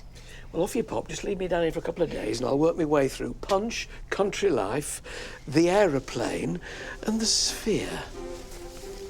Fascinating, isn't it? There's another Victorian-era treasure trove that Nigel Havers has tracked down. It's in Kent, at Smallhythe Place, home to the remarkable collection of costumes worn by the actress Dame Ellen Terry. This humble retreat belies the drama contained within. 250 costumes worn by Ellen Terry are kept inside. Ellen Terry was a celebrity, as well as a highly respected Shakespearean actress, with a career spanning 60 years. During that time, she amassed an extraordinary costume collection. And on her retirement, she brought it all to her country cottage.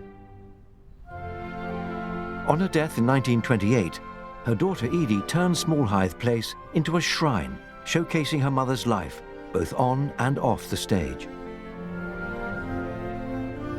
Conservator Susanna Mayer is taking me behind the scenes to see the crowning glory of her costume legacy, the beetle wing dress, worn to play Lady Macbeth in 1888.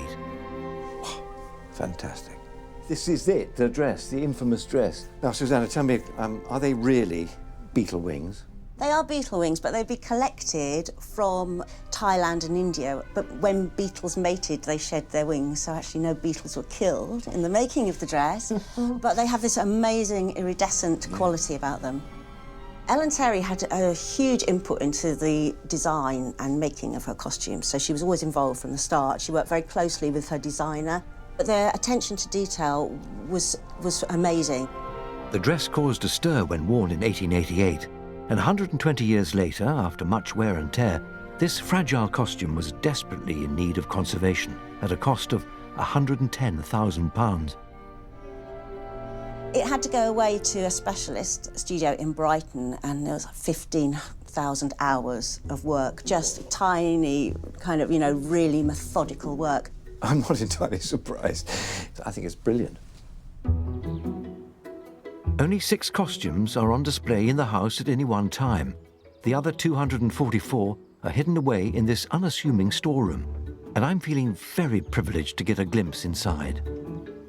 This is where they're all kept. Yes, a bit like a morgue for costumes, I think of it. And dead bodies. Yeah, so all these dull boxes, but they're all full of amazing things. Let's have a look at something. Yeah, let me show you. OK, let's do this one then. There we go. So this is a dress she wore as Imogen in Cymbeline in the late 1890s. When I first saw it, I'd only ever seen black and white images of it, and then when I saw the actual thing, it was quite astonishing. So you get to see look at that. The colours of the dress.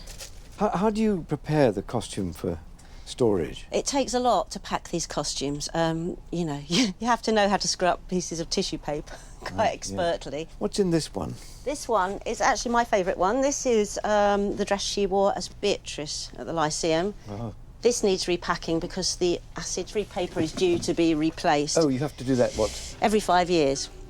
So Susanna is going to show me just how the conservators work with such delicate, precious materials. And this dress in particular needs space, as well as the ultimate in care. Of all the things we look after, textiles are always the most difficult. Wood and metal, far easier to look after, but you're battling all sorts of things with textiles. Yeah. Mould, insects. We have 2 ways of packing this. One is known as a sausage, you'll see why. So you just screw it up, and then you just fold it round like that, and tuck the ends in. So you can start to put that in the sleeve, just very gently. So there we go. But you see how that supports the fabric, because it's when fabric creases that it really becomes under stress. The other thing we use is just called a puff, and you just pretty much get a bit of tissue paper and screw it up into kind of thing like that, which also supports. So I would put that into that bit of the sleeve there, or for example, or just under there like that. And you see again, you're just supporting the whole thing. And I think I'll do the just puffing it up. Okay. So in the end, it starts to feel like you're stuffing a body, really. It's a long process. Yeah, it takes an hour. Whoever did it last, I mean, he's done a brilliant job because it's hardly creased at all. No. In recent years, the staff at Small Hythe have honed these conservation skills after the priceless collection was besieged by woolly bear, not as cuddly as it sounds. What's woolly bear? It's the larva of the carpet beetle. A carpet beetle will do the same damage as a moth and is not to be ignored. Can you spray it? No, you can't spray it, obviously. Put anything. No. Well, the only thing you can do is freeze them. So we actually bought a domestic freezer and froze the entire collection ourselves. Then we had to clean it really carefully with a museum vacuum cleaner to make sure that we removed all the dead woolly bears. Susanna and her team remain vigilant against woolly bear, hopefully extending the life of these beautiful and irreplaceable Victorian costumes for another 100 years. The conservation of all the wonderful treasures in this house, especially the costumes, will I'm sure be applauded by Ellen Terry and her adoring fans.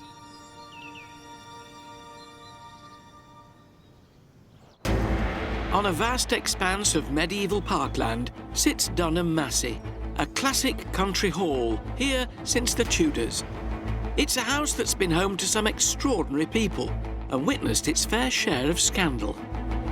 The Queen said that she wouldn't attend the opera that season if that lady was sitting next to her. Shock horror, and one that was stripped of all its riches. They decided to take all the silver. Wow. Dunham Massey has also faced turbulence, becoming a military hospital in the early 20th century under the stewardship of its then Countess, Penelope. Did they all survive? Yeah, fortunately, here at the hospital, actually no one died. But it was her son Roger, the 10th and final Earl, who dedicated his life to making sure Dunham Massey returned to its 19th century best. So is this the best silver he could buy? Yeah, they were the best craftsmen of their time, really. And I'm going below stairs to meet Henry Catterall, a man who was both his butler and friend, to get a first-hand account of what it was like living here at Dunham Massey. So where are we now? What's this? This is the butler's pantry. Was this area sort of your domain? I mean, did you feel proprietorial, particularly in the earlier days about it? This was your kingdom in a way?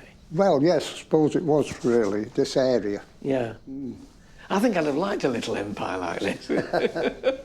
So you're working for Roger, the 10th Earl. What did you have to do? My first job in the morning was to take him his tea up, his early morning tea, to bed. And he used to make me sit on this chair at the side of the bed and give me a piece of text to read that was usually politics. And I had to read it because he'd ask me questions about it afterwards. Did he want your opinion about it? Yeah. Was that a bit intimidating, a bit? Well, it was, especially at 7:30 in the morning. When your brain wasn't really going?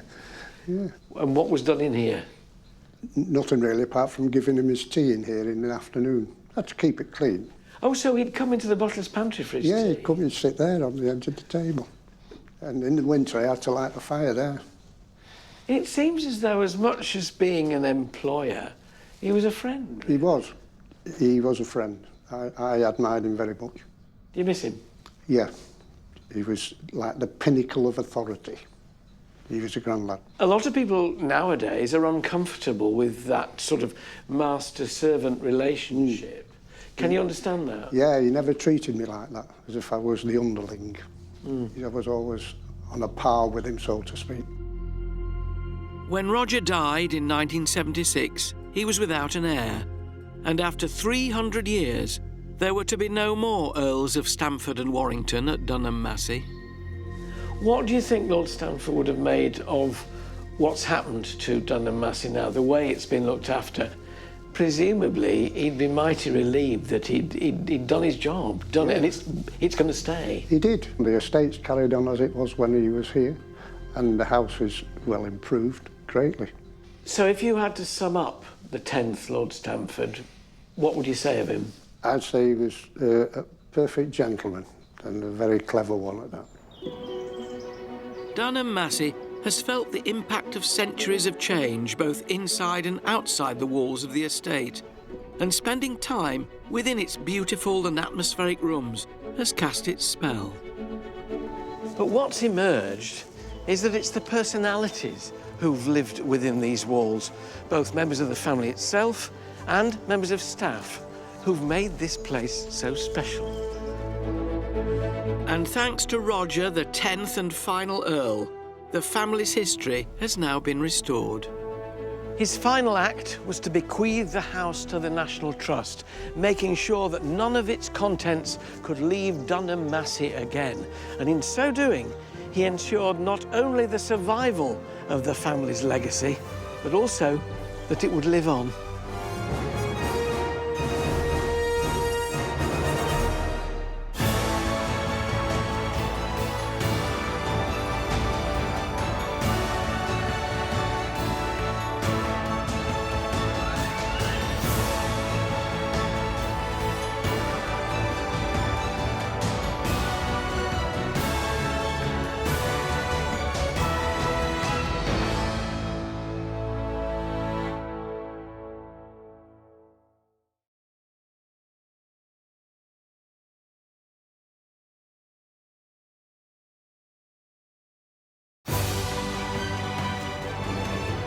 From Renaissance-style chateaux,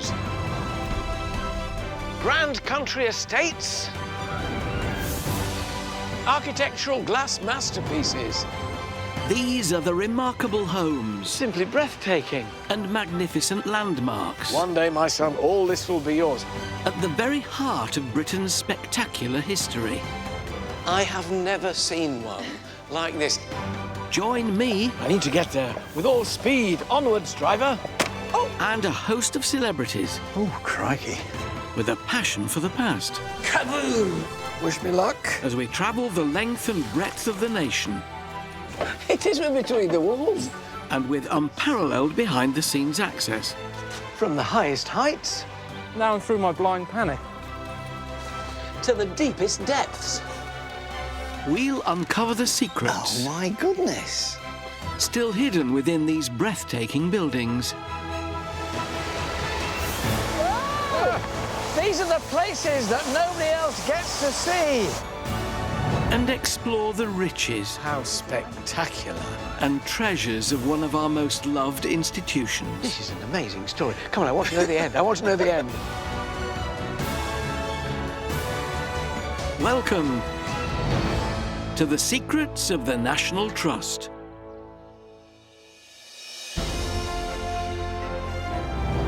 Welcome to Stowe in Buckinghamshire, known for its public school in the grand house behind me, but world famous as the most magnificent landscape garden of 18th century Britain. Full of architectural gems, imposing temples, and iconic bridges. It's Grade 1 listed and home to a formidable neoclassical mansion. The estate is spectacular. It was the vision of Richard, Viscount Cobham, and designed to reflect his views of political and civil liberty. The grand temples and monuments are as awe-inspiring today as they must have been to the many sightseers that first flocked to Stowe in the 1700s. I'll be looking beyond this jaw-dropping landscape. Wish me luck. To reveal the secrets beneath the surface. It really is a hidden world. I'm awarded some extra house points by the headmaster as Stowe School's most famous visitor is revealed. You're sitting in the hot seat. This is where Queen Victoria sat. And after pushing the boat out for Her Majesty, came the sale of the century. So you could even buy one of the temples. The Temple of Concord and Victory was up for sale. Helping me discover the real Stowe is writer and journalist Dan Jones, who'll scale any heights. Mind if I come and join you? To help preserve the estate's most imposing monument. Slap it on? Slap it on. A sculpture of Cobham himself. Historian Susanna Lipscomb gets hands-on with the Norfolk stonemasons. Most of it in the bucket. Who are recreating some of Stowe's most iconic statues. Oh, wow. And record producer Pete Waterman finds out what this unassuming semi in Liverpool has got to do with the grand temples of Stowe.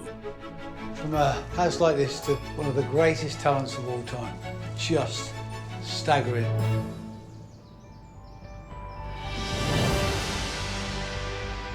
Stowe is one of England's greatest country estates. Developed first by Richard Temple, Viscount Cobham, in 1714, it was designed to impress the great and the good of his day. And he can still be found looking down on his creation from the highest pillar of all.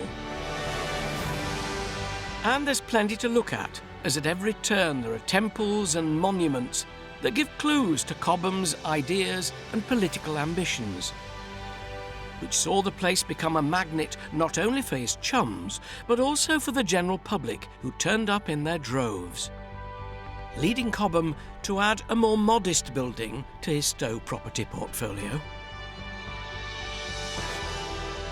My journey begins some 300 years ago at the New Inn, which was built to welcome the numerous visitors to Stowe. It was one of the first establishments of its kind, built to accommodate day trippers. Hello. I'm meeting the National Trust's Catherine Lovell, who's going to open up the doors to this trailblazing public house.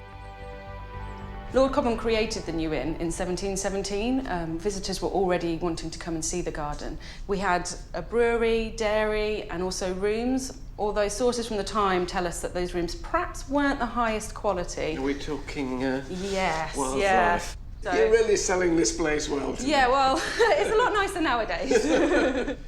Tell me about Cobham the man. What do we know he was like? So, Sir Richard Temple inherited Stow in 1697, aged 21, and when George I came to the throne, he was created Baron Cobham. So Cobham and his family were very politically ambitious. They followed the Whig Party ideals and the Protestant religion. Whigs and Tories were the two big parties then, weren't they? So the Whigs were the Protestant movers exactly. and shakers in a way. Yes, very much so. And the family really believed in political liberties and freedoms, and that was something that we see in the gardens that he created. Good day, sir, lady. Your ale to quaff? No, indeed. Well, it's a bit early for me, but that's very kind. Thank you very much. Yeah. Oh, it's just opening time, clearly. Cheers.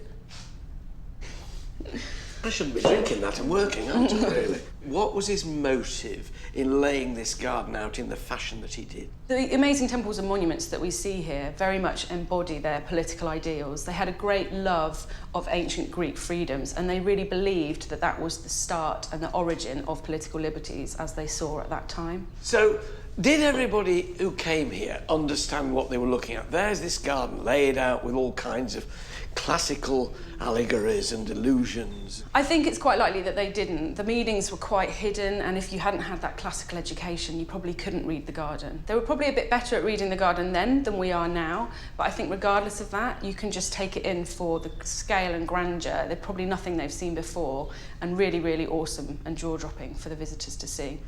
I failed me 11 plus. I think I'll just finish my beer and then go and have a look. Cheers. They may look natural, but these gardens were carefully designed. The elegant buildings and eye-catching stretches of water are connected by a network of planned paths, all calculated to woo the era's most influential political and literary figures. To help me get my bearings in this fabulous place, I've recruited Stow's gardener, Patrick Green. Patrick, where are we now?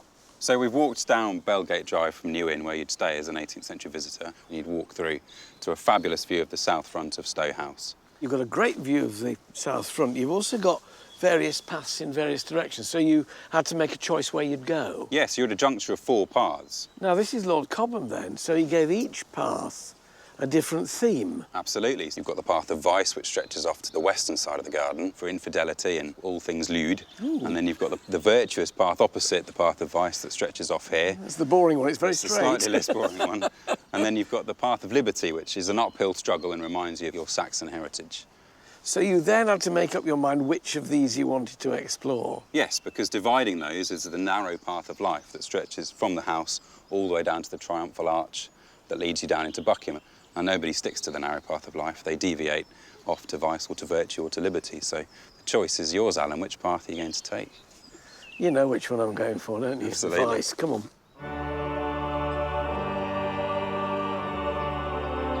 The alternative pathways of virtue and liberty proudly salute political freedoms.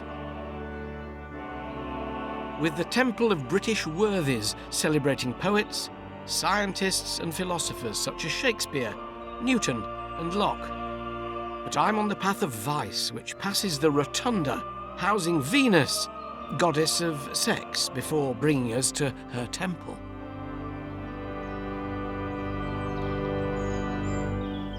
So why would Lord Cobham, in his beautiful garden, his beautiful landscape with his house at the top, why would he want a temple devoted to Venus? So Venus was the Roman goddess of sex and of gardening. So the Temple of Venus concludes the Western garden and the path and the garden of vice. Gone through my entire life not realising that she was my goddess. There you go. And I'm talking about gardening. We're looking at a man who was notably pious. He was very keen on liberty and honesty in that respect.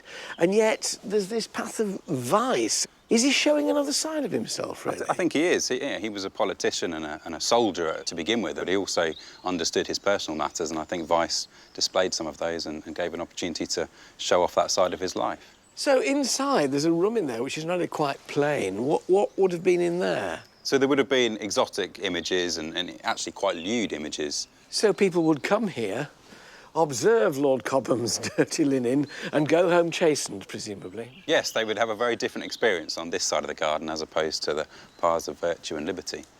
But actually, the real secrets to this temple actually lie underground, beneath our feet, so maybe we should go and have a look.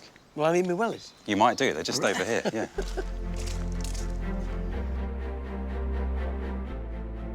What's this? What have we got? This is a subterranean world that sits underneath the Temple of Venus, and it houses some of the secrets that power the waterworks around the wider estate. So we're going into the underworld? So we're going to go down into the underworld beneath the Temple of Venus. Come on, then. Wish me luck. Good luck. I'm going in. Awfully dark down here. Crikey. Who'd have thought?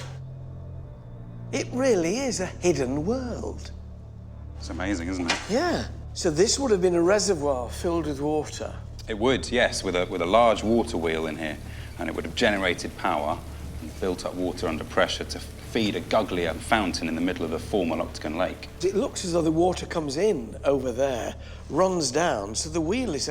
This must have been quite a scary place underneath here originally, when there's a big, powerful wheel going round and round. Yes, the noise would have been incredible, I imagine, with gallons of water gushing through the water wheel and generating all of that power. It would have been incredible. You little think, when you're looking at these artistic and spiritually significant classical monuments above ground, that anything like this would be underneath. So you see, not only were they building things of great significance, they were also doing feats of engineering as well. Amazing feats of engineering, and all to create illusions around the wider estate. So this is all designed to move water about and to power fountains. So this is adding to the magical mysteries of Stowe. Sadly, the fountains have long since run dry. But the influence of the inspirational Viscount Cobham is still plain to see across the estate. Guided by Capability Brown, the genius of English landscape design, Cobham created a masterpiece that manages to combine political symbolism with sheer visual and sensual pleasure. So, of course, he should have his very own monument. And historian Dan Jones has come to Stowe to get up close and personal with the man himself.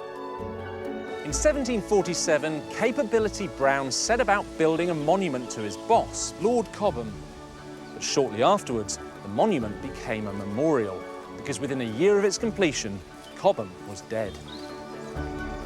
The octagonal column stands at an imposing 115 feet, with Cobham sporting a Roman toga on top. This is a pretty impressive monument, isn't it?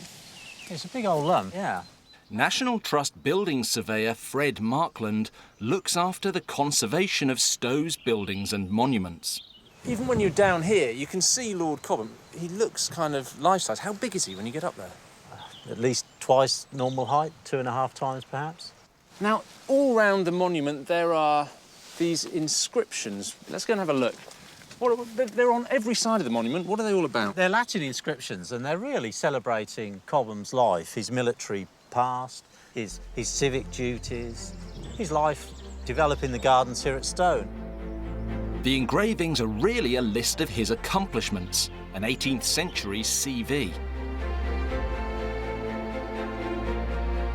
A monumental man in all sense of the word. It's not just a monument, is it? It's got another purpose, because you can go up. You can climb up inside. There's a staircase all the way to the top. And from that point, from the belvedere at the top, which is glazed, you can overlook Cobham's marvellous landscape. Protecting Cobham from the elements with a regular top coat of lime wash is a vital part of Fred's duties. How often does it get lime washed? Ideally, you'd want to lime wash this every 5 years or so, or at least give it a coat of something. But it hasn't been done for 15 years, since the monument was last restored. Well, let's go and have a look inside. Exactly, yeah. Ah, right, so I really am doing it.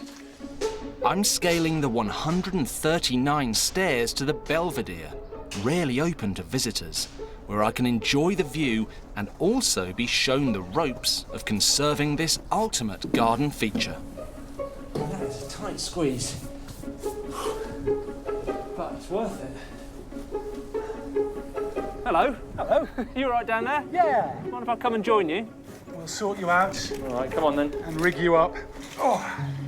Joe Pizzali has 30 years' experience under his harness, having inspected, repaired and consulted on some of Britain's most precious buildings.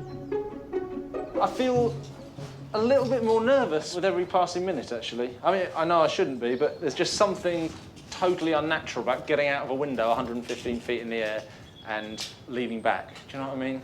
Get your thumb out. Hold it down like this.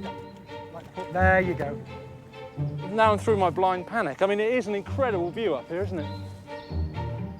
The statue of Lord Cobham up the top, he's got the best view in the house, hasn't he? He's even better than ours, down there. When you're this high up, you're surveying everything beneath you, right? I mean, this is the position for the lord of the house. Absolutely. Let's go down a bit Yeah, further. let's go down and have a look. Tell me, what are the basics of lime washing? What are we doing? It's a very old technique. So in here, we've got a slurry of stone dusts to give it colour and a paint, as it were, made up of calcium carbonate putty. OK, well, can I have a go? Of course you can. Goggles on first. Oh, yeah. Slap it on? Slap it on. The mixture here not only returns the statue to its original appearance, it helps repel acid and preserve the life of the stone. It's actually quite therapeutic in a way, isn't it? I mean... Almost zen-like. Yeah. Given it's your first time on the end of a rope with a brush in your hand, you're doing very, very well. I can sort of see the appeal, actually. You know, once you're up here for a while, you know, you've got this incredibly privileged view. You know, genuinely only the birds have got.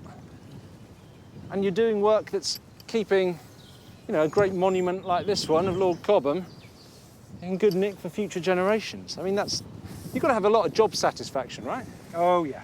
Yeah. It is a privilege, and I feel it every time I do it, so yes, yeah. I'm actually quite envious. Still want to go down, though. Nah, let's go. Come on. Oh, better mind the inscription. Just watch the manuscript if you can. Lovely. Yeah. We could do with that staying around a few more years, couldn't we? It's, yeah.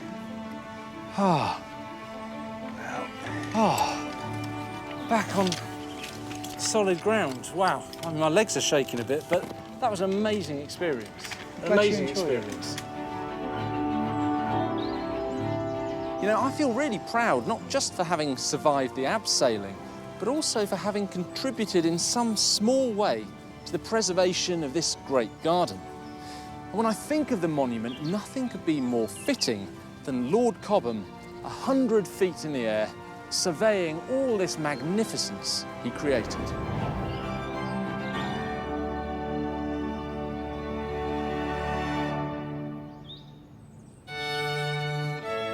Lord of all he surveyed he may have been, but Cobham's lofty ambitions reached new heights with his preoccupation with royalty.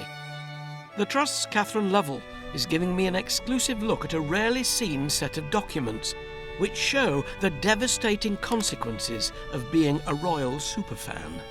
When did the obsession with royalty start? Well, Lord Cobham, it probably began with him. He was really keen to move in those circles of the upper echelons of society. He was a social climber. Definitely. He wanted to get the recognition of having the royals to visit, and that carried on down the generations in the family. Cobham used his neoclassical house and landscape to butter up the most powerful family in the land, and in 1737 he was proud to receive the Prince of Wales. But his descendant, the second Duke of Buckingham and Chandos, wasn't to be outdone, inviting the Queen to visit in 1845. The Duke of Buckingham is trying to get Queen Victoria to come. That Queen Victoria and Prince Albert did visit in 1845. What did they do for Queen Victoria coming? He created a whole driveway for her, which is called the Queen's Drive. He gilded everything, made everything as blingy as it possibly could be. What does she think of this extravagance? Sadly for the Duke, she wasn't that keen, we understand. I think she felt it was all a little bit too ostentatious. And we're given an example of this when it's rumoured that she went into her room to find a carpet, which she herself had been offered for sale, but had felt it was too expensive. So to then find it here... Oh, so for one of her subjects to buy it when she decided it was too expensive for her, not a good move. No, I don't think it went down very well. Unfortunately, an overpriced carpet was just the tip of the iceberg for this spendthrift duke, and the Queen's visit was the final straw. When the Duke invited the Queen to visit, he was already in debt to the tune of £1 million. Then? Yes, sadly so. Within 3 years of her visit, the Duke was declared bankrupt, and the contents of the House of Garden were largely put up for sale in 1848. Did it make much money? Sadly not. It was a 40-day sale, but we understand that it... 40? 40 days, yes. That's a lot of stuff. But we understand that it only made around £75,000. And we knew he was in debt before to £1 million. Exactly. It's nothing then, is it? No. The Duke earned the less desirable title of the greatest debtor in the world, ending his life in a seedy London hotel. By 1921, there were no descendants left with the heart to take on the estate, and Stowe was sold. This catalogue is a record of that final chapter. So you could even buy one of the temples. The Temple of Concord and Victory was up for sale, as well as, what, 5 antique copper two-handled urns. Lot 3,746. I mean, God, the Temple of Bacchus, an antique alto relievo carved stone frieze. I mean, they were selling everything from tiny weeny bits to socking great temples, but still not enough money to save it. Sadly, no, still not enough money. I believe it raised around £50,000 on this occasion. Well, how lucky that some of it didn't go. Exactly. Catherine has unearthed another Stowe innovation, one that helps the Trust keep track of just what happened on the estate. Stowe was one of the places to have the first guidebook, 1744, our first guidebook dates from, and that's vital information for us seeing what temples have gone, what statues have gone, and what things have been moved during that period. They did like to move things around as they created new parts of the garden. It expanded over the years. But it is still a magical place, isn't it? And knowing that all this happened, that the place actually almost fell apart, gives it a kind of added frisson, really, doesn't it? Yes, we're so lucky that enough of it was saved for us to still be able to view it today.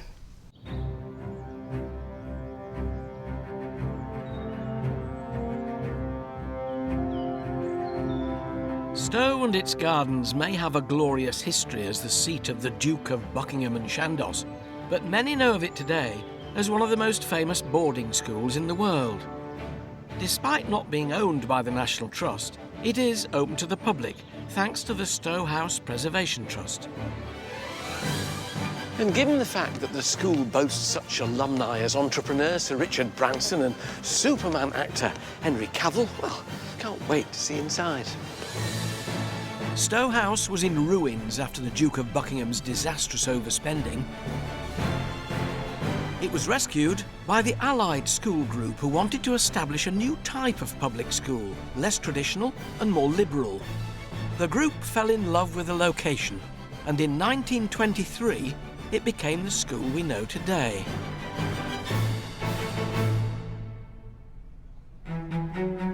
I've been summoned to meet headmaster Dr. Anthony Wallersteiner, who's going to share Stowe's secrets over a spot of school dinner. I'm told that there's something special about this particular place. You're sitting in the hot seat. Why the hot seat? This is where Queen Victoria sat when she came to Stowe, January 1845. This was the dining room? It was called the State Dining Room because of the state visits. And you have to imagine it with an incredibly long table down the middle, tapestries on the wall, paintings by some of the greatest artists of the Renaissance going through to the 18th, early 19th century. So no expense spared. Here I am, you're right, I'm almost exactly in the spot. Well, count the windows back, 3, 4, 5, 1, 2, 3, 4.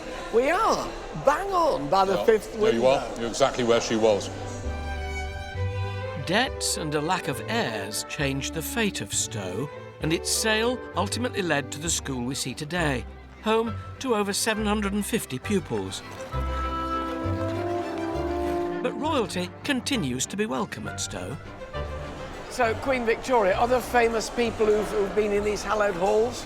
Every reigning monarch, including Her Majesty the Queen, Elizabeth II. In terms of other famous personalities, probably the most famous band in the whole world. The Beatles? The Beatles. The Beatles performed in Stowe? The Fab Four. How come they came here? Well, there's a man called David Morse. He wrote to Brian Epstein, the manager of the Beatles. As a pupil? As a pupil, as a 17-year-old boy, and invited the Beatles. And Epstein wanted them to get a bit more exposure, so he went along with it. And it was only right at the last minute that he discovered that Stowe was a school and that David was a 17-year-old schoolboy. And there's a sort of hurried exchange where Brian Epstein says, can you get the contract countersigned by an adult, preferably a housemaster? And Paul McCartney says about this concert, it was the first concert they played for about a year where they could hear themselves play their instruments and sing because they didn't have all the Beatlemania and all the girls going, wow. So, very well-behaved Stowe pupils. Very well-behaved, yes. Well done, the Beatles, well done.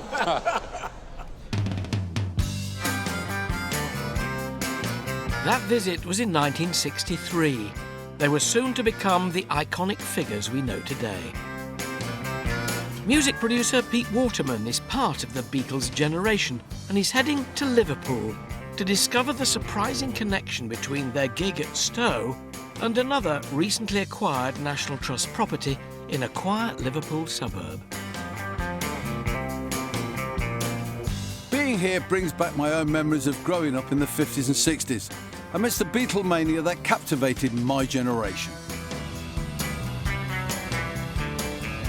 You would think this is the most unlikely spot for a revolution to begin, but it did.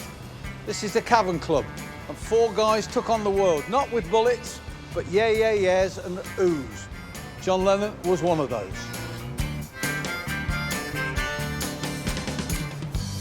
Today's Liverpool would still be recognisable to John as the city he grew up in and gigged in. As were these suburbs and one particular unassuming semi-detached on Menlove Avenue. I'm in Walton in Liverpool. I'm at the place where John Lennon, for 15 years, grew up. This was his Auntie Mimi's house. Looks a bit like Auntie Ginny's house. Built in the 1930s, number 251, or Mendips, as it is also known, is a mecca for all Beatles fans. Gifted to the National Trust by Yoko Ono in 2002, it's where John grew up after the breakup of his parents' marriage, and of course, where the music magic began. The only way to see inside John Lennon's childhood home is with Colin Hall, who has been guiding visitors around Mendips for 14 years. Good afternoon, how are you? Colin, how are you? Nice to meet you, Pete. Sorry, I was just washing up. That's all right, no problem. Do come in. Glad you're washing up, not asking me to do it. No, right. Wow. Well, this is Mendips, and this is the way that people would come into the house. In Liverpool, we used to have a phrase that you come round the back to save the carpet. Just so 1950, like, you know. And of course, the way that the National Trust has restored the house has been because it's got eyewitnesses that it can turn to, some of the student lodgers that Mimi took in, family, friends, their photographs, their memories of Mimi feeding people on green beryl crockery and having yellow formica in the kitchen. The house retains its original fixtures and fittings. It's just like my old childhood home. But all the contents have been recreated with period accuracy right down to the tiniest detail. My grandma had a stove exactly the same, you know. And the only thing that was missing when I walked in here was the joint being cooked for my dad's Sunday lunch. Exactly. Pete, would you like to go into the morning room? Oh, this is posh. Oh, blimey. This is the room that Mimi fashioned, really, as the family room. It was small and cosy, and John would sit in here drawing, and she would gather together some of the pictures she thought he'd discarded, and he would say, oh, don't throw those away, Mimi, because one day I'm going to be famous and they'll be worth a lot of money. Well, Pete, this is Aunt Mimi's living room. This is the best room in the house, and she was very proud of this room. They did like to come in here to read, and John favoured author Lewis Carroll. And if you listen to songs like I Am the Walrus, Lucy in the Sky, I think you can hear that reflected in his lyrics. What have you got here? A Galatone champion. He saw it advertised in Ravalli, a magazine of the day. And you could... On the back? Yes. Yeah. You could send for it mail order, and it was a cheap acoustic instrument. Wow, amazing. And Mimi, she used to say, you know, the guitar's all right, but John, but you'll never make your living at it. I can't sit and look at that guitar without having a bash at it. I was very fortunate to speak to Paul McCartney once. He said, do they still have that porch? And I said, yes, they do, Paul. And he said, oh, it's got a great reverb. John and I called it our echo chamber. We'd go into the porch to play. Come on then, we've got to go into the porch. Right. That is obvious. So this is the echo chamber, is it? This is the echo chamber. John would stand with his back to that door, and Paul had his back to this door. And of course, they're right and left-handed. Yes. So it's like a mirror image. It's a mirror image. Oh, my balloon love, she's my babe. Oh, great. Yeah, great echo. Amazing. From a house like this to one of the greatest talents of all time. Just staggering. And from these modest beginnings to global superstar, what a real ticket to ride.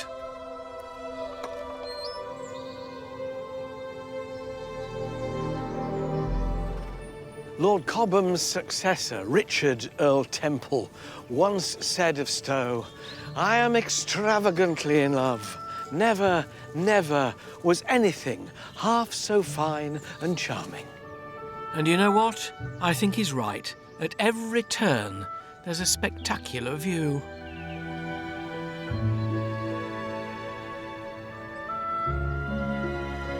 But I'm lucky to have that opportunity to explore it as it was meant to be.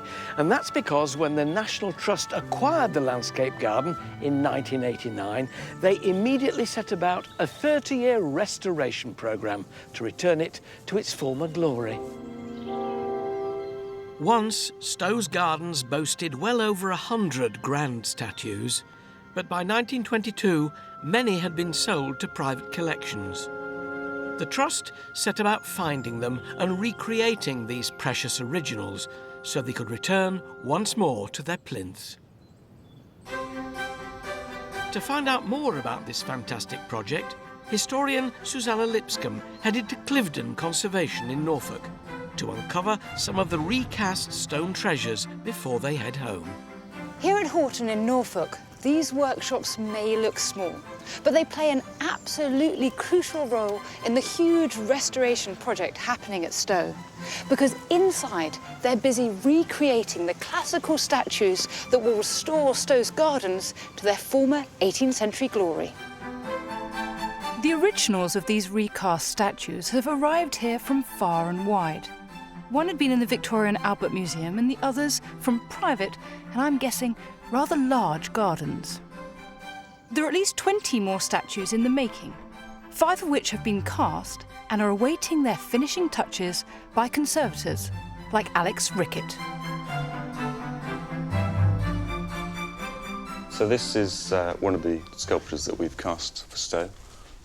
This is Samson and the Philistines, and he's just getting final clean up. So this is an exclusive preview. We're seeing them before they're put in place. Yeah, no one's seen them yet. That's great. And what's the process for doing this? Are there special techniques? Yeah, so we start with an original sculpture that we copy. So we bring the original to the workshop here, and then we start the mould making process. So we use silicone rubber to make the moulds, which gives absolutely perfect detail replication. So every grain of sand will be picked out. That's amazing. And then once we've got the mould, we cast it. So they're cast solids with a reconstituted stone mix. Alex is going to show me just how these perfect replicas are created. Okay, so these are for you. Right, I'm all kitted out, so let's go. Okay, we'll make a start. First, this is the mother mould, we call it. So there's a hard case that supports the silicone rubber inside.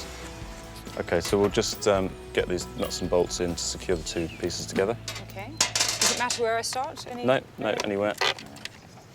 We'll get a nice tight fit between the two. So when we pour the mix in, We won't have any leaking out, hopefully. Trying to keep up. Okay. We're now going to mix up our reconstituted stone Yeah. mix.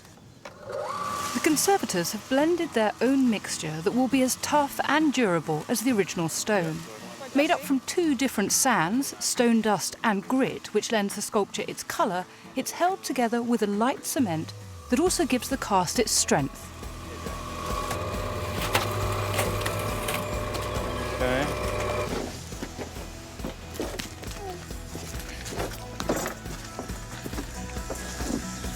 Oh, you have to be strong to do this, John. I can't believe I'm going to make something as beautiful as those things in there. We'll hold it there for now. Okay. And we'll get the poker, which will vibrate the mix and just make it flow into the mould. Okay. And just, yeah. So put that into the mould. And you can go all the way down.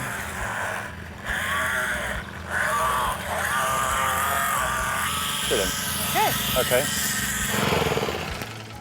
We can take it out of the moulds in about 48 hours. Okay. 2 days is then. Luckily for me, I don't have to wait that long, as Alex has a cast ready to be freed from its mould. This is precisely what the one we just made would look like. Exactly. Yeah. Wow. Oh, it smells, doesn't it? Okay. That's the exciting bit. Oh, wow. There she is. It's been so exciting to see Stow's restoration project firsthand with Clifton's conservators. These statues have been brought back to life through modern craftsmanship. And I, for one, can't wait to see them take up their rightful places on the plinths at Stow.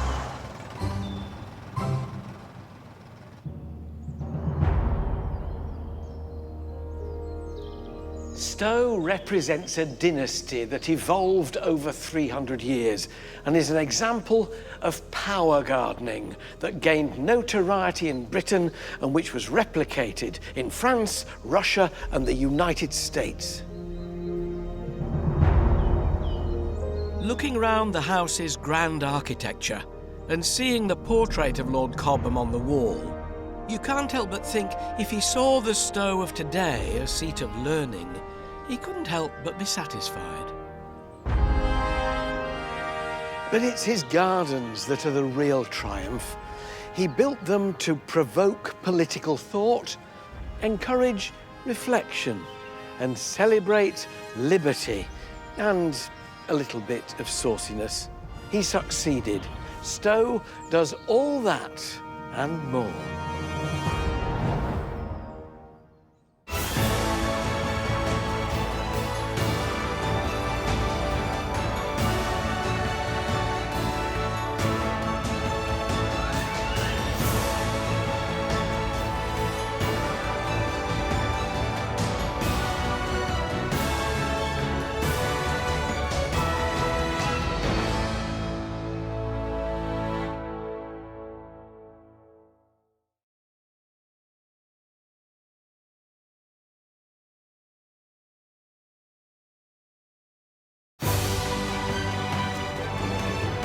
From Renaissance-style chateaux,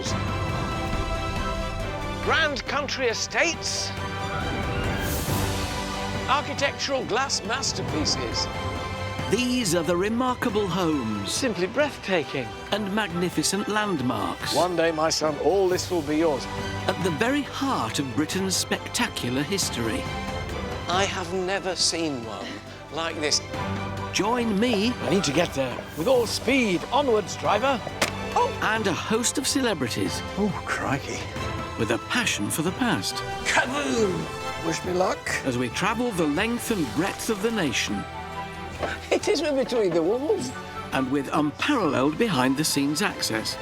From the highest heights. Now I'm through my blind panic. To the deepest depths. We'll uncover the secrets. Oh, my goodness. Still hidden within these breathtaking buildings. These are the places that nobody else gets to see. and explore the riches. How spectacular. And treasures of one of our most loved institutions. This is an amazing story. Come on, I want to know the end. I want to know the end. Welcome to the secrets of the National Trust.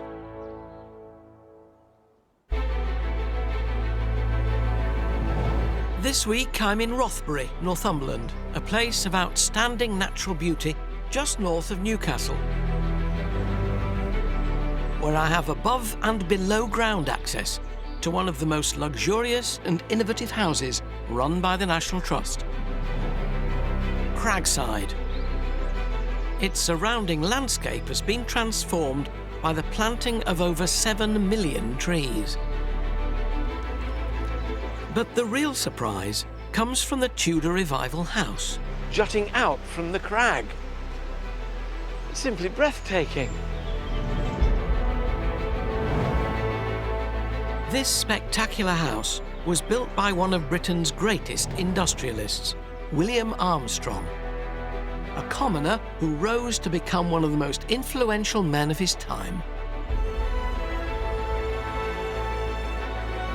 He became Lord Armstrong and not only built this house, but transformed it with the greatest technical advances of the day. Here, he pioneered hydroelectricity, making it the first home ever to be powered by renewable energy, bringing modern living to the Victorian era. And all of this made 19th century Cragside the world's very first eco-home.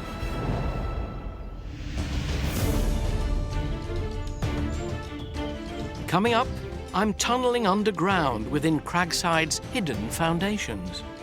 I was assumed that secrets of the National Trust would be rather more glamorous than this.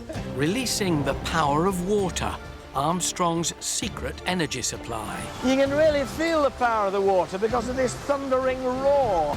And leafing through royal paintings so precious they haven't even been seen by the experts. It's so exciting for me to see this book. All to discover why Cragside was described as the palace of a modern magician. And to find out more about how Cragside's technology was taken into the 20th century, Peter Purvis discovers a castle that took Armstrong's innovations and ran away with them. It looks pretty dangerous to me. Yes. And with Cragside influenced greatly by the arts and crafts movement, Angela Rippon is off to the home of its main designer, to unearth prints hidden for over a century. While Miriam O'Reilly gets to see a rarely glimpsed side of Cragside from its treetops. That was absolutely fantastic. Thank you, Tree.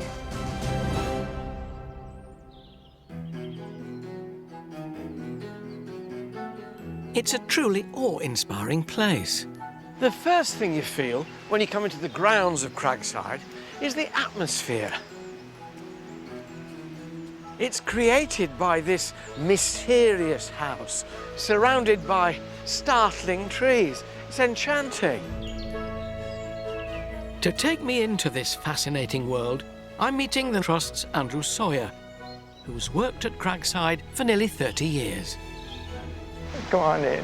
It's an astonishing place, isn't it? Yeah. Not only is he going to show me around this magnificent house, the time and the money this must have taken. Oh, yes. He's also going to tell me about William Armstrong, the industrial innovator who changed the world. So this is his study? Yes, it is indeed. Wonderful, quiet enclave. Yes. You see him being in here. There's a great arts and crafts influence here, isn't there? There is, and of course, the house is largely built in the arts and crafts movement. In William the Morris 1880s. patterns. Yes. Yeah. And that's him, presumably, is it? Yes, as a young man of about 21. Very handsome. He is, yes, because we all see him as an old man, really, in lots of pictures. But it's nice to see him as a youth. And if you're a powerful man, you need a powerful desk. That is definitely a powerful desk. So what brought William Armstrong to Rothbury, to this part of Northumberland? Well, he was a very sickly child. He had terrible chest problems. He wasn't really meant to survive. So his father sent young William up to take the country air to get away from all that industrial pollution in Newcastle. He absolutely adored it and he learned to fish here. So it worked, in effect? It did, and he really took to the water and he was in the water all the time. This obviously sowed a seed. I mean, water was to be the driving force of his life, wasn't it? Yes, it was become an all-consuming passion. He took so much notice of the water and how the water ran. And its power. He wanted to make water more efficient so that it could be used as an energy force. Do you think, in a way, when he came here fishing then, the seed was sown that one day the ambition would be to have a house here? He just adored Rothbury. And he said, in this very room, actually, that if it hadn't have been for Cragside and Rothbury, he wouldn't have survived. Armstrong's childhood passion for water ultimately brought him astounding industrial success. He pioneered hydroelectricity and invented the hydraulic crane, which revolutionised shipbuilding worldwide. And early innovations in armaments would later make Armstrong one of the richest men in Europe, allowing him to focus his attention on Cragside, transforming it into his perfect home.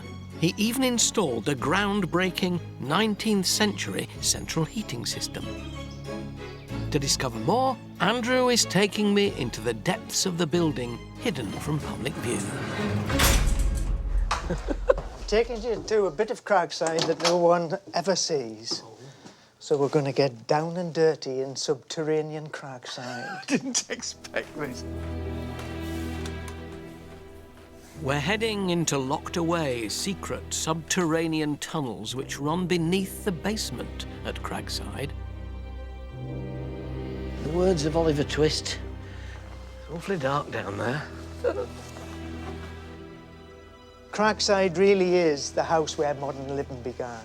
He put in a complete central heating system throughout the house. It was assumed that secrets of the National Trust would be rather more glamorous than that. God, where are we? Wow. Oh, I didn't expect this.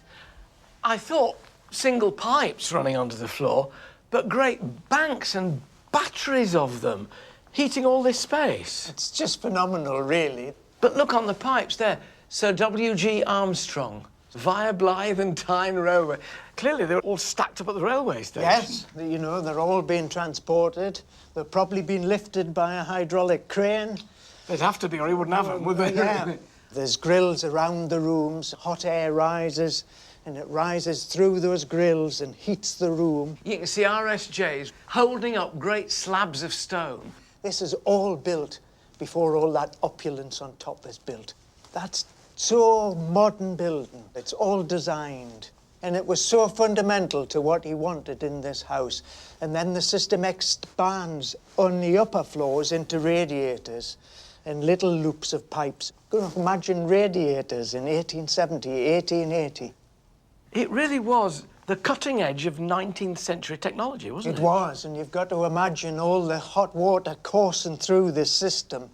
It was absolutely red hot down here. It was all designed for the room. Yeah. Lord Armstrong's one of the richest men in Europe by the time he's creating all this.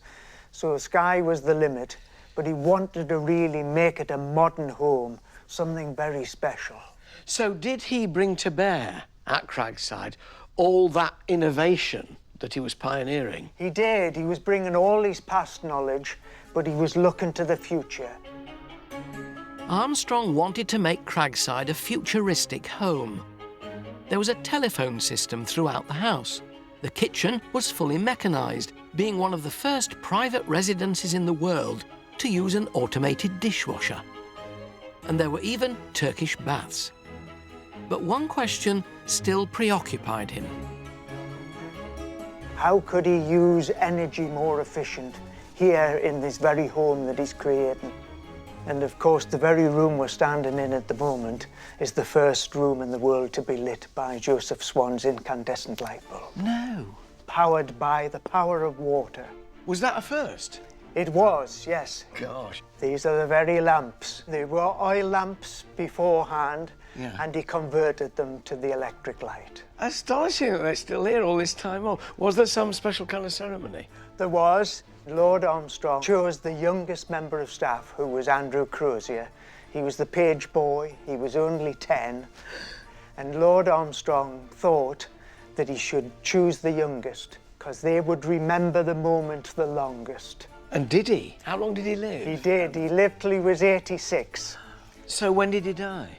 He died in 1956. That recently, so right the way up to 1956, he was able to say, I was the first person to have turned on electricity powered by water, hydroelectricity. He was indeed. Why was Armstrong so obsessed with renewable energy? Well, the very year he came here in 1863, he predicted that all the coal reserves in this country would have been mined out within 212 years.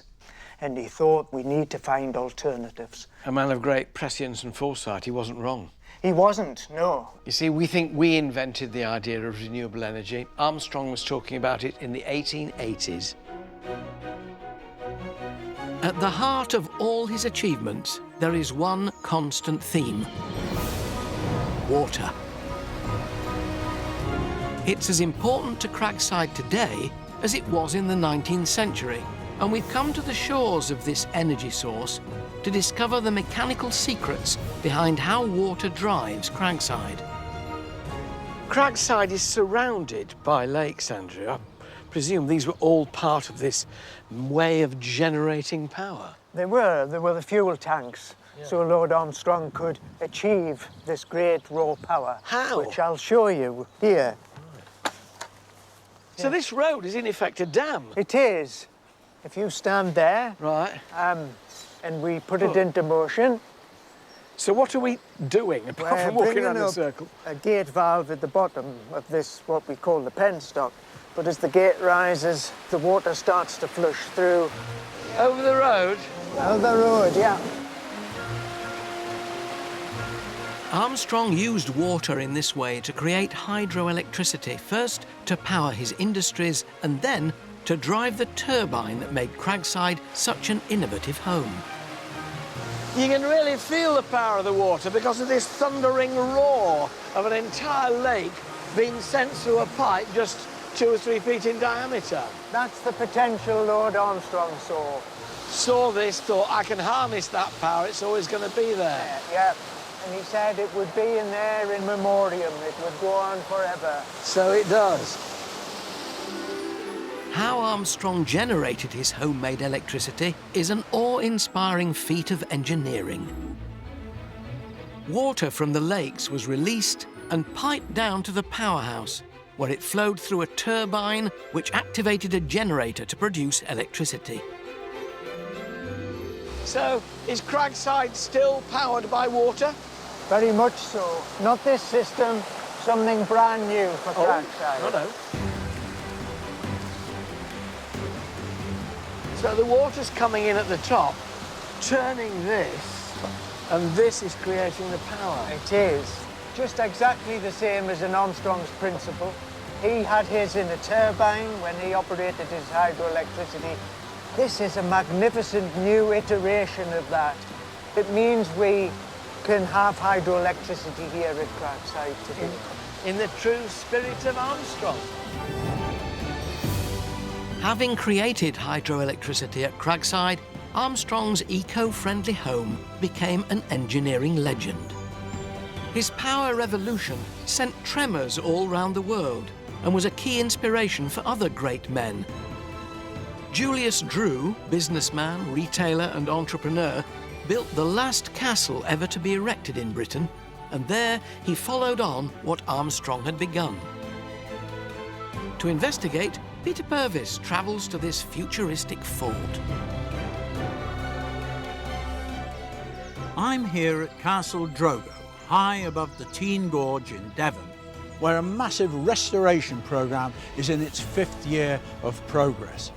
What little bits you can see of it, it does look pretty ancient, but believe it or not, this castle was only built 100 years ago. Castle Drogo near Drew Stainton was designed in the early 1900s by the celebrated architect Edwin Lutyens. Famed for his creation of the cenotaph in London, he's been described by some as the greatest British architect of the 20th century. Briar Mason, the House and Collections manager here, knows all about the man who commissioned the build, Julius Drew.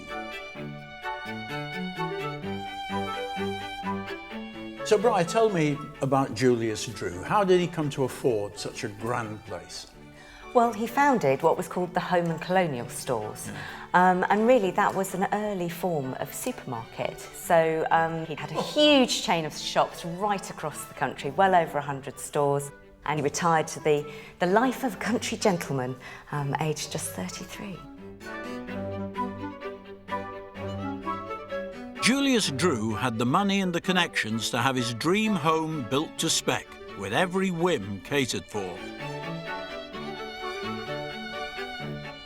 So what did Julius do with his spare time once he'd retired? Well, Julius, with his wife Frances, of course, travelled extensively across Europe and stayed in the most luxurious of hotels. And of course, they came with all the modern luxuries that you could possibly want. So whether that's hot and cold running water, or lifts to get you around the building, and of course, telephones in every room. So gadgets. Gadgets generally, and when they were deciding what they wanted to go into their home, of course, they wanted to have that level of luxury and, of course, could afford it. This is a butler's pantry, isn't it? It's full of all sorts of bits. Go on, show me. So this is our electric teacup warmer.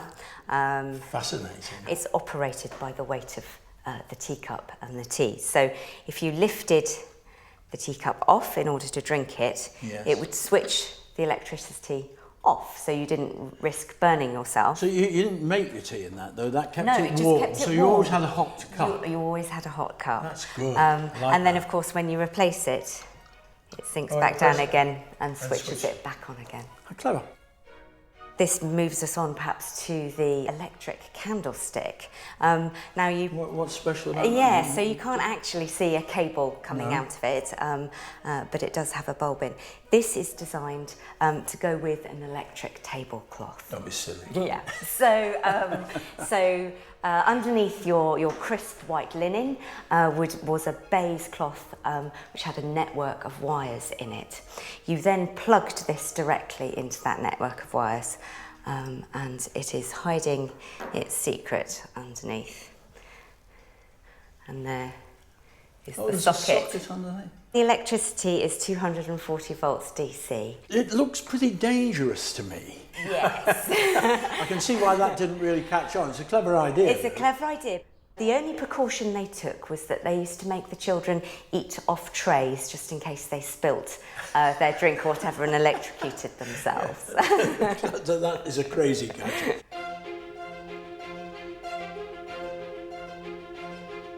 To power all his incredible gadgets, Julius needed a supply of electricity, and he didn't have far to go. 700 feet below the castle, the River Tean proved the perfect source. He took the hydroelectric baton from Lord Armstrong and developed the technology innovated at Cragside, bringing it into the 20th century. I'm off on a short journey to a part of the estate that visitors won't normally see. Drew's seat of power, his hydroelectric system, being restored for the first time in 23 years. Building surveyor Wes Key has worked on the hydro project since 1983. This unassuming building, also designed by Lutyens, is where the electricity was generated for Castle Drogo until 1994, and will do so once again using the original 1920s turbines. There's a couple of rods to put onto the guide vanes that control the speed of the turbine. Yes. This small yet vital piece of the puzzle will control the amount of power produced. So what we're going to do is we're going to actually link the last two pins together so that When these arms move, they actually all move synchronised. Understood. So they're all Yes, synchronised yeah. together, and they can open and close. Go on then, show me what we've got to do. Right, so we need to get one of these pins. That lifted up to there, and that drops into there, and the pin goes through that. In there. Haven't quite got it in the right... There we are. It's in. Is it going in? Needs the hammer. There we go. There you go. I must say I feel really energised by the fantastic work that's going on here at Castle Drogo to restore this eco-friendly power system to its former glory. And I'm sure Julius Drew would smile if he realised how his passions have passed through generations across the estate.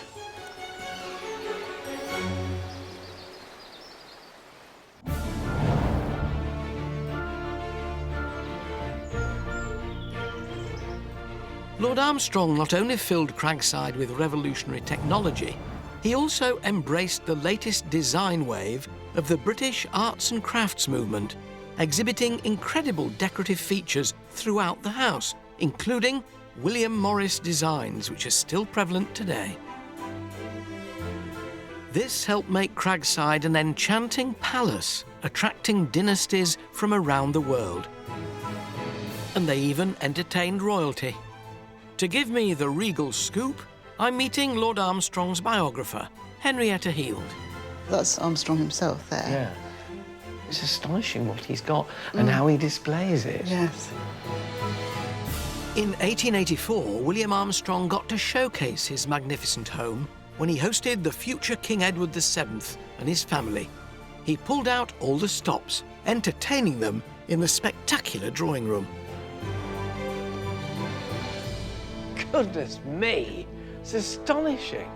It is quite something, isn't it? Isn't it? I mean, what sort of preparations did the Armstrongs make for the royal visit? Well, the most important thing they did was to make sure that this room was completed on time. So they built this. Rolling out a red carpet is one thing. Building a fireplace like that, the royals must have been hugely impressed. You know, when you stand in front of it, it's absolutely monstrous, massive, huge Well, it thing. is huge. It's made out of several different kinds of Italian marble. It weighs 10 tons.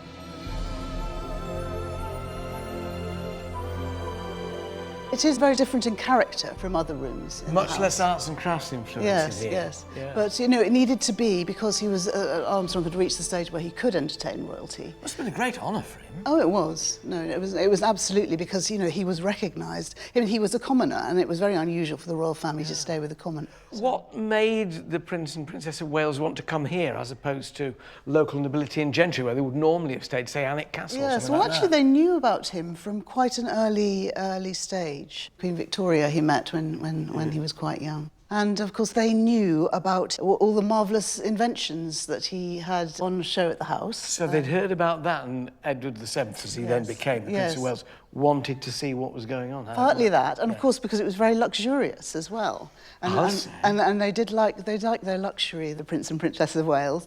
Armstrong had hot and cold water, they had proper baths, they had central heating, and not to say the electric light. I mean, the electric light was the most astonishing thing, because they didn't have that, of course, in Buckingham Palace. What was the reaction of the locals? Well, I mean, of course, they were very excited to have this visit from the royal family, and they'd never seen anything like it before, I don't think. I'll So bet. they even commissioned a special book of watercolours from the local artist who was a favourite of Armstrong's to commemorate the occasion, and this is it.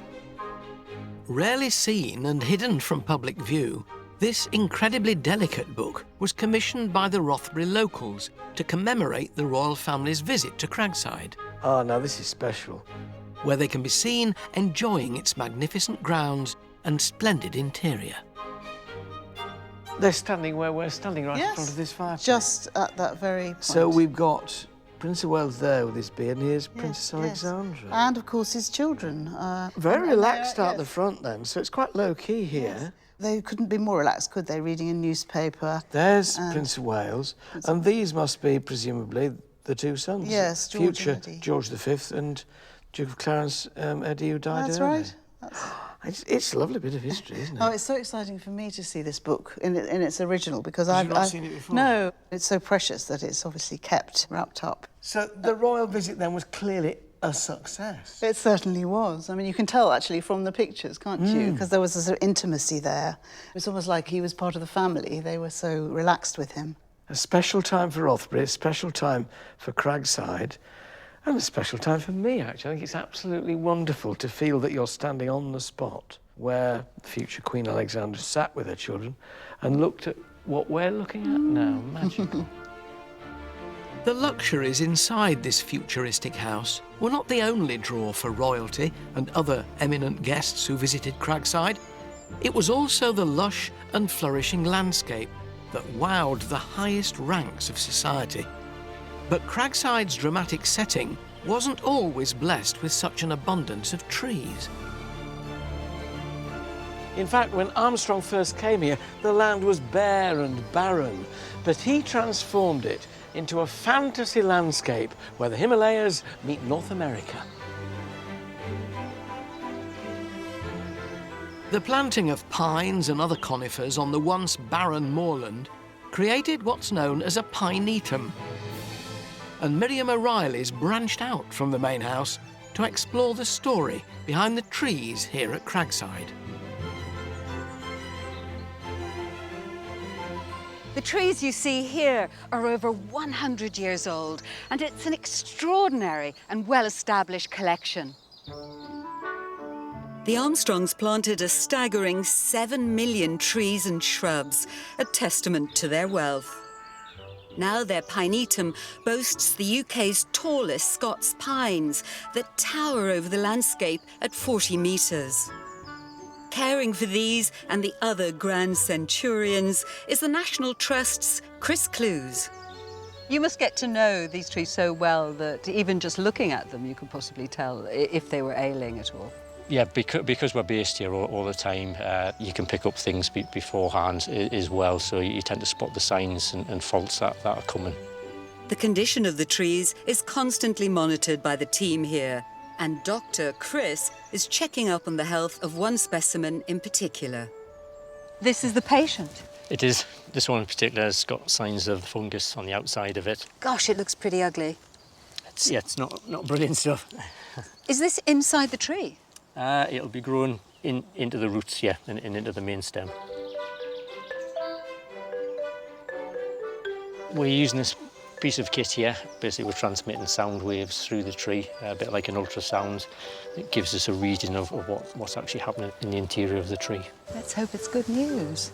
Sonic sensors are attached to a number of small pins that have been inserted into the outer bark round the whole tree.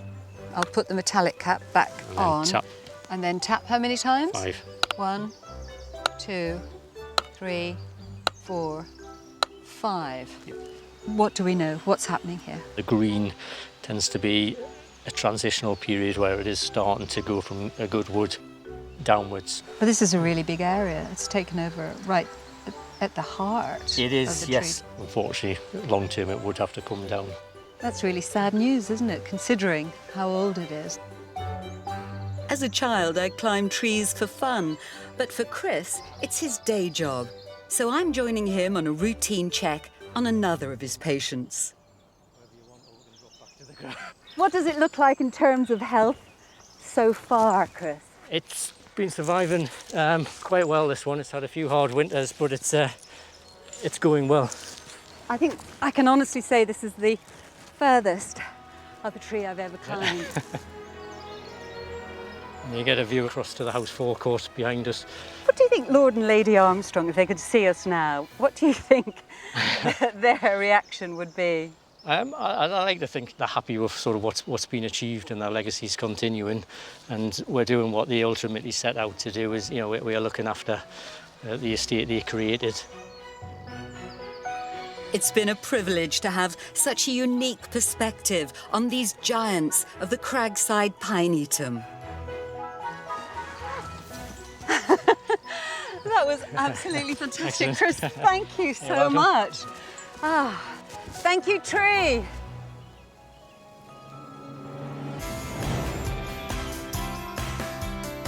Today I've been exploring the secret side of 19th century Cragside in Northumberland, an outstanding piece of Tudor revival architecture. It was home to water wizard Lord Armstrong, who pioneered hydroelectricity to power the house, which he filled with electrical gadgetry, including an underground heating system, a lift, and even a dishwasher. This building was so far ahead of its time that a future king even requested to come and stay here. What do you think Armstrong would have made of today's advances in technology? Oh, he would absolutely adored it. He loved communications. He was a very early adopter of the telephone. He had telephones right across this estate, right from the early 1880s, which was quite remarkable.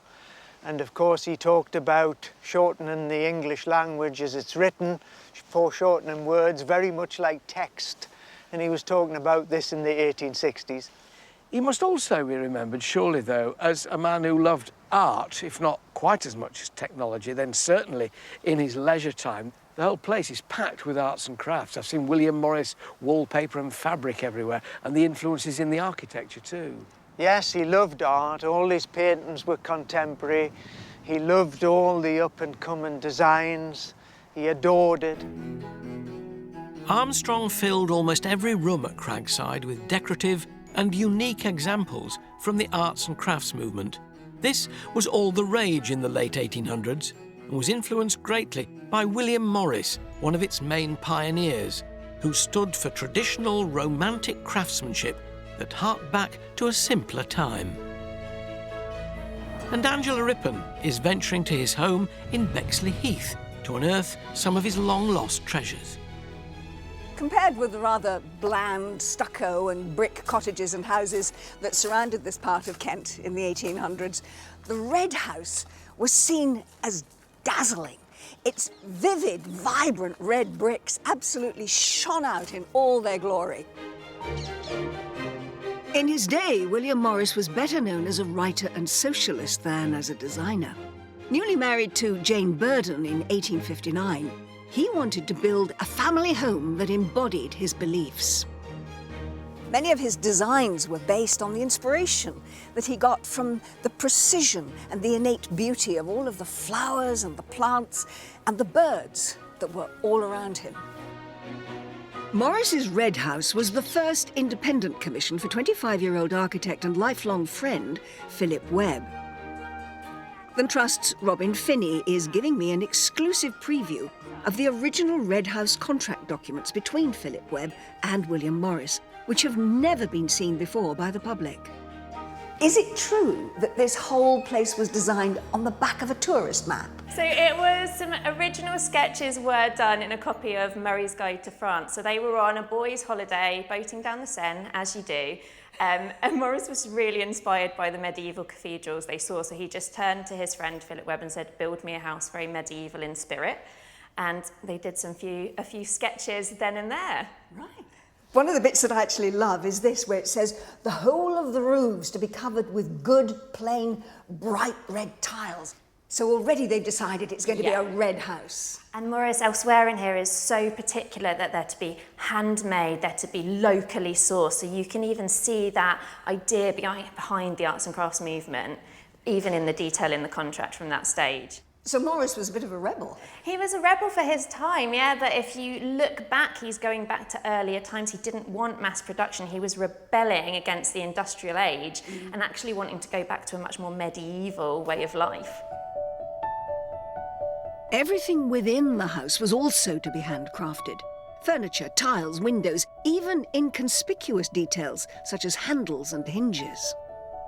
Morris encouraged his family and guests to paint features in the house and to leave their signatures etched in its glass panes. I've got something to show you just behind this curtain. In the course of their restoration and conservation, the team here often uncover bespoke works of art, both big and small. Robin is keen to share with me one of their latest finds, not on show to the public. So this is our latest pattern discovery in the house, so people don't really know about this yet. And it's been very damaged by the layers of wallpaper that have been put on by owners afterwards. But what you can see here is the centre of the flower. So what is the importance, the significance of what you're finding? The significance of it is those first ever Morris repeating patterns, and you can see from them where it developed into those wallpapers. So this was before Morris actually got round to designing wallpaper himself? Actually, Morris had no wallpaper in this house. Nowhere at all? Everything in this house was painted straight onto the plaster, and it was actually the process of decorating this house that made him go, we could make a business out of this and create Morris & Co. And the first 3 wallpapers that went into production for the firm were designed here. Morris's close circle of friends, many of them pre-Raphaelite artists, contributed to the decor of the house, not only with painted motifs, but also with grand wall paintings. Edward Burne-Jones depicted wedding scenes from a medieval English romance, while the story of Genesis, discovered in 2012, has been attributed in part to Dante Rossetti's wife, Lizzie Siddall. Hi, Angela. What are you up to? I'm checking our wall painting for damage. The Trust's Ellie Bagnall regularly carries out checks on these fragile wall paintings. With a torch, we use something called raking light. So we put the light at a 45-degree angle against the wall painting, and it shows up damage and cracking and where the paint is coming away from the wall. Professional conservators come in and they touch it up with watercolour. So we use a paint that is non-permanent, so it can be reversed. This is just one of the many tasks that Ellie and her team of volunteers perform as part of Conservation Tuesday, a rigorous scheme carried out every week. Volunteers clean the house from top to toe, but not with a duster. They use specific brushes depending on the materials they use. So hog's hair for firmer and more sturdy items, all the way down to delicate pony and goat's hair for those really delicate surfaces. William Morris said, "The past is not dead, it is living in us and will be alive in the future, which we are now helping to make." And that's a sentiment that I think not only sums up this rather beautiful red house, but perhaps more importantly, the conservation work they're doing here to ensure that William Morris's work really does survive well into the future.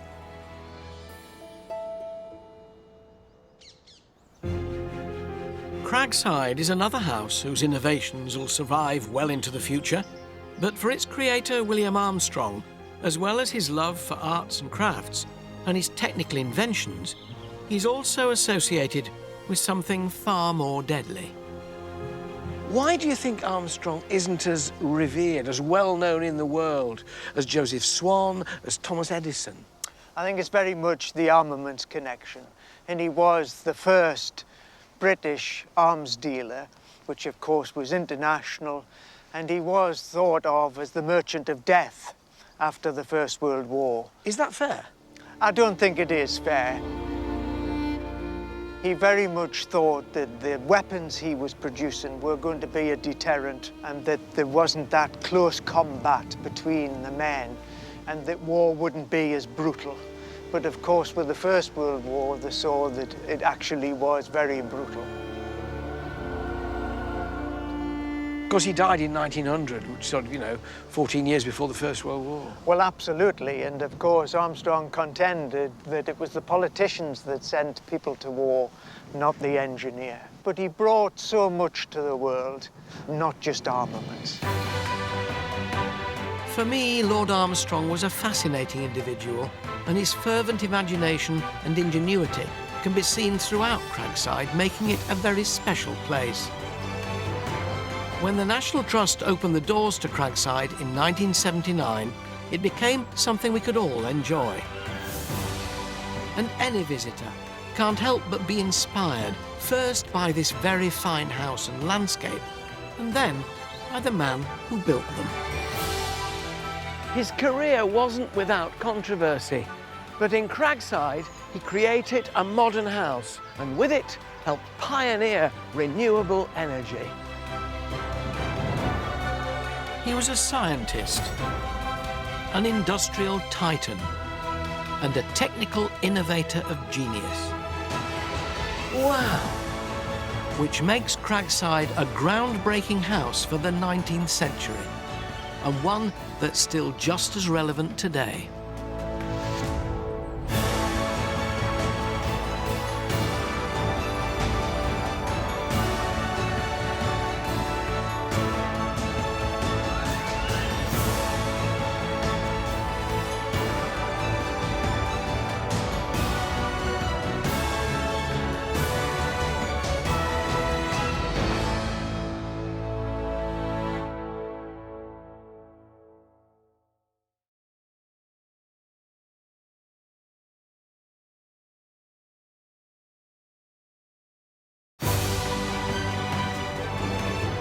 From Renaissance-style chateaux,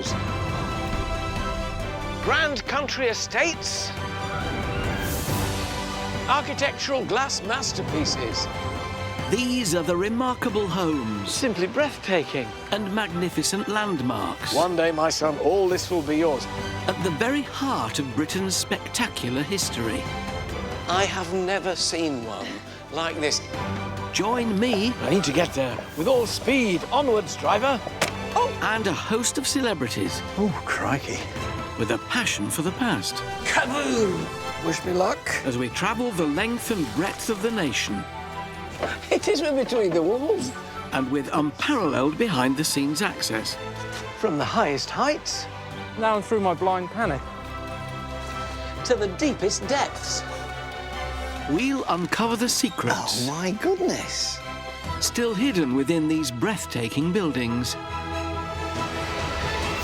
Oh! These are the places that nobody else gets to see. And explore the riches. How spectacular.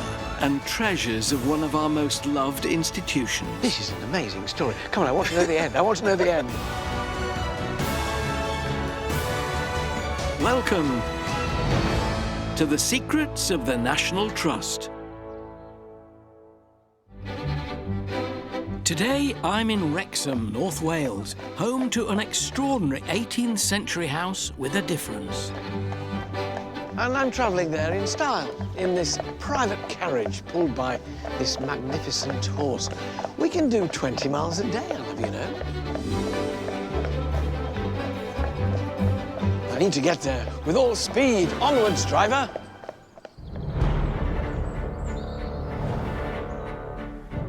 Erddig is one of Britain's most fascinating stately homes. Designed by Thomas Webb in 1683, for almost 250 years, the York family called this grand country pile home. But today, I won't be going in by the main entrance, because in this grand house, the real interest and the exciting stories are below stairs. Where I'll be revealing the Yorks' shockingly intimate relationship with their lowly staff. We're talking romance in this picture. With the help of hidden photos, private letters and secret diaries. The 9th of September, suddenly the bombshell explodes. I'll uncover astonishing stories of scandalous love. It would have been a sackable offence in most houses, wouldn't it? Yes. And ruthless betrayal. This is a black mark on the family, isn't it? Absolutely. And out in the grounds, I explore the mysteries of an amazing wall of water. It's like the lost world. Whoa! Also at Erddig, Angelica Bell is punch-drunk behind the scenes at the estate's orchards. Oh, not quite so much. Nigel Havers goes sky-high at Powys Castle for a new angle on Erddig's Georgian landscape gardener. This is amazing. Fairly scary. Very scary. And Miriam O'Reilly's at Cork Abbey in Derbyshire. Gosh, this really is going back in time. Uncovering the terrifying tricks commonly used to keep domestic staff in check. And all you'd have is a candle. You might not have even had anything to light your way, just the light at the end of the tunnel. But to get the lowdown on the secrets of the servants' quarters here at Erddig, I'm meeting the National Trust's Graham Clark. It's very kind. The service around here is superb. Thank you very much. Graham, hello. Hello, Alan. Welcome to Erddig. Lovely to see. I don't think I've ever arrived in such style. It's wonderful. I know, we've taken you past the usual entrance for the York family and brought you into the heart of the estate here, the working estate, right into the stable yard. The servants here were treated rather differently from normal, weren't they? That's right. They weren't treated as servants, they were treated as people. The Yorks really wanted to know a lot more about their staff, so they got to know them very well. And in the end, they actually commissioned portraits, photographs, and wrote poems about them, so they knew them very well. How unusual is this in terms of, you know, boss-staff relationship? I think portraits have been done in the past, but actually in hand with the poems as well. As far as we know, that's unique. Can we go and have a look at them? Certainly can. Thank you very much indeed. Enjoyed that. The tradition of having servants' portraits done started back in the 1700s, when the first Philip York ordered paintings of his staff. He would then write poems packed with praise and add them to the portraits. Later, the Yorks moved on from painting to photography, and pictures of their staff were proudly displayed in a below-stairs corridor. It's the closest you're likely to get to a servant's Hall of Fame. There are so many of them. This is like the National Gallery of British working life in a country house. Masses of them. That's right, and they were all put here by the family. But this is a great photo. This is all the heads of department at Erddig here, out on the front steps. So here you've got the butler. Drawing his cork. Drawing his cork. We've got children's slippers here, nursemaid, and here is the cook with her brace of fowl at the front. Oh, they look a fierce lot, don't they? Fierce brood. They are, aren't they? This is a very early Daguerre type, and I think you had to keep a straight face for much longer in 1852 than you do now. Can you notice anything that's really different about the photo? Are they the family of the house, or are they more servants in the window? That's the family. So what makes this really unique is the fact that the family have not only put themselves in the photo with their servants, but they've actually put themselves at the back. They're not the focus of this photo. That says a particularly special relationship, doesn't it? It does. And this poem, all the way around it, verse after verse after verse after verse. So what we tend to see is a stanza really about each member in here. Yeah. And some of them are quite poor poetry, but they're really charming. Cheesy but charming. Now, the last verse, it says, "That open window in between, the squire and lady here are seen, together with their children twain, who did to present age attain. These two small heads, now old and grey, yet dimly recollect the day, but after 60 years of space, how little does the memory trace." So that was written so many years after the rest of it was done. And the one next door is a later one. Well, this is 60 years later. So the date is now 1912, and look how technology has improved. We've now got a photograph. It almost leaps out at you now, doesn't it? It does seem very clear, doesn't it? Last verse here. "At open window sits the squire, in the same place where sat his sire." So that's his father. The little boy in that picture is now the master of the house in this one. Absolutely. You know, I look at this, and it reminds me that on my father's side, he was a plumber, but his father and grandfather were gardeners. I'm a gardener. It's in the blood. And I look at the man down there and think, 100 years ago, that would probably have been me. Wonder if I'd have made head gardener. Below stairs at Erddig, you get a real feel for a life of service in the 19th and early 20th centuries. Like all servants, staff here would have spent long hours in the laundry, the bakehouse, the kitchen and the dairy. But if you look hard enough, you can spot telltale signs of that oddly open boss-staff relationship here. It's huge. It is. It's lovely, isn't it? Great size. It's a great kitchen. And what I particularly like about the room is that the windows are at ground level.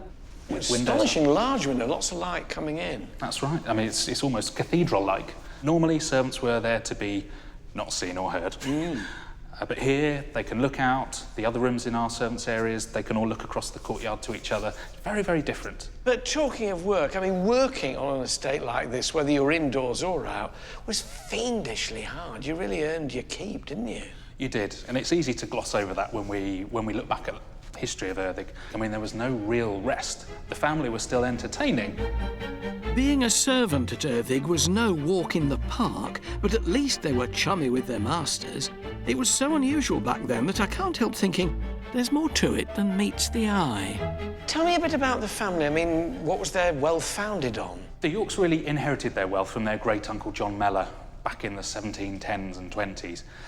And although they were asset-rich, you know, we're in a big house, they really had to keep their coffers topped up every generation or so, every other generation, with a wealthy marriage. But that really meant that they had to look after their money.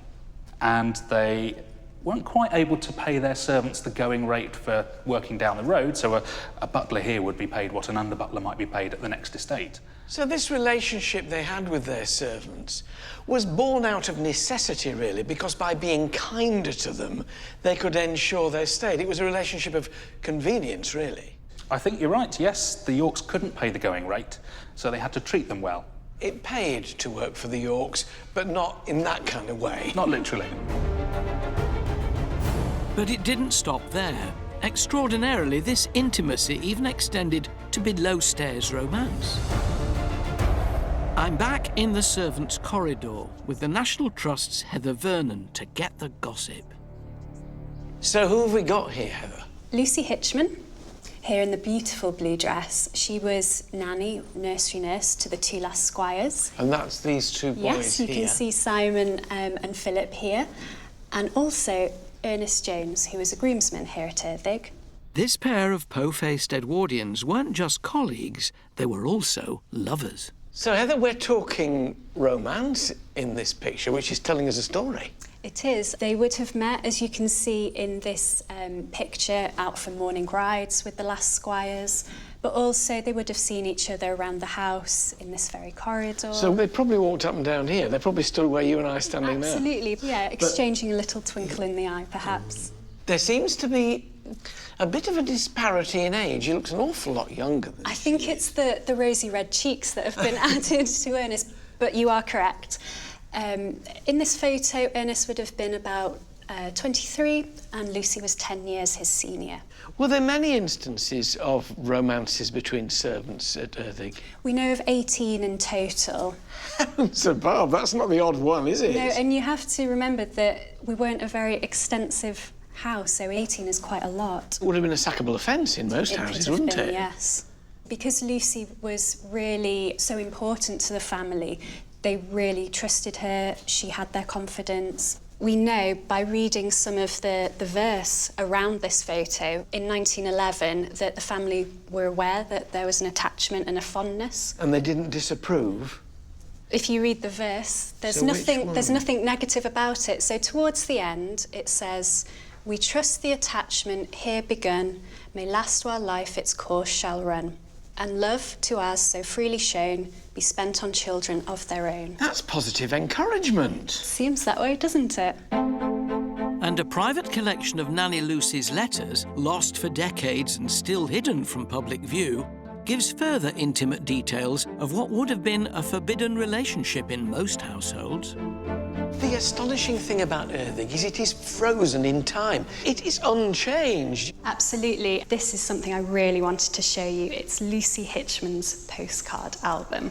So she collected postcards, she was sent postcards. By friends, by relatives, and by her employers as well, Mr. and Mrs. York. Gosh, all these... Oh, look. Reading. I've been to Reading. Some very glamorous places in here. But this album itself was found in a second-hand bookshop. No. So we almost didn't have it here at Erddig. How remarkable. We have a really nice example here. This is one that Ernest sent to Lucy. Dearest, this PC is, I think, rather a rare one. I thought it would do for your album for the winter nights. Weather rather showery and heavy, too. Nothing really changes. It's Wales. And then Ernest and Lucy. Yes. He's written his name and he's Entwined entwined them. it That's with why her. I love it. What a romantic he was. Blatant courting among servants would have meant getting the sack in other stately homes, but the bosses at Erddig were actively interested in the romance between nanny and groom. There's another postcard as well. Mrs. York clearly knows that Ernest and Lucy have a correspondence and fondness, as she says, "Can you send me the news when you write to Miss Hitchman?" This is an intriguing relationship, isn't it, between the master and mistress of the house and their servants. They've almost become like family to the Yorks. The romance between Lucy and Ernest came to an abrupt halt with the outbreak of World War I. Around 6 million men were mobilised, and Ernest was among the first to volunteer in 1914. But the couple remained wartime sweethearts and reunited when peace was declared. So, what happened? They married in 1919. They did move away from Erddig, but sometime later they did come back. So, they lost them in the interim, but they came back. Yeah, so they clearly still had a love for the place. Yeah. They were living on the estate. This postcard shows Mr. and Mrs. Jones at Erddig Park.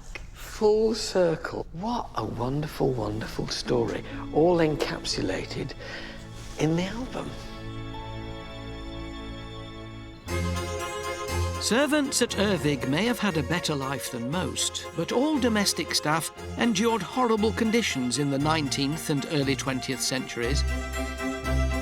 They worked for up to 17 hours a day, earning next to nothing. They had no employment rights and lived with the constant threat of being sacked by a bad-tempered boss. Miriam O'Reilly is at Cork Abbey in Derbyshire, discovering how the masters there made sure that servants were neither seen nor heard. I'm at the home of the Harper family, who for over 300 years had a very different relationship with their staff than the Yorks at Erddig.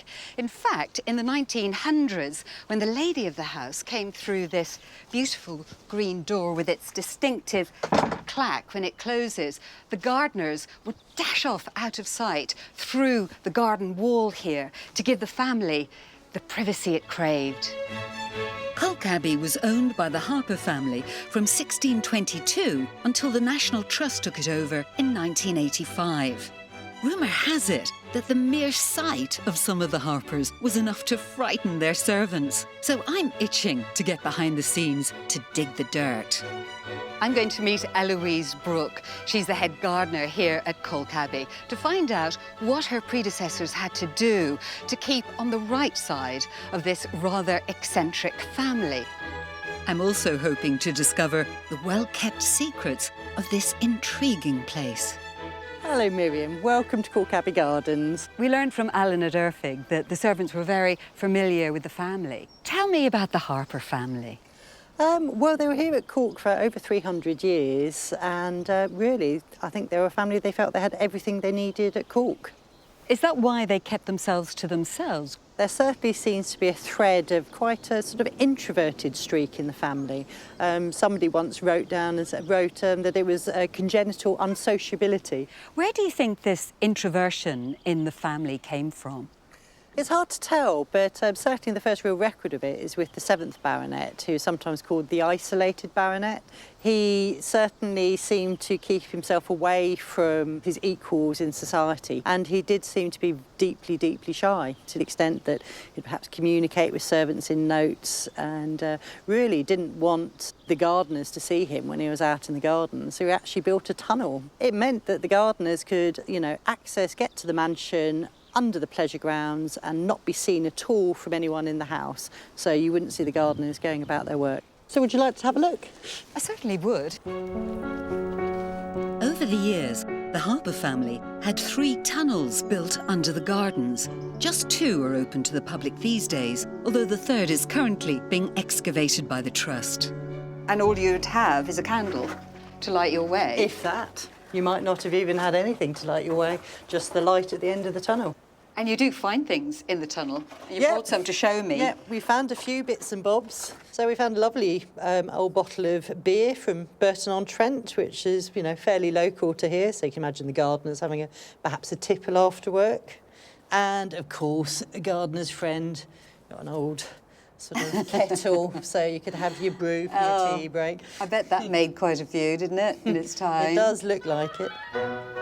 I want to know what life was like for the servants indoors, so I'm meeting the National Trust's John Parkinson, who's going to fill me in on upstairs-downstairs relations here. It's It's a wonderful space, isn't it? This really is going back in time. So you would have had the cook in here. Who else would have worked in here? There'd have been the scullery maids, the kitchen maids, the cook. The cook, actually, we think lived up the staircase there. There was a little bedroom just living over the job.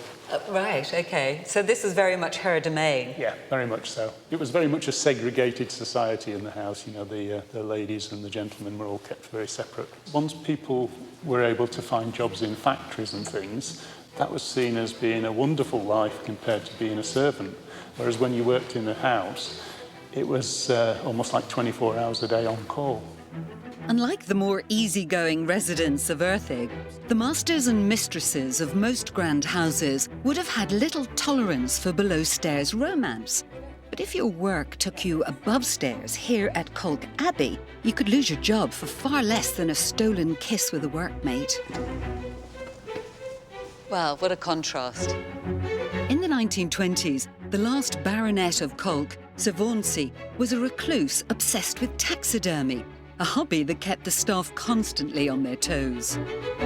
The servants' role in all this was really to maintain the even temperature with the fires, and the servants were really under strict orders about the amount of heat that was output from the fires. Quite often they were reprimanded by Sir Vauncey if it got too hot in a room, for example.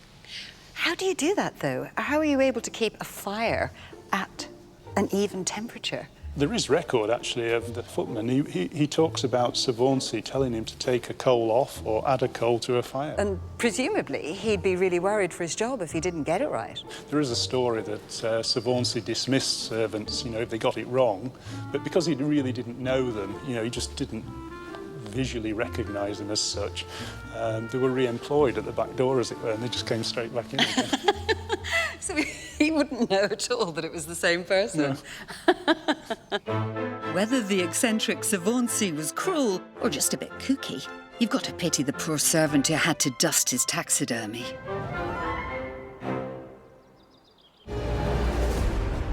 I'm at Earthig, a grand country house near Wrexham in North Wales.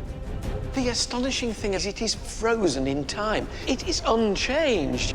The York family lived here for 240 years, and in that time, they were unusually cosy with their servants. Are they the family of the house, then, or are there more servants in the window? That's the family. The Yorks' free and easy attitude makes me quite fancy being an Earthig gardener back then, but I'm doing the next best thing by meeting current head ranger James Stein. He's promised to show me an intriguing liquid curiosity in a hidden corner of the estate. I can hear this water, but I can't actually see it. The gushing sound is made by a peculiar circular cascade known as the cup and saucer. Oh, now I see the cup and saucer, but the cup's underneath the saucer. Yes. Is it one on top of the other? Yeah.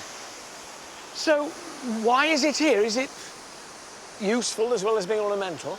One function, as you said, is to be ornamental, but the second function is to stop erosion of the river Black Brook here by doing that very effectively, by dropping the water level very quickly. The river Black Brook runs for 2 miles through the estate.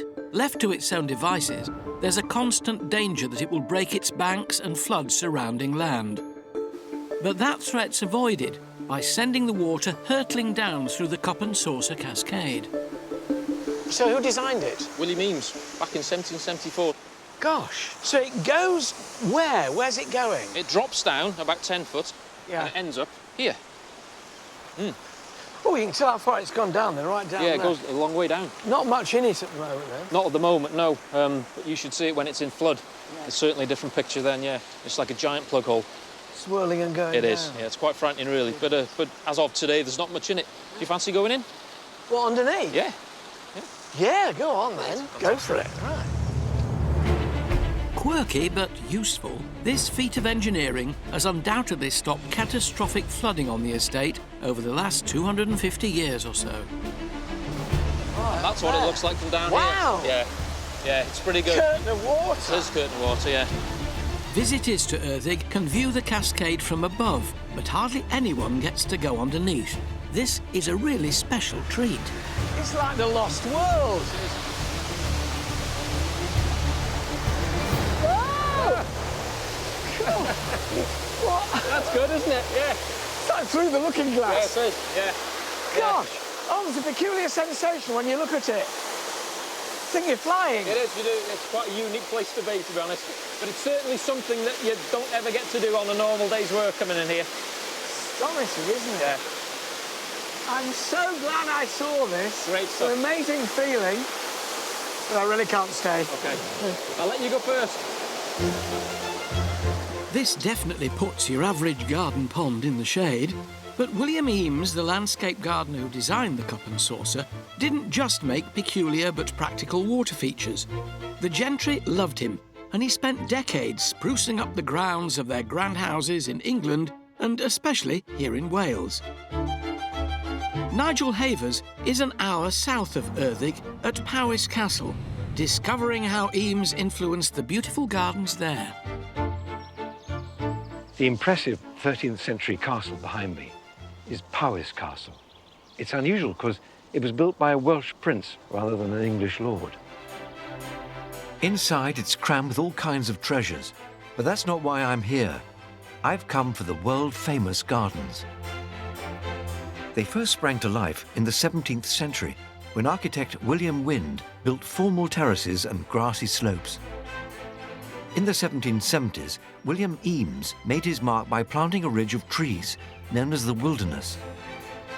Today, the gardens at Powys are amongst the most incredible in the country. I'm meeting head gardener David Swanton to get to the root of just what makes them so special. Here you've got a Baroque terrace garden, we've got the landscape part from the 1800s around us, and then a 20th century formal garden. Yeah. And all to be side by side together is pretty unique, to be honest. In the early 1900s, Violet, the wife of the 4th Earl of Powys, was determined to make Powys grounds the most beautiful in England and Wales. She had them lovingly restored, leaving this rare example of Baroque gardens in the UK. I must say, I think this is the most beautiful formal garden I've ever seen. In the 17th century, the hedges here would have been sculpted into smooth, conical shapes. But when William Eames was about in the 18th century, they were left to grow out.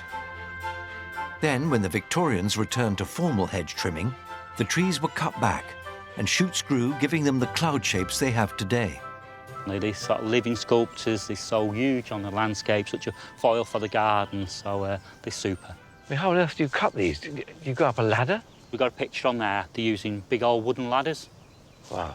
Nowadays, we fortunately got a cherry picker and we work safely from the basket from that. Even with 21st century technology, it still takes up to 10 weeks to give this lot a short back and sides. And having come all this way, I'd be rude not to lend a hand. So I'm joining gardener Dan in the cherry picker. Look at this. This is amazing.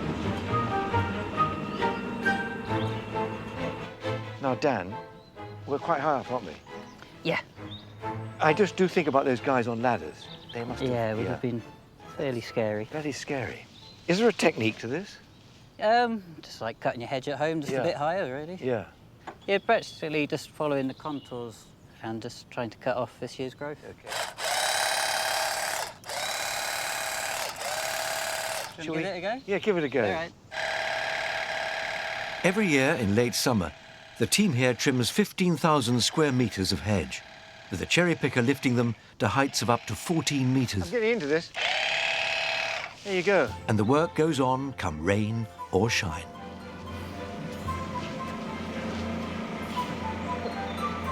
Good bit of kit there, isn't it?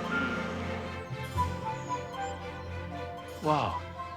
Who could believe this topiary trimming could be so intense? Next time I see my neighbour Alistair trimming his hedge, I'll make him a cup of tea. Maybe something stronger.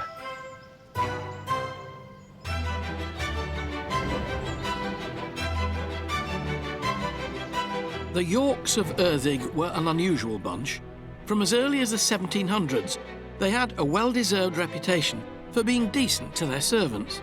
But after almost 200 happy years, the household was shaken to its core by a dramatic series of events that threatened to destroy that friendly relationship forever. In the early 20th century, Erddig was home to Philip York II and his wife Louisa, who loved to entertain, but struggled to cope running a stately home and managing the finances. When Louisa discovered that the household accounts didn't add up, she accused the housekeeper, Ellen Penketh, of stealing.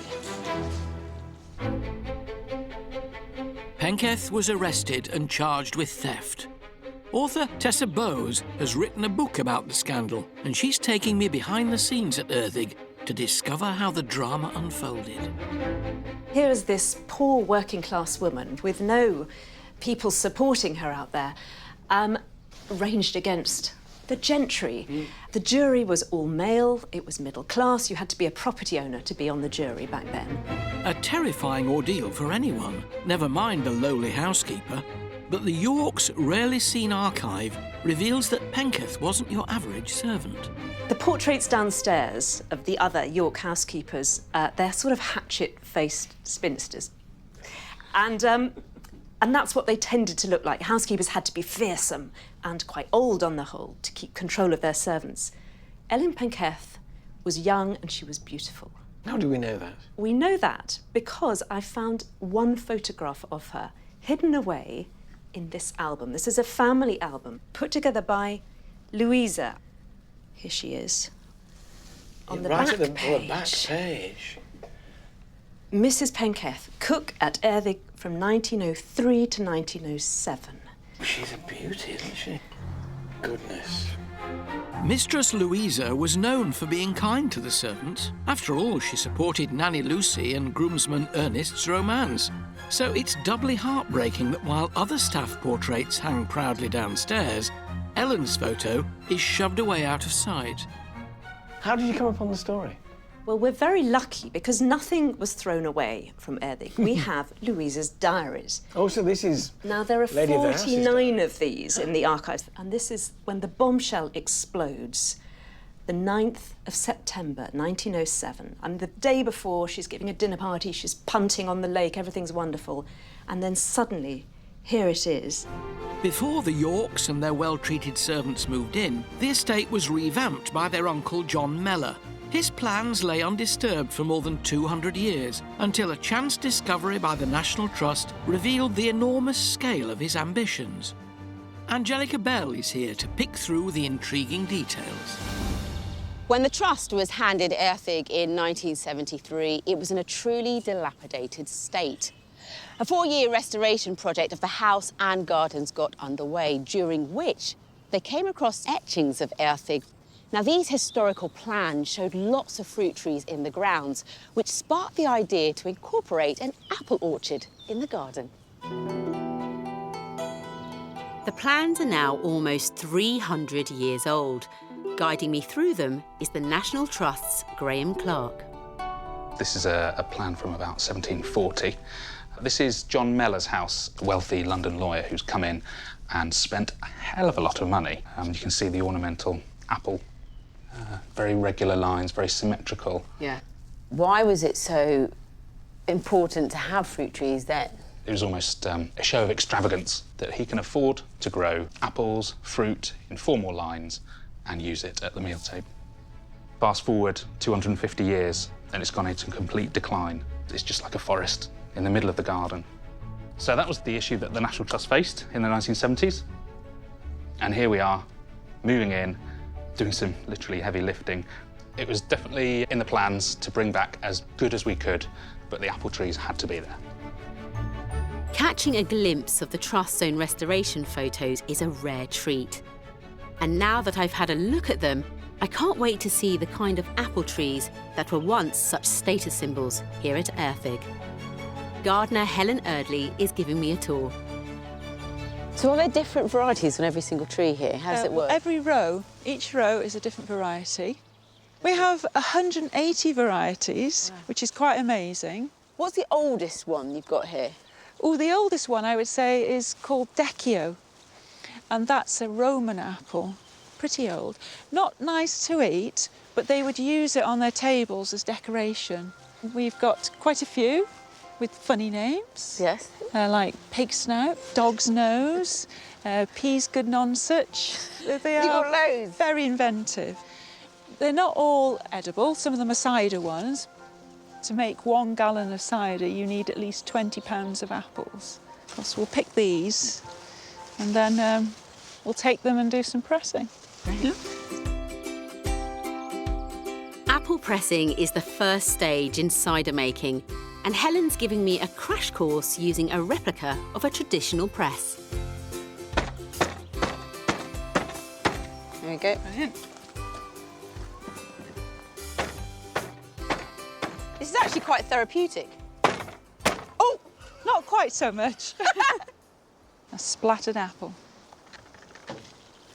Keep going, Angelica. It's going. Keep going. You've really got to love cider to go through this. Ooh, here it comes. Is it coming? But look at the colour, isn't that lovely? It's beautiful, it is. Yeah, amber nectar. But all that hard work for just that little bit, I think we should just stick to the bottled stuff. I think you're right. I think we've got some. For over 25 years, a local brewer has been using slightly more sophisticated methods to produce up to 750 litres of Earthig's very own cider every year. So let's say cheers to all those gardeners who harvested those apples. Cheers. Cheers. The Yorks of Earthig were a rare breed. Kind and respectful towards their staff, they ruled over a happy household for almost 200 years. Normally, servants were there to be not seen or heard. But here, it's very, very different. But it all came crashing down in 1907 when an enormous sum of money went missing. This is when the bombshell explodes.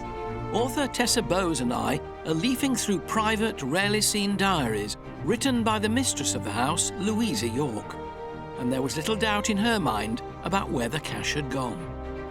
Mrs. Penketh, who has been cook here for 5 years, is a regular professional thief. She's stolen and robbed goods and money to the amount of £500. There it is. And it kind of gets worse. She gets really vindictive and angry as the days roll by. £500 back then is almost £30,000 in today's money. A hefty sum, even for the wealthy, but a life-changing windfall for a lowly servant like Ellen Penketh. Did she look as though she was using it elsewhere? Did her dresses become more beautiful? Did she have a carriage and pair waiting outside? Not at all. When she was discovered and turfed out of Earthig, she was destitute. She didn't have a penny to her name. So the money went missing. What happened to it? It's not a straightforward story.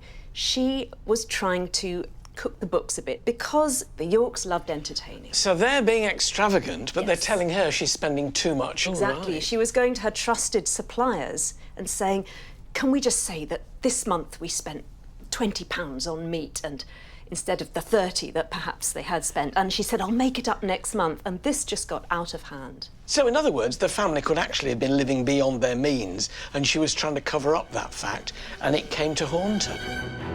When Penketh eventually went on trial, things took an unexpected turn. The housekeeper was painted not as a lawless thief, but as an undervalued servant. She earned £45 a year.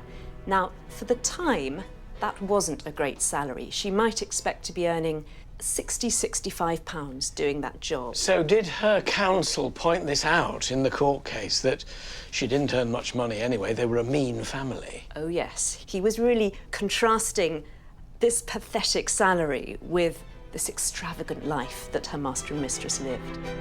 9 times out of 10, the servant would have been locked up and life in the house would have returned to normal. But in a shocking twist, the jury found housekeeper Ellen Penketh not guilty. So how unusual was it for a servant to win a case? I think very unusual indeed. The jury was all male, it was middle class, you had to be a property owner to be on the jury back then. And you would have thought that they would have gone for their own kind. So she's found to be innocent by the jury. Is that the end of her career, despite the fact she's won the case? That is the end of her career. She's gone down in history. Even today, she's the thief cook of Earthig. Their servant walking free was alarming enough for the Yorks, but their troubles didn't stop there. Massive press coverage of the trial left everyone's reputation in tatters. Tuesday's proceedings, yards and yards of it. Yeah, it's a verbatim description of what happened in court. This must have done the family as much, if not more, harm than it did Ellen Penketh. Yes, they probably really regretted taking this to court. Dirty linen. Absolutely dirty linen. Their overdraft, Louisa's spending habits, how much she paid to have her portrait painted, how much the baby's new bonnet cost. It's all in there. This is a black mark on the family, isn't it? Absolutely. How do they get over it? Well, they start to treat their servants a little bit more carefully. The wages go up, and Philip York, he started doing this PR exercise between him and the servants. He had to believe that they loved him and know that he was looking after them. So he wrote the poems that we see in the corridor. So the poems, in effect, say, Absolutely. I do love you really. And after all this, yes. You wondered if they really believed it, don't you? That some of the Yorks' poetry may have been partly driven by guilt is an eye-opener. I think the full truth behind the Penketh trial will never really come to light. In any case, the saga was a painful blip in the otherwise friendly relationship between master and servant here. And it's that uncommon bond that makes the story of Erddig unique and fascinating. The relaxed attitude of the Yorks allowed the staff to have identities outside their roles in the house. And this saw romance blossom and the staff immortalised in portraits and photographs. The Yorks didn't always get it right. When faced with the Penketh scandal, protecting their own reputation came before compassion for their staff. But by the standards of their time, the family were pretty forward-thinking bosses. And by acknowledging their servants' existence and recognising their hard work, the staff of Erddig have lived on and have risen to become the most important aspect of the entire estate.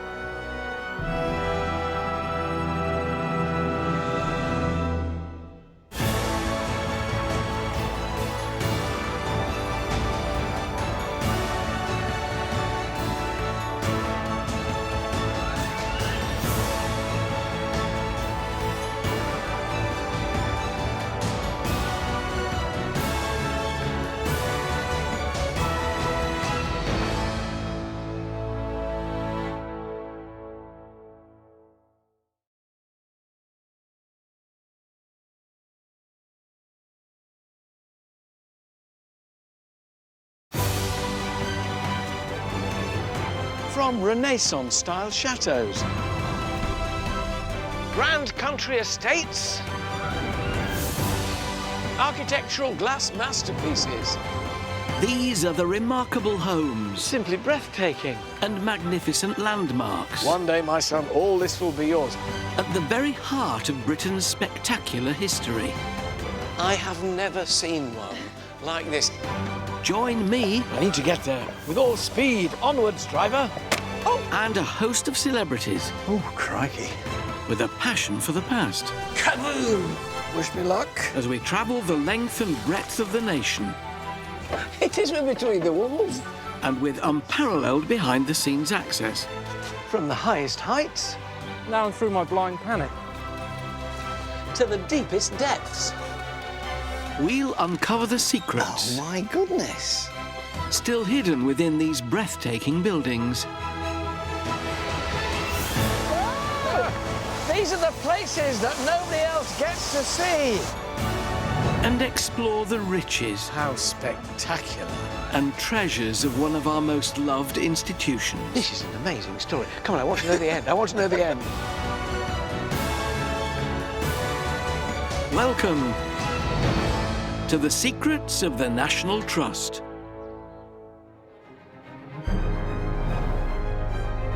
Sitting in the heart of the English countryside is a thrilling surprise. A glamorous French chateau, so rich in treasures, it drew kings, queens and princes from around the world through its front doors. Inside, in these sumptuous and luxurious rooms, a multimillionaire would host extravagant soirees for a who's who of 19th century high society. Home to 3 generations of the wealthy Rothschild family, this pleasure palace was created with just one intent: to surprise and delight the visitors who flocked here. And boy, does it do just that. Welcome to Waddesdon Manor. By discovering secret staircases... Oh, my goodness. Revealing sparkling guest lists. The Queen, that's the Victoria. Is everybody allowed to leaf through it like this? Absolutely not. And hearing from both family... So he's my great-great-great-uncle. And the creator himself. Weeds will spread over the gardens. Oh. We'll uncover a man whose imagination was fueled by tragedy. Filling the gap that she'd left. And who found comfort... How spectacular. ...only in the happiness of others. Also tonight... Oh, yeah. It's rather sharp. Writer and journalist Clive Aslett visits the breathtaking new house on the estate with Lord Rothschild. So this house is full of things that you've collected? It really is a very large part of my life. Wow. Presenter Alison Hammond parties at Polesden Lacey. So you actually could get much closer. And writer Oz Clarke gets a little scare. We haven't broken it, don't worry. It's only dismantled. When a Waddesdon treasure gets a little TLC. That screw is very precious. When you're out for a jaunt in rural Buckinghamshire, the very last thing you expect to be confronted by is the French Renaissance. But as you approach Waddesdon's elegantly turreted chateau, well, it's exactly like stepping into a fairy tale.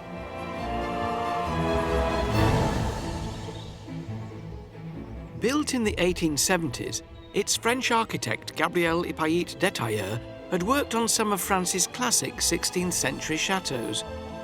And bequeathed to the National Trust in 1957, the manor and its gardens now enchant over 400,000 visitors a year. But for all its outward glory, Waddesdon and its estate is largely the creation of one man who was tragically widowed at the age of 27 and devoted the rest of his life to creating it. That man was Baron Ferdinand de Rothschild, a member of the super-rich banking dynasty. From humble beginnings, the Rothschilds' financial empire expanded across Europe, both dazzling and offending high society with their new money and extravagant spending, Ferdinand included. I'm meeting the Trust Pippa Shirley at the front lobby. Lovely to meet you. Here we go. As she takes me on an exclusive tour showing me the VIP treatment A-list Victorians would receive upon their arrival. Pippa, tell me about Baron Ferdinand. It was a particularly amazing kind of man to want to build a place like this. I think he was an extraordinary man in lots of ways. He was a complete kind of perfectionist, and he was fascinated by arts and culture and architecture, and he wanted a place where he could bring people to entertain them. So the extraordinary thing really about Waddesdon is that he starts from a completely blank canvas. This was a bare hill when he began, and he created this whole world, both for his entertaining and to act as a setting for the extraordinary collection which he was putting together. If you were invited here to be a house guest, when would you come? How long would you stay? You do one of the famous Saturday to Monday parties, which is what the weekend was known as in the 19th century. So you'd arrive on Saturday and then you'd leave on Monday morning. OK, so I'm going for the weekend. What would I have done? Where would I have started by weekend? Well, you'd have started in the red drawing room, so should we go and have a look? Now, I have to tell you, I'm not really a party animal. But then, when I see this house, I think I could become one. Come on. As soon as you enter the house, you're immediately struck by its opulence, whether it's views of Venice, captured in the largest Francesco Guardi paintings known to exist, or richly decorated mechanical elephants in glass cases. This was an entrance designed to impress. Oh my goodness! So this is your first glimpse of Waddesdon when you come as a guest. Exactly. So this is the first room that you'd see. It was the main gathering space of the house as you kind of arrive. Crimson and gold. Crimson and gold. Painted ceiling. Yeah. Great craftsmanship. Yes. Well, you know, every detail thought about. They knew the moment they came in here, this is going to be a good weekend, didn't it? Absolutely. No expense will be spared. Yes, absolutely. What sort of people came here? Well, all sorts of people. I mean, Ferdinand, as you or I would if we were putting a house party together, you know, he started with his friends, his family circle, his political circle, and of course also members of the royal family. Royalty? Yes, I've got the visitors book here, so if you want to come and have a little nosy, you can see. Oh, we can see exactly who came and when. Gosh. The visitors' books are actually quite valuable, aren't they? They give us a picture of society. They're astonishing documents. I mean, you learn who was here when, who they were with, what they might have been talking about. Completely fascinating. Many great houses had a visitors' book, but few rival Waddesdon's impressive signatories. It's rather like a little treasure trove going through here. It is. So here, for example, that's Edward. So that's the future Edward VII. Edward VII, yeah. Prince of Wales, obviously, at this point, who was a great friend, and he came a lot. Sometimes with a lady. Presumably not necessarily always with Princess Alexandra. There would be other... There would be other friends. Unlike his mother, Queen Victoria, who was not amused, Prince Edward, a noted Victorian playboy, was amused with a variety of mistresses. So what's this one? This is a Shah of Persia, who rather famously came in 1889. And here, Ferdinand was acting really on behalf of the government. He was asked to host part of a state visit. So this is diplomatic work? So this is diplomatic work. The Shah of Persia was the king of what is now Iran, and as an absolute monarch, he was probably used to getting his own way. This was a famous occasion when the elephant, the mechanical elephant, the automaton, was pressed into service because the Shah had this great sulk because the Prince of Wales hadn't come. He was supposed to have come on this party, but he hadn't been able to make it. So by way of a sop and compensation, they turn on the elephant, he shouted. Exactly. Often made for rulers in India and China, this gilt bronze mechanical elephant, sometimes known as a sing-song, would have enchanted all of Ferdinand's guests. Built by a French clockmaker around 1770, it would have taken hundreds, if not thousands, of man-hours to complete. But the results are oh so worth it. The elephant so enchanted the Shah that his good humour was completely restored. The elephant saved the day? The elephant saved the day. Wonderful. And this one? Yes, now this is another red letter day, so... The you know Queen, who that is. That's the Victoria. Queen. Yes. Yes. So that's 1890, and then members of the other members of the royal family. So is everybody allowed to leaf through it like this? Absolutely not. Oh, I'm being very careful. But this really is a secret of the National Trust. Yes. Well, it's very fragile, so most of the time we keep it carefully. I could just sit down with this now for hours. Absolutely. It is. Just leave me alone for a bit. I'm quite happy. After lapping up their envious surroundings, Ferdinand's guests would have made their way to the dining room. Oh, how spectacular. And a table fit for a queen. This is some supper table. So how many would they entertain here? Well, the table is set at the moment for 18, but it could expand for 40. What sort of things did they eat? Very elaborate meals, lots of courses, and the food, of course, here was completely legendary. A grand Victorian dinner was the host's opportunity to show their affluence and style with an endless procession of courses and, on grand occasions, sometimes as many as 13 of them. Ferdinand would end the meal with an extravagant and indulgent flourish.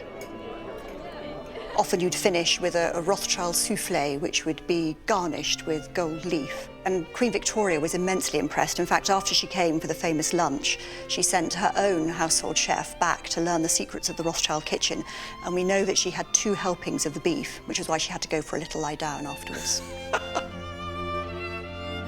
So what about Ferdinand? Did he love all this grandeur and all this entertaining? Well, we think he loved it, but on the other hand, I mean, guests commented that quite often their host would be sitting at the head of the table and having water and dry bread, and sometimes a little bottle of pills. He was also a teetotaler, of course, so his guests would be enjoying the finest, but...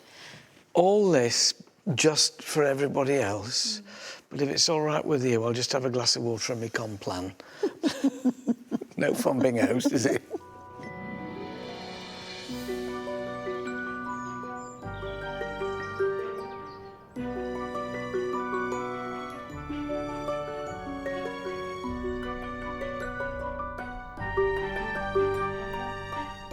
Filled with fabulous treasures from around the world, The great and the good flocked to Wadston Manor, seduced by their host's generosity.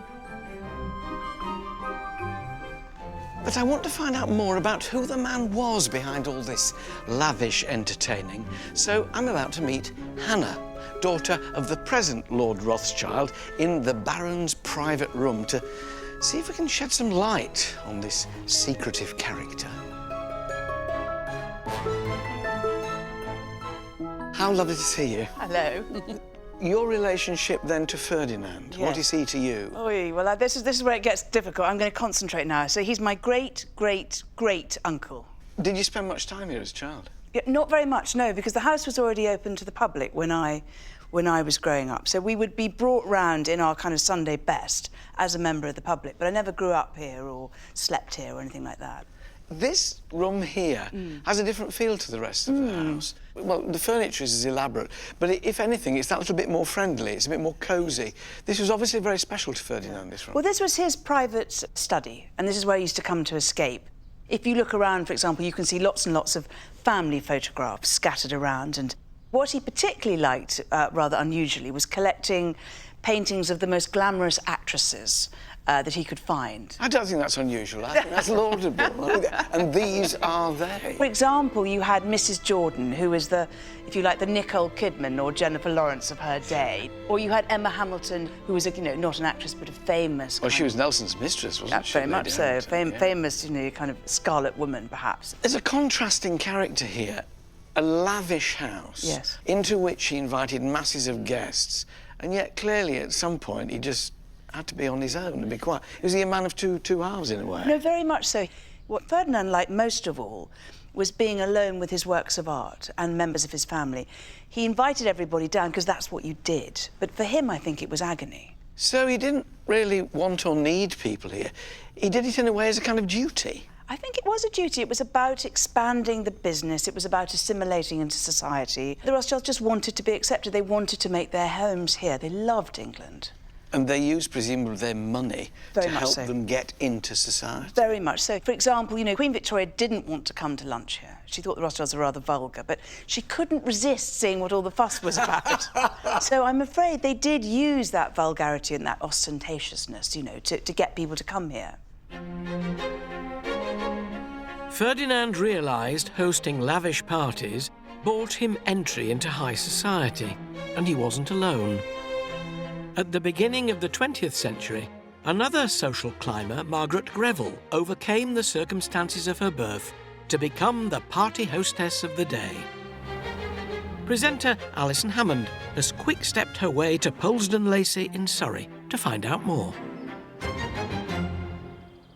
Margaret Greville was the illegitimate daughter of a wealthy Scottish brewer who rose to become a sparkling socialite and society's best host.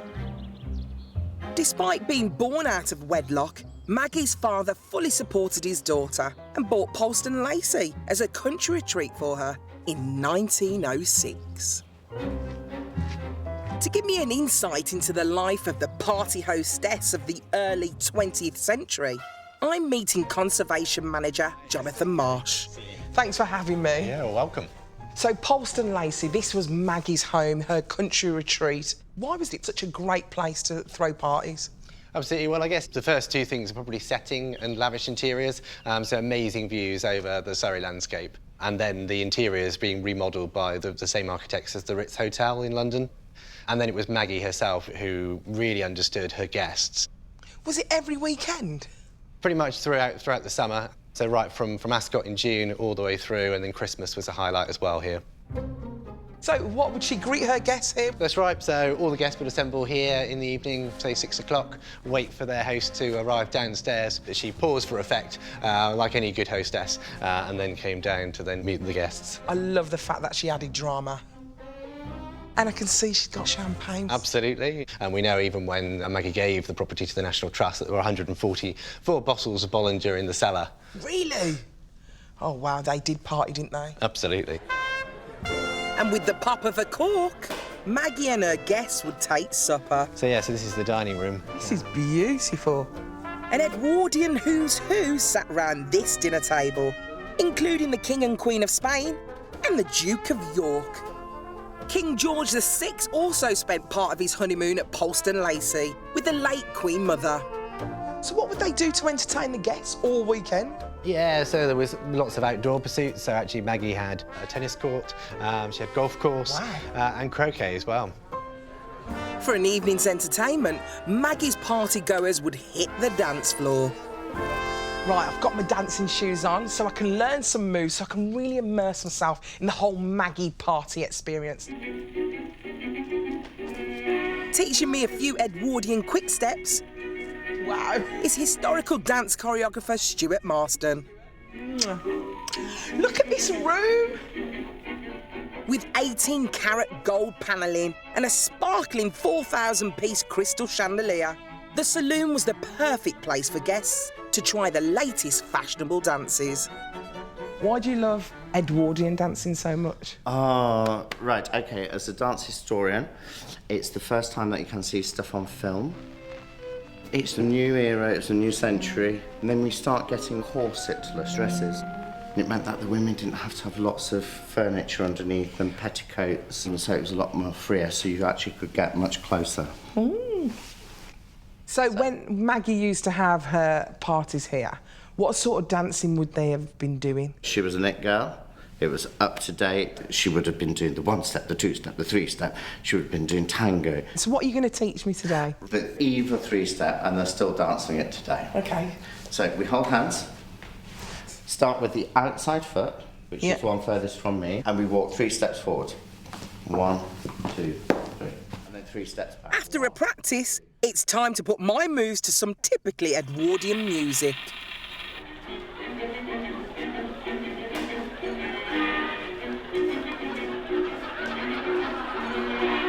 By 1913, Maggie's guests would have been dancing the far more scandalous tango. Yes! If only these gold-gilded walls could talk, they'd have some gossip about the rich and famous who once partied here a century ago. Maggie certainly was a hostess to rival the Rothschilds.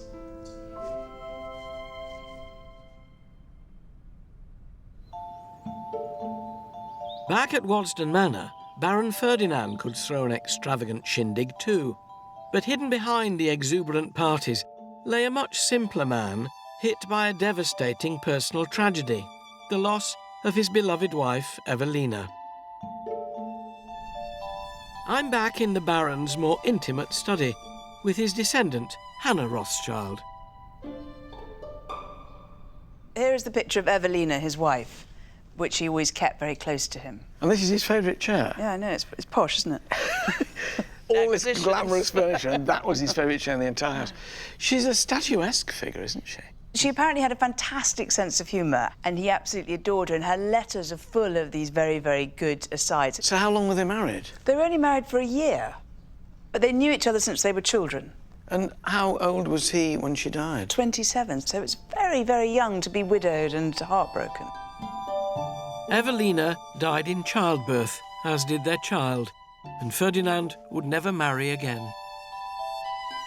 But it was a really tragic story, so I often think when I walk around this house that it is really a testament of love to one woman and one stillborn baby.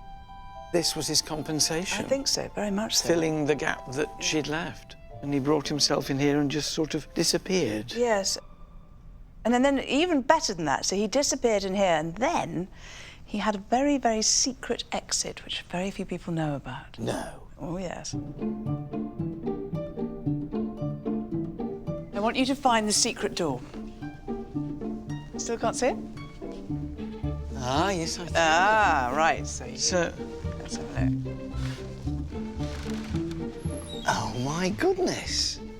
Quite cool, isn't it? Snaking staircase. Go on, I'll follow you up.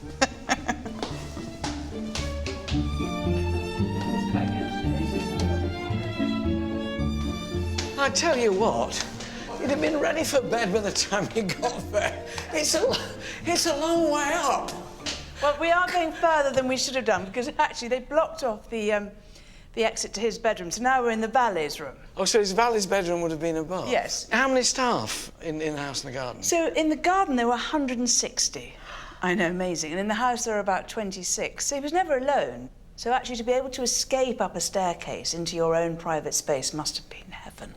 Can't imagine that, the frustration of never being alone. I would just want to be solo, and Ferdinand found a way of doing it. Indeed. Your life has been tied up with this place. What does it mean to you now? What do you feel about the place? When I was young, I didn't like it very much. I found it very formal and constrictive. I was always worrying about knocking something off. But I think over the years I've fallen in love with it. And it's partly because it's one man's obsession, and it's partly because every single thing here is excellent. You know, there is not one thing which isn't perfect. And you just think, gosh, human spirit is so extraordinary to create such beauty.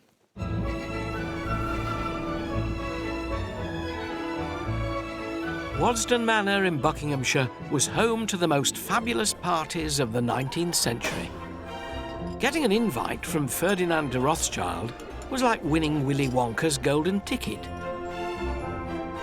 But behind its glamorous facade, its magical creator has proven to be a more complicated and at times introverted character. But despite the many layers of his personality, Ferdinand remained committed to captivating and charming his many guests, and his efforts even extended into the garden. Designed to complement the manor, the garden was intended to be a pleasure ground. Elegant teas were held on the manicured lawn. Guests could visit an aviary filled with exotic birds, or admire sculptures which drew them further into the garden. But if Ferdinand built the garden, it was his younger sister and eventual heir, Alice, who saw it blossom.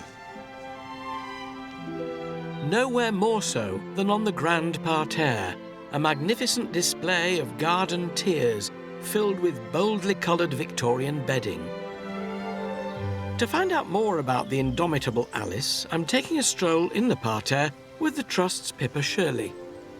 Pippa, tell me about Alice Rothschild. She was obviously very involved in the garden. She was hugely involved in the garden, and she was absolutely passionate about horticulture. In fact, I think in lots of ways it was the garden that really kind of, set her alight, rather than the kind of the house and the collection. What's wonderful for me is coming here for a fabulous example of what proper Victorian bedding was like. It wasn't subtle. It was so in your face and vibrant, and this is it. What was she like to work for with these 160 gardeners that she had? She was a dragon, I think, is the long and short of it. She was an absolute martinet. I mean, her standards were legendary. She used to walk around always with a weeding tool in her hand so that she could extract that kind of offending weed wherever she found it. But all of that, I think she was deeply respected because she just knew so much. Even the Queen was impressed by Alice and her standards. In fact, she referred to Alice as the all-powerful, which I think... Oh, does that mean she was a bit intimidated by her as well? I think so. And there was certainly an occasion when she was told not to go on the grass. So Alice told the Queen not to go on the grass? She pulled no punches. Braver woman than I'd be.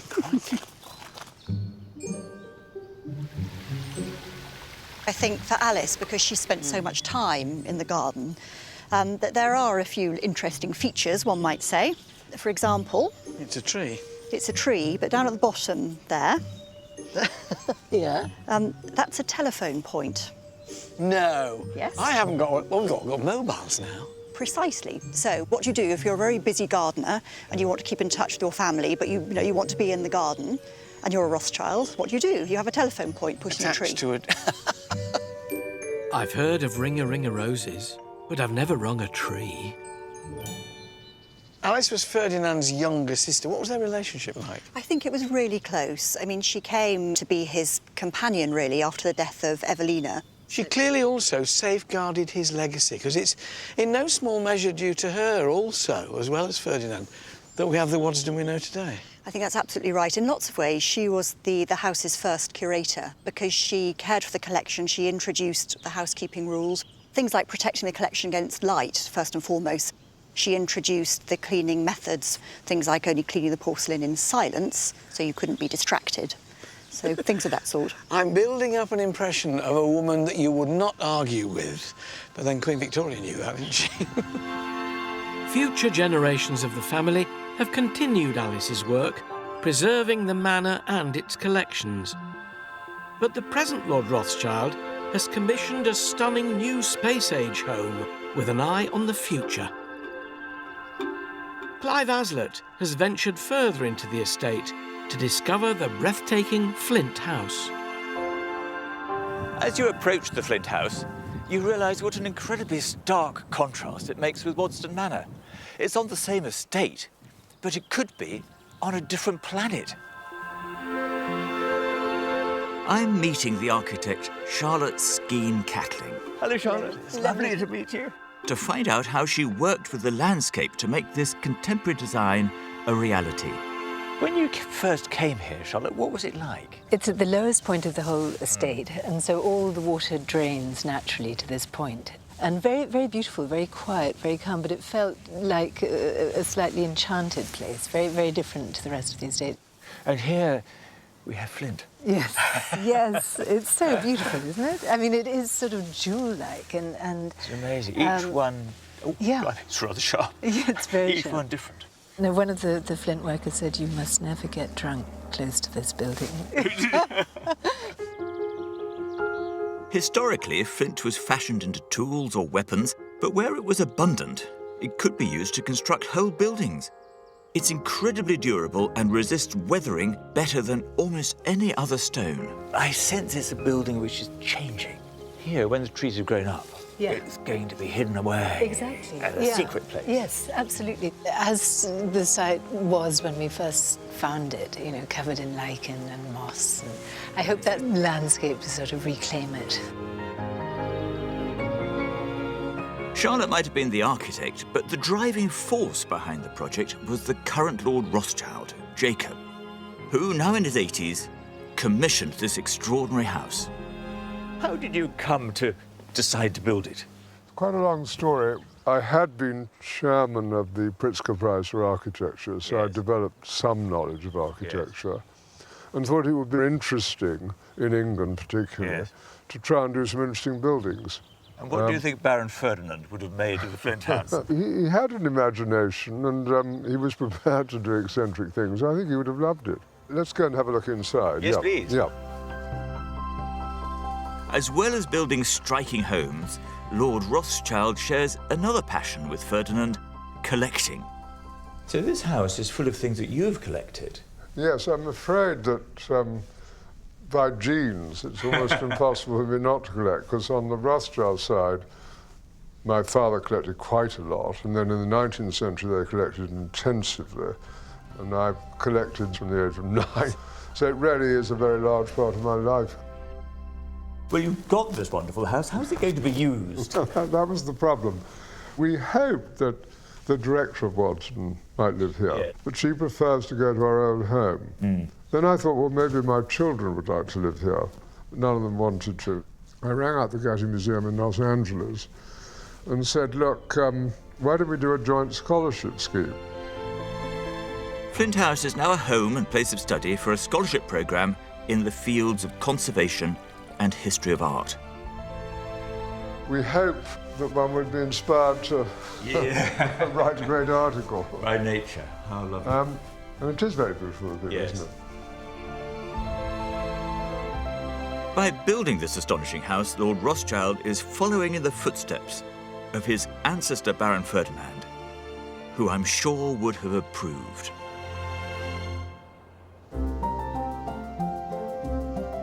Ferdinand's beloved Waddesdon was eventually bequeathed to the National Trust in the 1950s by Alice's nephew, James de Rothschild. He and Alice had both continued to entertain at Waddesdon, and one treasured thank you letter from the family's vaults is particularly precious and never on display. We've got a letter here from Churchill, so this is in 1925. So this is James Rothschild. So this is James, so James, his great friend, and here he's thanking him. So it's Churchill writing from Chartwell saying, Yeah. My dear Jimmy, how very kind of you to send me a token of your friendship in such an agreeable form. I shall smoke them with the greatest pleasure. We know what they were then, don't we? And see many visions in their wreaths of smoke. May the new year bring you health. It is the only thing you lack. Let 1926 fill the gap. Such is the wish of your sincere friend, Winston S. Churchill. That's a very nice thing. It's a very nice letter, and they were genuinely close friends. And of course, at this point, in 1925, he's a big cheese politically. He's a big cheese, but he still remembers his thank you letters. Note to self, when I've gone away at the end, send you the little thank you note. Absolutely, and within the week, furthermore, the very next day, actually. It's pushing it a bit. It took Ferdinand many years to realise Waddesdon Manor, and he wanted to ensure it lasted. With that in mind, I'm being given rare access to one of the manor's greatest but rarely displayed artefacts. Now, this is an impressive red book. What's in it? Well, it is the Red Book of Waddesdon Manor, and it's a photographic album which Ferdinand put together in 1897. So this is the history of the house? It's the most wonderful record for us because it records the house at a moment in time at the end of the 19th century. There's the garden's out exactly, there. Yes, exactly. And then it moves inside. So there, for example, is Ferdinand in the room that you were in. In his favourite chair. There in he his sits favourite in chair, it. exactly. Oh, that's exciting to see. Exactly. So I Yes. stood here. Yes. I always find that a wonderful moment where you think, I've just leapt back Yes. 100 years. Yes, yes. One of the things which I find really interesting about this volume is that it was put together in 1897, and of course a year later, very unexpectedly, he died. So, you know, the Red Book has this very kind of iconic status, probably more so than he ever intended. This is, in effect, his last will and testament. Sort This is of. what he bequeathed to his heirs and Yes, subsequently yes, indirected yes. the nation. It's, exactly. And the essay at the beginning, in it he talks about, you know, the efforts he went to create Waddesdon and what he thought might happen to it at the end. It's an astonishing comment. A future generation may reap the chief benefit of a work which to me has been a labour of love, though I fear that Waddesdon will share the fate of most properties whose owners have no descendants and fall into decay. May the day be yet distant when weeds will spread over the gardens. Oh. The terraces crumble into dust, the pictures and cabinets cross the Channel or the Atlantic, and the melancholy cry of the nightjar sound from the deserted towers. And thanks to the National Trust, to all of us who support it, that's never happened. I mean, he couldn't have been more wrong, could he? No. 400,000 plus visitors a year. Ferdy, don't worry. It's fine.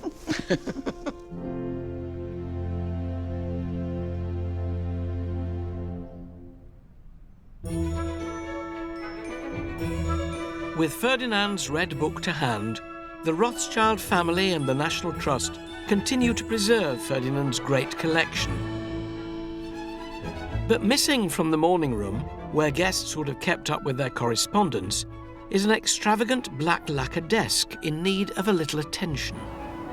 Presenter Oz Clarke is on its restoration trail in Kent, where it's under the care of esteemed conservator Yannick Chasteau. Ah, I didn't see you. Are you Yannick? I'm working. I'm Yannick. Good morning. I'm Nice to Oz. meet you. Nice to meet you. Welcome. Yannick is a specialist conservator in antique furniture and has worked on some of the finest pieces ever made.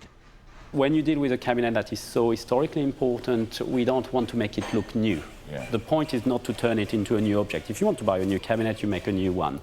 We are preserving history, we are preserving the object for the next generation. The desk was already over 100 years old when Baron Ferdinand bought it in 1890 for a rumoured £40,000. That's £5 million in today's money. Although it might not look it right at this minute.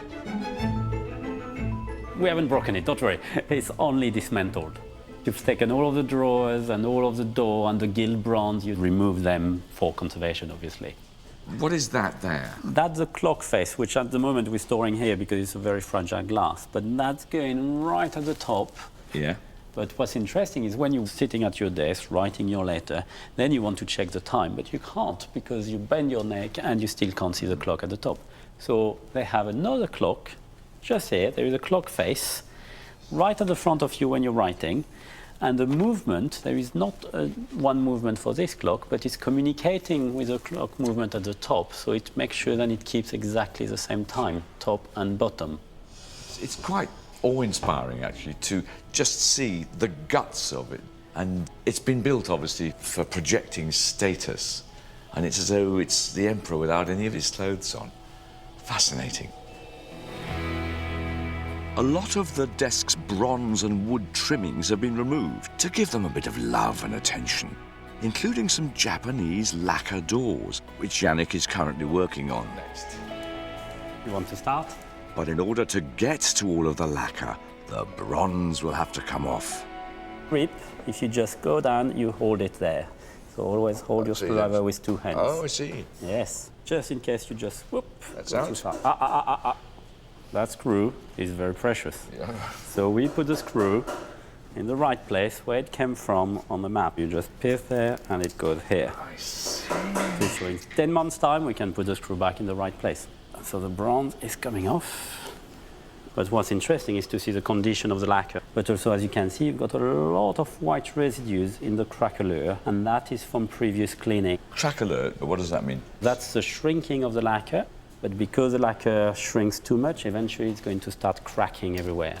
So that's a natural effect of 200 years. To see what Yannick is aiming for, he has another door he's just finished. The lacquer, as you can see, has been dramatically improved just by removing the white residue. Was that like that? It was like that. That's fantastic. But still seeing the craquelure and still seeing that it is an old 250 years old. I think that works very well. And it's only at the beginning of the project, and we'll see in 10 months' time. Hopefully we'll get it all looking glamorous again. There's an awful lot of work still to do to conserve this stunning piece of furniture, but on its return, it will once again stand proud in Waddesdon's morning room.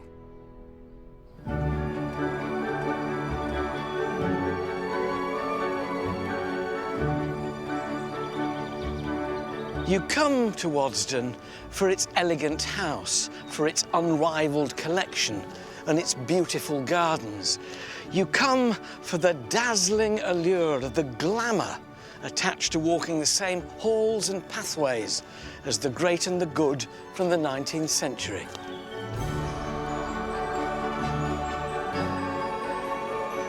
But when you get to know it, you discover a man who not only had the vision to build it, but who hosted his famous parties so that others could share it. It's clear that Baron Ferdinand was a complex man who never got over the profound sadness of losing his wife Evelina at such an early age. But he devoted the remainder of his life to giving joy to others who visited Waddesdon. And that joy continues to this day.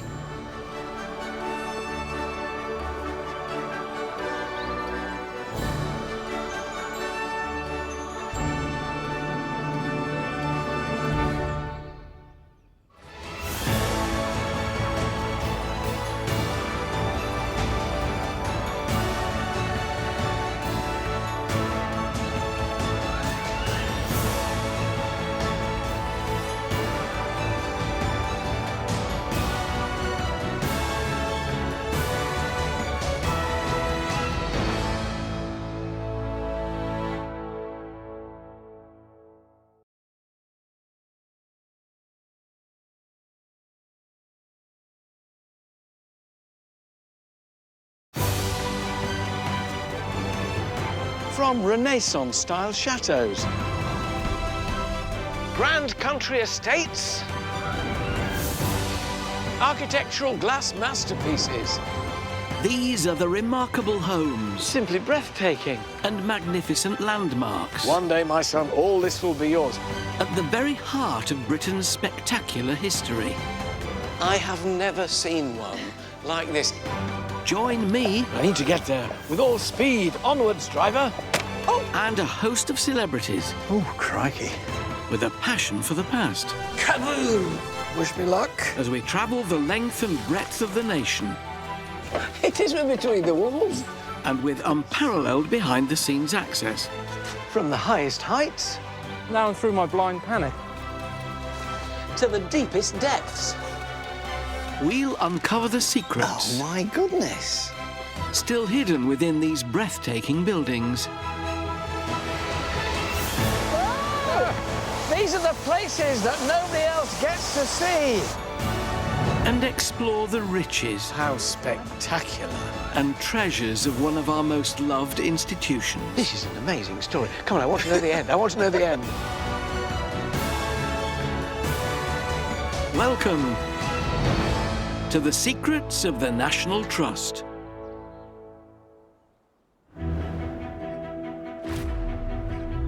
Today, I'm visiting a dark place in social history. The mere mention of which evokes fear in the collective memory of the British population and was immortalised by its most rigorous critic, Charles Dickens. One of his most memorable creations, Oliver Twist, was an inmate of such an institution. This is the story of the workhouse. Built in 1824, Southall in Nottinghamshire is the most complete example of these daunting monuments still in existence. Its architecture was influenced by prison design, and it's now a Grade II listed building. The workhouse would have housed up to 158 men, women and children, all of whom would have come here to escape grinding poverty. Coming up, I hear touching first-hand accounts from people who still lived a workhouse life as late as the 1970s. As soon as I walk into this building or see this building, I just shiver. Memories. Memories. I've also been given access to a place the poor feared more than anywhere, its unseen infirmary. The feeling in here must have been horrendous with that mixture, not one of them helping the other. The noise and smell, absolutely desperate. And I suffer the staple food of the workhouse, my daily gruel. I'll be going behind the imposing facade to see how the workhouses shaped centuries of our social history. Helping me to unlock the secrets is Jenny Bond, who discovers the shocking story of a workhouse runaway. That's a really unpleasant cell, isn't it? Actor Nigel Havers is in Birmingham, uncovering the conditions for babies born into desperate poverty. It'll be away from mice and other vermin. Just ideal, isn't it, really? And Angelica Bell is in London to visit a National Trust house that celebrates anarchy and unrest in more recent British history. Oh my goodness! I was not expecting this.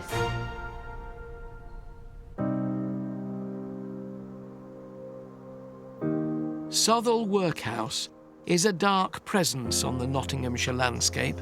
Walking up to the workhouse gate is incredibly eerie. You can almost feel the fear of the people who ended up here. And looking up at that building, you can see why. It's stark and intimidating.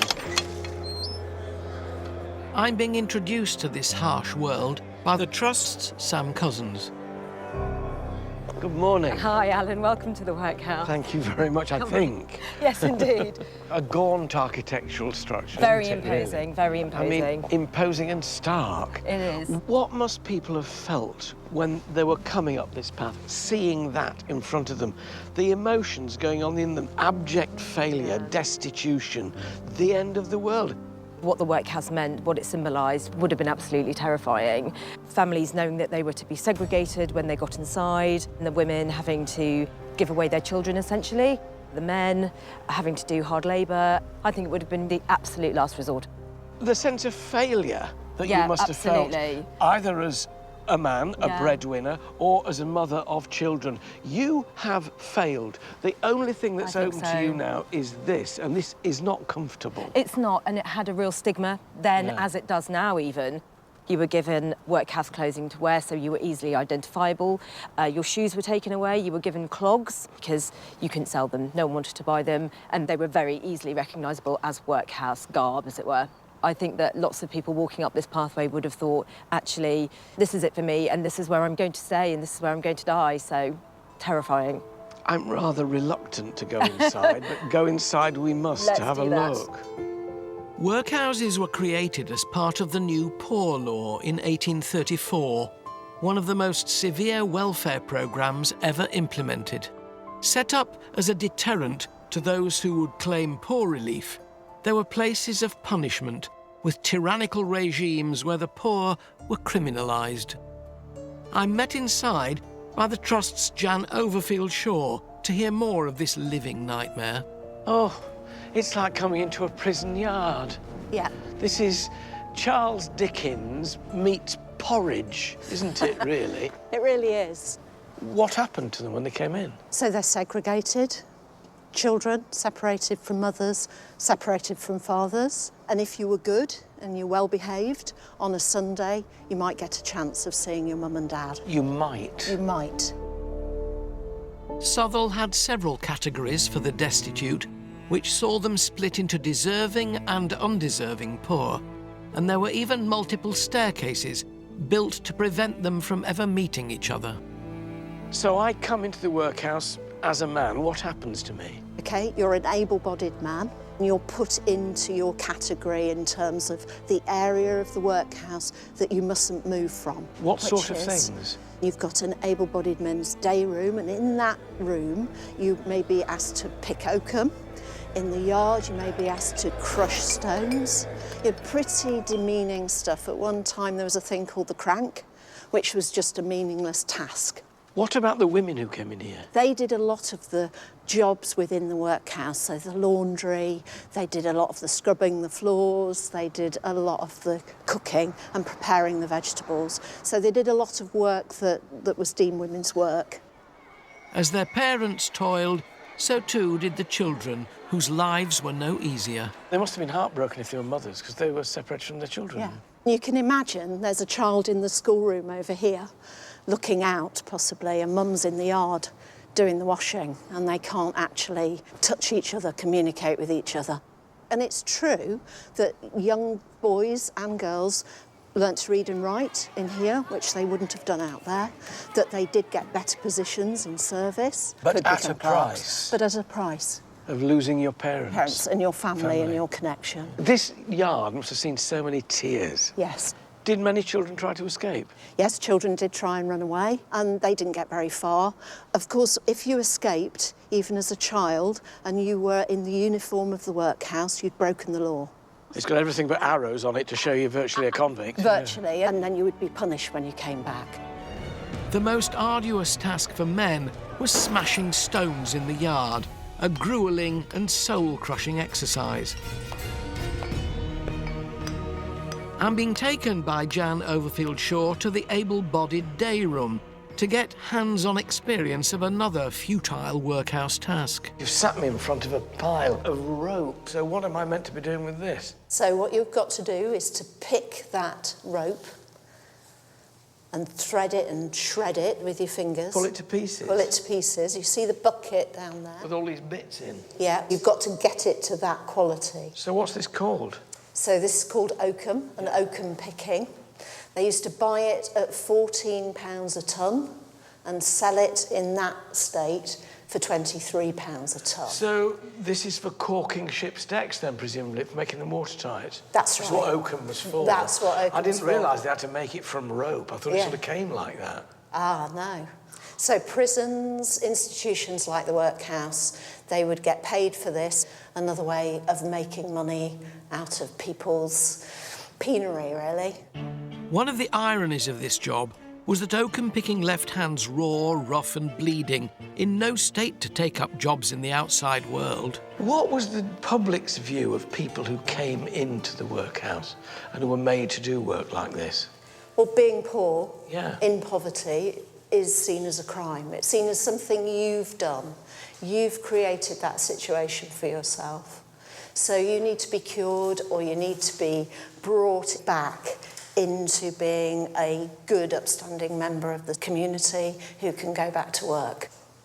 You're being punished for being poor, really. Well, you are, because you're being given jobs which are by their nature uncomfortable and tedious. If you're breaking rock, you know it's a punishment. At least here you thought, well, you're creating something. With over 150 inmates here at Southall, all doing this kind of unbearably monotonous work, keeping control was crucial. This was the job of the all-powerful master, there to enforce a strict set of rules imposed by the elected and unpaid guardians. Oh, this is a bit smarter altogether. You can feel that. Where are we now? This is the committee room, Mm-hmm. and this is where the Board of Guardians would meet. And the person running it on a daily basis? Is the master with the matron. And how many staff? Another 2 staff, so the schoolmistress, and then possibly a porter. Not many then, really, days, for 150 odd folk. Absolutely, and that's the idea of the design of the building. It's a panopticon. You can see from this central column all the way around the site. Workhouse design reflected the Victorian attitude to the poor as undeserving of anything that would bring pleasure. There were to be no slackers, as from every point of the yard the inmates were under surveillance by the master of Southall. Was there an opportunity for the master of a workhouse to impose his own personality? Absolutely. He did have total power day to day. And who was in charge here? Well, here we have the Herrings. Oh, gosh, look at her. Is that Mrs.? That's matron Herring, yeah. Gosh, face that could chop wood. Absolutely. So she looks fierce, he looks relatively benign. What's their reign like? Incredibly efficient, please the Board of Guardians well. There's not many complaints from paupers. The Herrings' tenure ran from 1855 to 1867, and they gained a reputation for being firm but fair. They were still the enforcers, and if you did something wrong, you would be punished. A small misdemeanour, you would lose your potato ration. For more severe things, you would be put in the solitary cell. It's difficult to hear these harrowing tales of everyday punishment, especially when you think of the plight of the children confined within these walls and facing similar conditions. So no wonder that many at Southall made bids for freedom. Journalist Jenny Bond has journeyed to Suffolk to discover the graphic tale of a young and vulnerable workhouse runaway. I'm in Lavenham, one of the most beautifully preserved medieval villages in Britain. It was built on the wealth of cloth merchants in the 15th and 16th centuries. But don't let the beauty of this place fool you. It's also home to a building that's both notorious and terrifying. Built in the 16th century, Lavenham's Guildhall of Corpus Christi was a bridewell, also known as a house of correction, a place to punish paupers who'd committed petty crimes. I'm going to meet Josh Ward, who can give me the grisly details of what went on in this place. So I imagine that it was incredibly grim and incredibly crowded. Yes, it was a mixture of males, females, adults, children, all together, all in the same rooms. Yeah, there are some unimaginably difficult punishments, some very hard labour indeed. I can show you a few examples upstairs. Some that can be quite upsetting though when you look at it. Bridewells were intended to be a short, sharp shock, where the inmates would learn the benefit of work. He could be brought here for very little. There's a chap over here who you might like to come and meet, by the name of William Ransom. As you can see there, I'm afraid for soon I'll be put to death. His crime? He stole some tobacco and some raisins from a warehouse in Lavenham. So many of the people here then were what we would call minor offenders? Yes, yeah, petty criminals, a lot of petty theft. And also for crimes, there's one fantastic one, being idle and disorderly. That would see you come to the bridewell.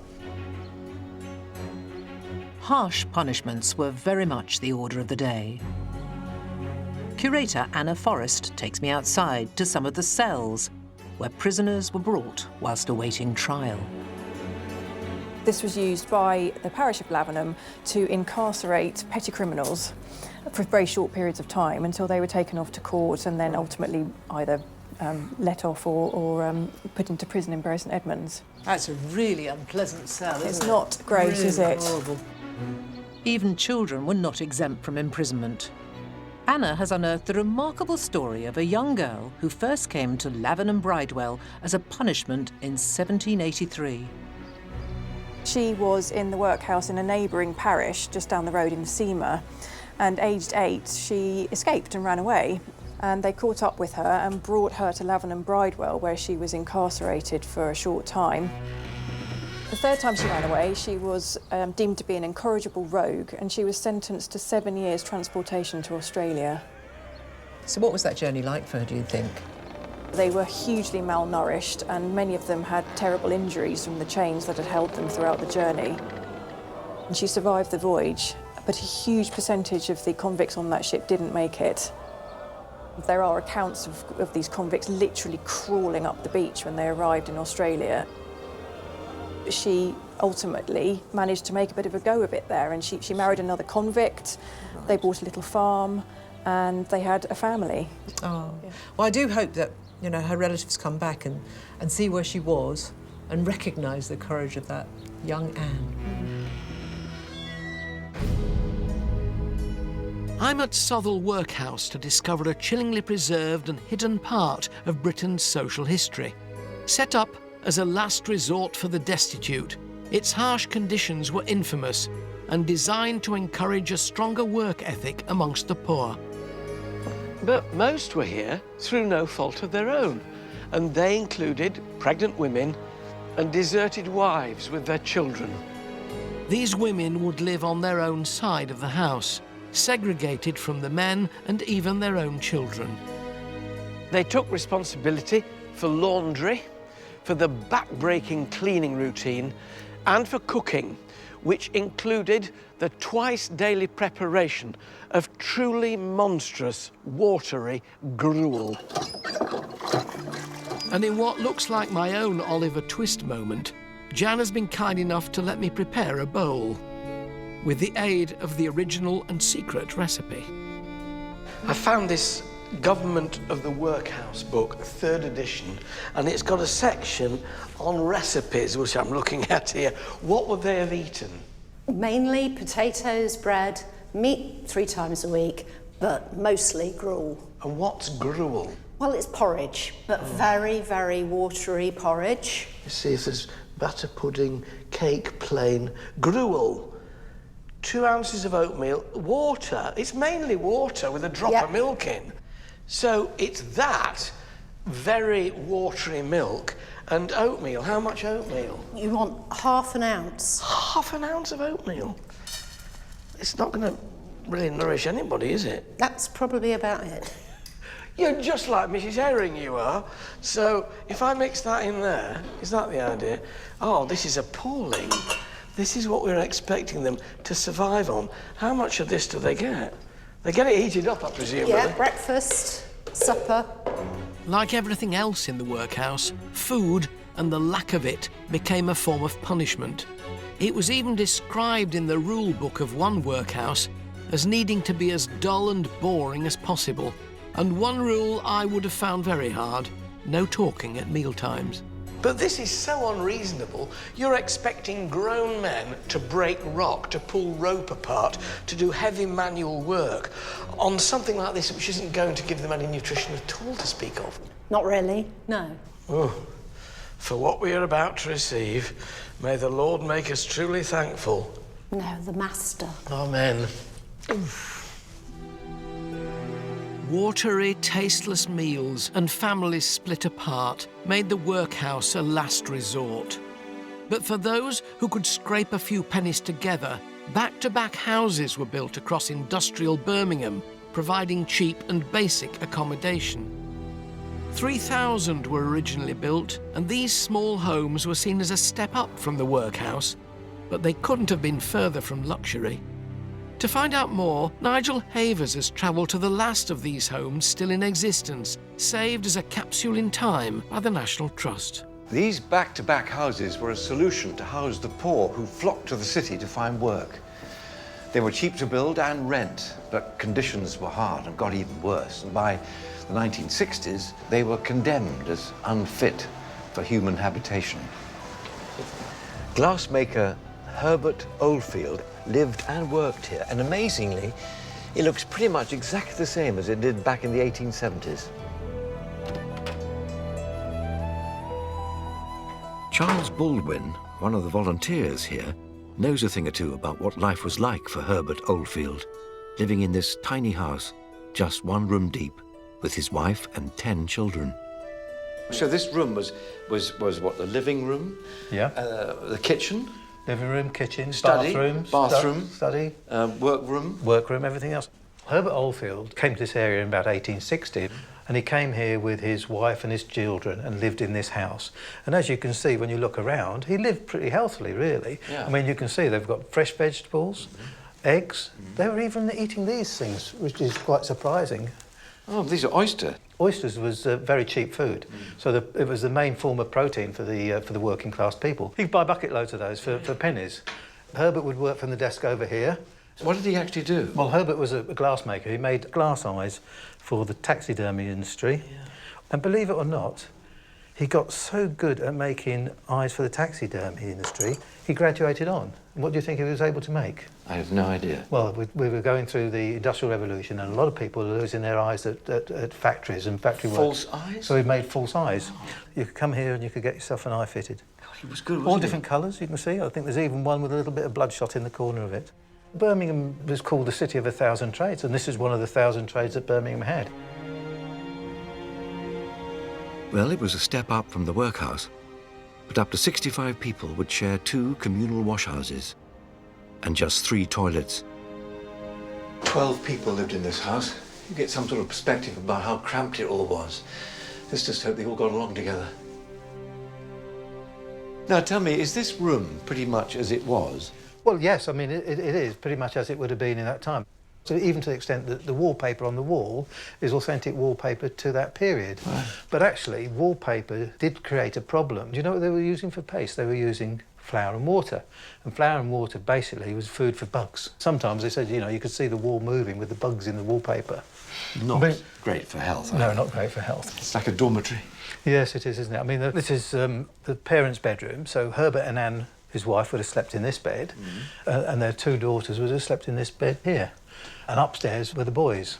But there is one person that we haven't found a bed for yet, and that's baby Alfred. They had a baby while they was here. And there's no room for a cot. No. So where the baby slept was, believe it or not, in the drawer. Perfect. Well, I mean, it made a lot of sense because the baby was off the floor, so it would be away from drafts, it'd be away from mice and other vermin. And of course, it's fairly well confined as well. In Herbert's time, the fire upstairs was only lit if someone was ill, but downstairs the flames would be heating the house all day. As in the workhouse at Southall, girls would have learnt household tasks to become maids in service if the opportunity arose. So we need some fuel. Where is it kept? We have to go down in the basement where the coal's kept because the coal used to be delivered by the coal man. He'd tip the coal down into the basement below. The public is not allowed down in the coal cellar, which looks pretty much as it would have done over 150 years ago. In this house, because they had children, and some of the children were quite old, I think one of the older boys would have probably lit the fire. There we go. So that was a good bucketful. Great. Wind the heads as we go up. Yeah.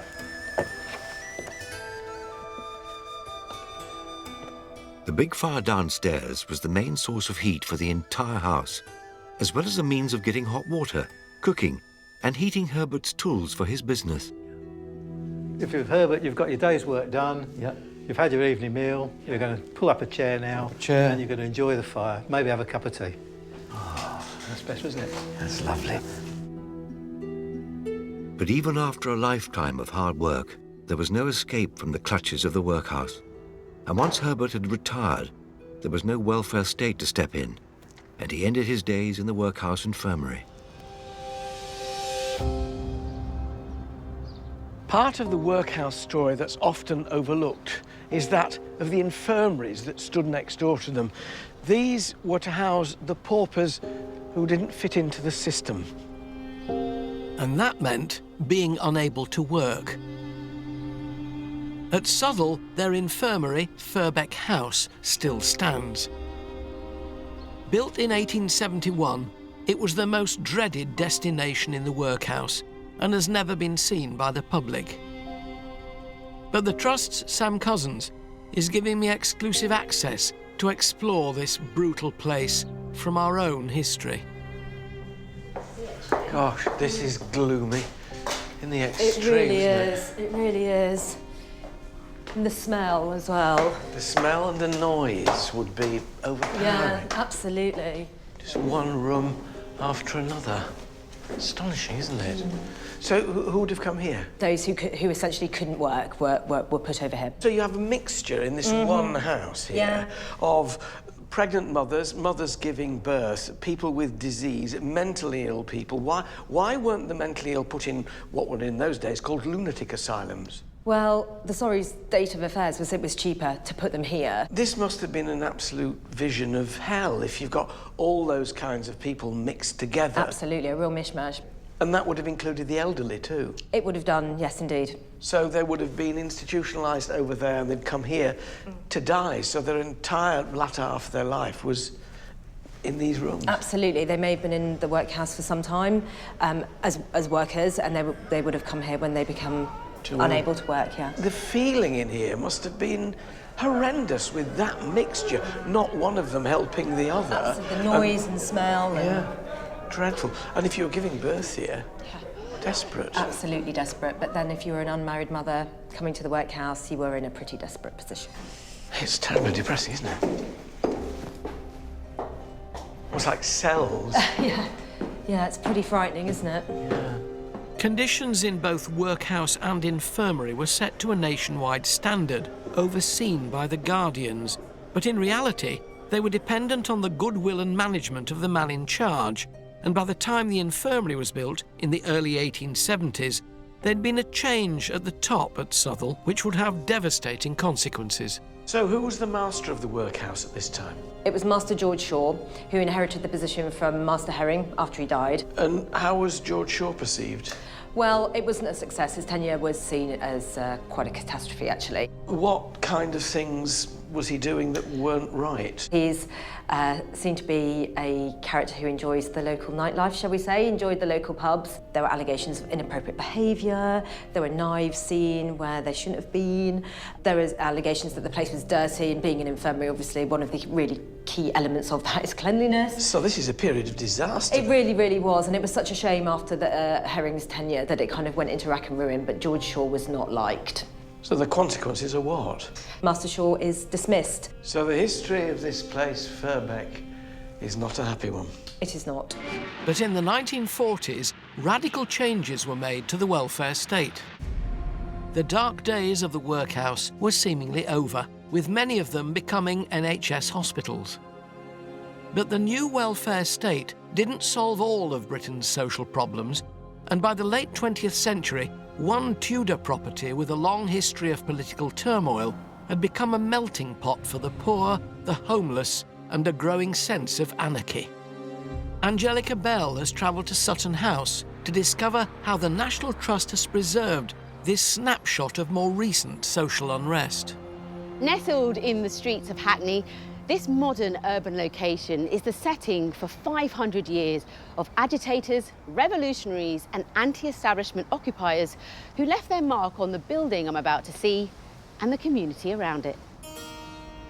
I'm meeting Chris Cleave to find out more about the first in a long line of its rebellious inhabitants. So Sutton House has a real unusual history. Tell us about the man who built it. So it's a guy called Sir Ralph Sadler. He was an apprentice to Thomas Cromwell at a really young age. He rose to prominence in the court in his 20s, so he must have been a real high flyer, possibly through his connection with Thomas Cromwell. Sir Ralph became a courtier of Henry VIII, his fortune in jeopardy when his mentor, Thomas Cromwell, lost favour. In 1540, when Thomas Cromwell was arrested, so was Sir Ralph because of their connection. Yeah. But luckily, he was one of the few people who escaped the tower. And then even after Cromwell had been executed, he managed to stay in favour. He seems to have crossed so many boundaries. Yeah, absolutely. He managed to get through 4 Tudor monarchs without losing his head, which, to be at that level of court, is quite a feat. So are you expecting the unexpected now? I'm not sure what I'm expecting. Jumping forward from Tudor times to the modern day, Chris has some striking evidence of Sutton House's previous inhabitants in what is a very unlikely National Trust preservation story. Oh my goodness. I was not expecting this. The house was suddenly empty in 1982, and the squatters got in. They lived in here for a few years. They would have used these rooms upstairs for their bedrooms, and then downstairs they had gigs in the courtyard and in the big room at the back. They were really political in the 1980s about changing society, and all of those slogans are really resonant to people today. This is one of the most popular rooms that we have in the house.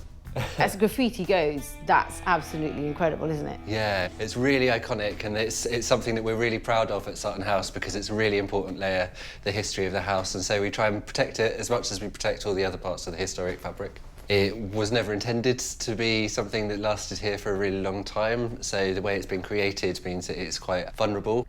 So how do you go about preserving this? We've got a special conservator coming in today, in fact. I'm impressed that for the National Trust, this graffiti art from the 1980s is on par with the fine Tudor paintings from 450 years ago. The major challenge with looking after something like this, though, is the paint used is very soluble, so conservator Polly Westlake uses a sponge to absorb modern-day grime. So we're trying to do the least amount that we have to just to keep it in its present condition. So what do you mean, like basically, because there's like holes up here, you wouldn't say, right, we're going to patch those holes up. You just want to make sure everything is as it is and stays as it is. The National Trust took the decision to keep things, not to do a lot of reintegration, not to restore and make it look perfect, but to keep it in this state. It's great to see the stereotypes you might associate with an old property being replaced by something more inclusive, unexpected and radical by the National Trust. I wonder what the owners of the workhouse would have made of all this anarchy and rule breaking. I'm not sure the punks would have cared either way. With punks running riot in Britain, Southall had also taken on a new lease of life in the 70s, becoming emergency social housing. But even then, the damaging stigma of the workhouse remained, dramatically affecting the lives of people who stayed there. I'm meeting two people who remember that era and have bravely agreed to tell their unique accounts of their very different experiences. Sue Swinton lived in this very room for 3 years after a family breakdown in 1971 made them homeless. Now, tell me how big your family was and who were you here with? I was here with my mum. I got an older sister, but my older sister spent a lot of time with a friend living in Newark. She couldn't cope with living here. But then I had two brothers who I used to have to look after. Because unfortunately, because of the circumstances of coming here, my mum turned alcoholic, so obviously it was like being mother to two brothers. So you became mum, in effect? Yes. So we've got 5 beds ranged behind us here. Your mum, your elder sister when she was here, your 2 brothers and you, all ranged in a row? Yeah, all in a row, yes. The only good thing about that was we tended to start at the end bed and jump all the way across the other beds and jump off the end. We was rather naughty for that, so yeah, we used it as a playroom. Everything was done in this room. What was it like then, living in one room, small room, so many of you, with an alcoholic mum? Very bad, very bad. I was sort of like stigmatised for that.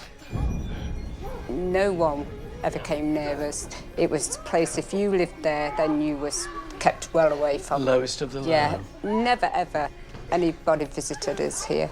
It was very much like the Victorian times. Sue, what does it feel like coming back here to the room that you lived in?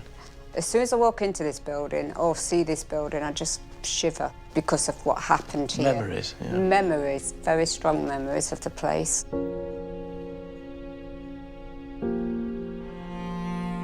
Katrina Burrup was part of a very different family at Southall. Her father ran the part of the workhouse buildings that were used as a home for the elderly.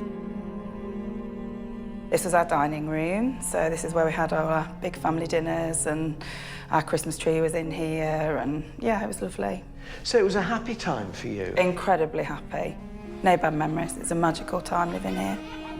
Did you know then its history? Yes, because there was still an awful lot of the history in the house. So there were still ledgers in the office. I always used to look for the names of children and try and imagine what they were like. When you see children coming in and then dying, and you just think they must have just had just nothing. What about now?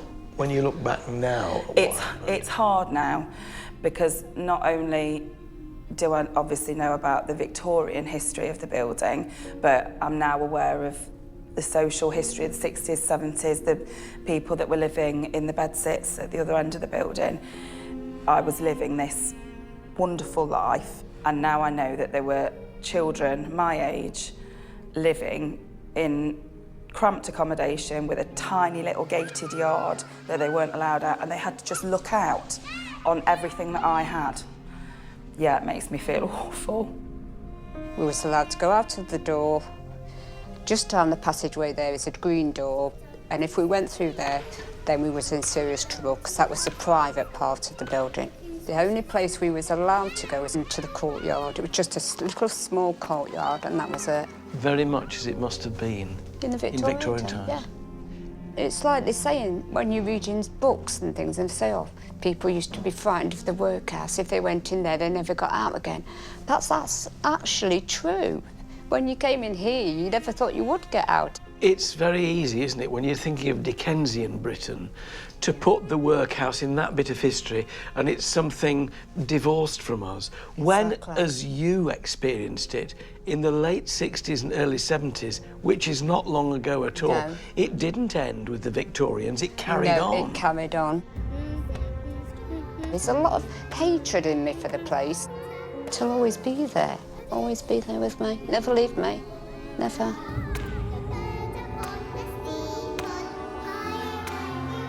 When it began to dawn on you as a grown-up that it wasn't actually quite like that, it must have been a strange feeling. Sorry. To have those special memories, you know, all my magical adventures here, that's my experience of the workhouse, and although I know that there is more to it, I still feel I'm entitled to my experience. When I come in now, I can't imagine how we actually could have coped so long with it, you know, because I used to stand over at the window and I'd look out the window for hours just looking and wondering what was going to happen. You know, when was that person going to come down that road and just take us away from here? But it never happened. Has this become therapeutic, putting this back together, kind of laying the ghost? Very much so. So when you come in here now, it must be a mixture of emotions. It is, it Terror, is. but gratitude that you're not living here anymore. Very much so, very much so. Well done, you, and thank you for sharing it. That's a pleasure. It's been a real eye-opener meeting Katrina and Sue, but their memories of this place had left me shocked and saddened that such recent history still meant suffering and despair within these walls. It was only 20 years ago that Southwell was finally considered unsuitable for habitation and the last of its residents were moved. This closed the chapter on the workhouse system, and with that, we consigned the harsh and cruel Victorian attitudes toward the poor and disadvantaged to history. In 1997, Southwell Workhouse was passed to the National Trust to be preserved and to act as a stark reminder of a brutally unjust period in British history.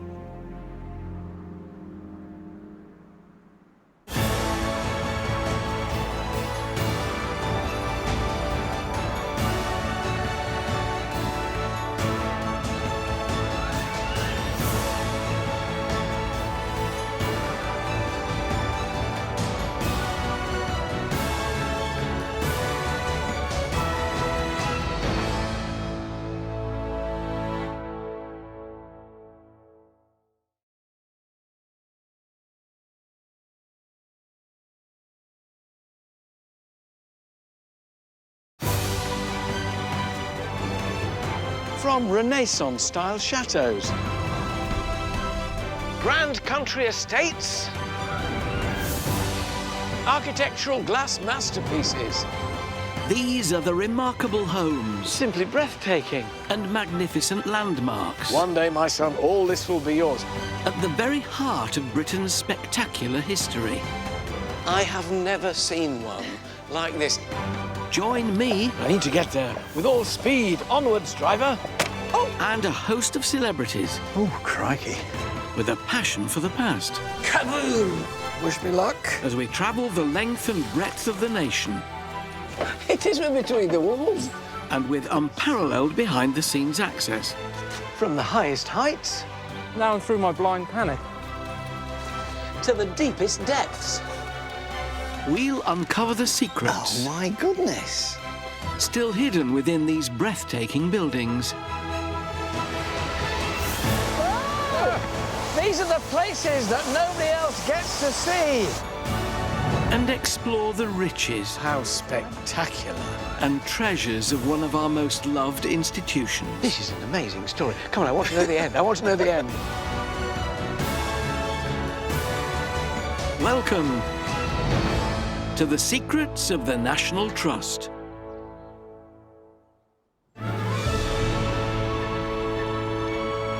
Standing proud in North Somerset is one of the finest Victorian homes in all the land, the Gothic masterpiece that is Tinsfield. Remodelled in the mid-1800s by a man who would become the richest commoner in England, it's a story of enormous wealth, fervent faith, and dried bird droppings. Set in 540 acres of glorious English countryside, it was the vision of businessman William Gibbs, the son of a merchant who hit the jackpot selling bird poo as fertiliser. He poured his unimaginable wealth into a mansion that banished Victorian gloom forever, filling it with light and a magnificent collection that's still intact from its 19th century heyday. But at the heart of Tintersfield is William's profound spirituality, which guided how he and future generations used the place, giving it a special character, but also making it a loving family home. And that home has one godly addition few others would attempt, a towering private chapel declaring not only the family's ardent faith, but also their immense spending power. Gosh. By investigating mysterious cupboards. This is the secret door. It's a secret door. Unlocking family tombs. Proper crypt key. And taking a step back in time. Oh, I like this. I'll discover this great house and the tycoon who came to call it home. If I open it very gently. Well, I never. Also tonight... Oh, wow. So this is it. Presenter Miriam O'Reilly hopes to find paradise in Tinsfield's Arboretum. We think it's well over 160 years old. Chef Tony Singh picks a dessert fit for a queen. Cherries it's going to be. In the walled garden. I think you need a bigger net because you're going to need to protect them from me. And actor Lewis Emmerich. My dad used to have one of these. Has to give a 1920s house a little bit of elbow grease. So if you'd like to do the rest of the floor. See you in about a week then.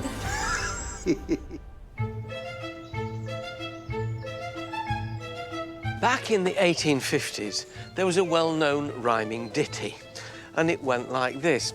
William Gibbs made his dibs selling the turds of foreign birds. It's not very polite, is it? But it did enable William to build all this. I've always been told that bird muck brings good luck, but never really believed it before. Welcome to Tinsfield. I'm meeting the Trust's Rachel Kavanagh, who can tell me more about the house, the family, and their bird-dropping past. When you come in, Rachel, it's a bit like entering either an Oxford college or a sort of church, really. It was terribly fashionable at the time, this Gothic architecture, wasn't it? It was, yeah. You can see lots of beautiful carvings in all of the furniture and fixtures and fittings, and carvings in the stonework and the metalwork as well. Gothic architecture originated in the medieval period, when new building techniques such as flying buttresses and pointed supporting arches allowed increasingly larger structures, especially churches. The style was then revived in the Victorian period. How can you make this much money out of selling bird poo? Simply by having the monopoly on importing the bird poo back to the UK from Peru and South America. Guano, or bird droppings, was the mid-Victorians' fertiliser of choice, and by securing the only licence to import it to this country, William Gibbs' profits bloomed as much as Britain's gardens, averaging between £80,000 and £100,000 a year, an astonishing fortune for the time. They just chanced upon it, I think, and then... It's a funny thing to chance upon, isn't it, really? There's an awful lot of bird poo out there. Let's shovel it up, put it in a boat, bring it back, flog it as fertiliser. We couldn't make a fortune. And they did. But they were the richest non-noble family. Nobody was better off than they were who hadn't got a title. That's an astonishing claim. But they didn't become wealthy until quite later in their lives, until about the 1850s. Before that, they were just your average merchants. William's father was actually in quite a lot of debt. Before hitting the bird-dropping big time, William's father Anthony had made a mess of the family business and become insolvent. But armed with the family motto, tenacious of purpose, William, his father and brother ambitiously rebuilt the company. These were very much common people. They just happened to make a lot of money. I think growing up as a child in here, it must have been like being brought up in a cathedral, mustn't it? You know, it's not cosy, is it? But I bet it has lots of good hiding spots for hide and seek. I bet. With business booming, William went on a spending spree, remodelling the house and hiring master craftsmen in stone to embellish its magnificent Gothic exterior. Inside, it's just as impressive, with grand staircases, tall ceilings and intricate wood carving throughout. But to really show off his wealth, a proper Victorian gentleman needed a proper gentleman's library. So William splashed out. And there's over 2,000 books on these shelves, ranging from politics to literature. It's like all the rooms in this house, it's incredibly lofty. It is, and there's wood absolutely everywhere, isn't there? So would this have been used strictly as a library cum study for William? No, we think that it was very much a family space for each generation of the Gibbs family. And you can see lots of evidence of games and toys about the room as well. Yeah. Industrious William didn't marry his 21-year-old wife Blanche till he was 49. But despite a late start, 7 children were soon running round this vast home. Have all the books been catalogued? Have you been through them all? We have. We still have a team of volunteers who are going through them, cataloguing them, cleaning them and looking after them. And they've found some very interesting things inside them as well. Like what? Well, there's something on the table that I can show you. Well, that's just hymns, ancient and modern. But there's something within its pages, if I open it very gently. This was found by some of our volunteers a couple of years ago within the pages of the book.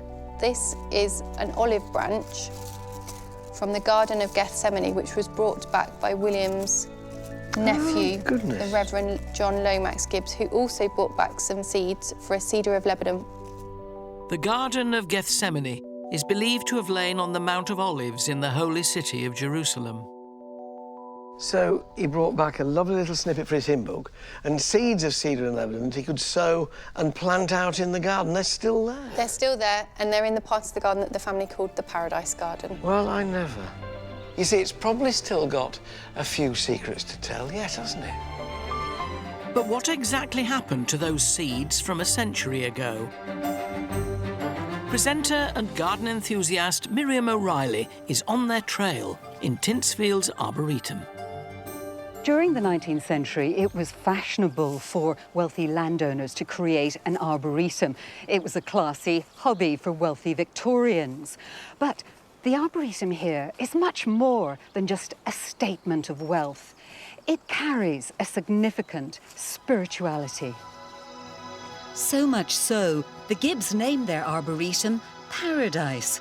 To find out more, I'm meeting garden manager Lisa Topham. What is Paradise? Paradise was something that I think is very significant to the family. It's a tree collection that we think has a deep spiritual meaning for them. It's really close to the house, so I think it's somewhere where they went for a peaceful walk, to escape, to think, to contemplate. So how do you read the landscape in a spiritual way? If you look at the way the garden was designed, there are 3 main avenues, and all of those avenues in a sense lead you to paradise. Those 3 avenues are lined with things like holly and yew and laurel. Being evergreen, holly, laurel and ivy have signified eternity and everlasting life since pagan times. But what about those all-important cedar seeds from the Lebanon? Lisa and her team have recently unearthed over 800 original plant labels commissioned by the Gibbs family, including this one, mentioning them directly.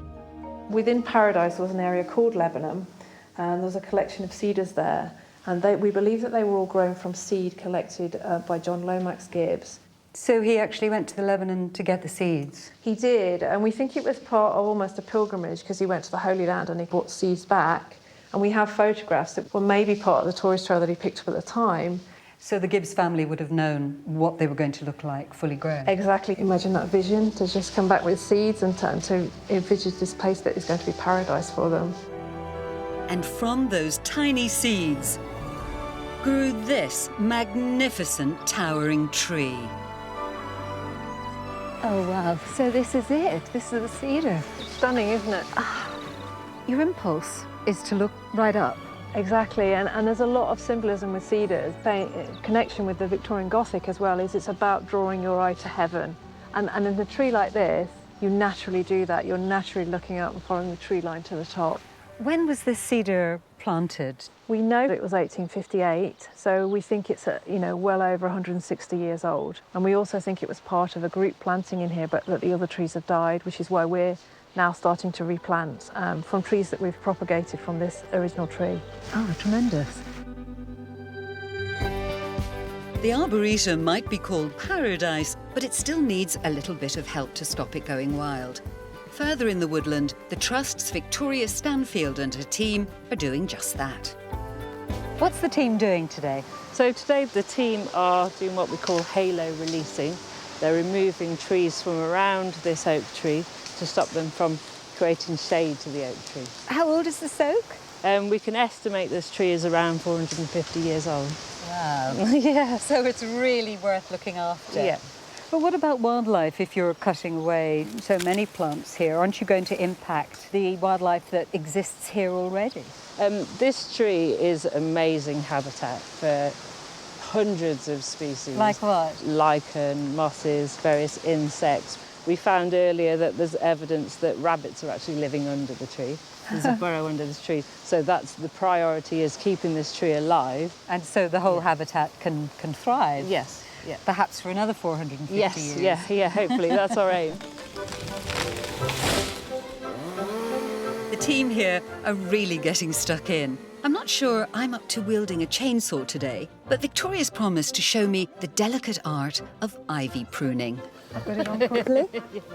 So we're just going to cut a gap in it and then let it die back slowly and fall off. OK. Underneath is really thick. Yes, it's the stems that are the important thing. It's a job I quite enjoy. It is. You can see the difference quite quickly, really. You can.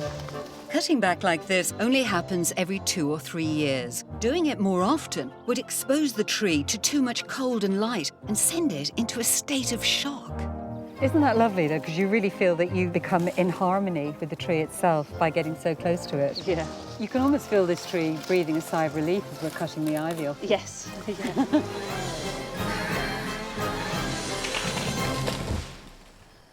On the surface, the Arboretum is an historical window into the trends of wealthy Victorians. But look a little deeper, and there's far more to this place than that.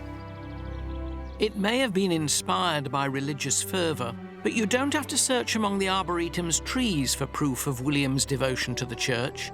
Like many wealthy men of his day, he spent a good chunk of his cash on displaying his faith for all to see. And for him, that meant building his very own jaw-dropping chapel. Designed by Arthur Blomfield, himself the son of the Bishop of London, Tinsfield Chapel was inspired by Sainte-Chapelle in Paris, and it's survived virtually unchanged since it was completed in 1875. Rachel, I've been in a few private chapels in my life. I have never seen one like this. It even has a rose window at one end. How important was their faith to them? Obviously very important. Very important. I think their faith very much defined who they were as people and what they did in their lives as well. William had this built at the latter stages of his life because religion and faith meant so much to them. So they used this on a regular basis? They did, absolutely, most days. And it would have been adorned with beautiful embroideries and textiles and vestments and things like that, and it would have been full of music and hymns because the family were very much part of that as well. They seemed very keen on not just erecting this chapel, but in helping other churches as well. They were very philanthropic in their faith. There was a great appetite for regenerating churches in the Victorian era. Between 1851 and 1875, almost 2,500 were built or restored. And for William and his family, this was the perfect opportunity to pursue their faith while also flexing their financial muscles. On top of this chapel, they paid for the building or restoration of at least 19 others, including Oxford's famous Keble College Chapel. So although they made a lot of money, they were determined to use it well? Absolutely. They were part of the Tractarian movement, or the Oxford movement, as it's sometimes called, which was very high Church of England.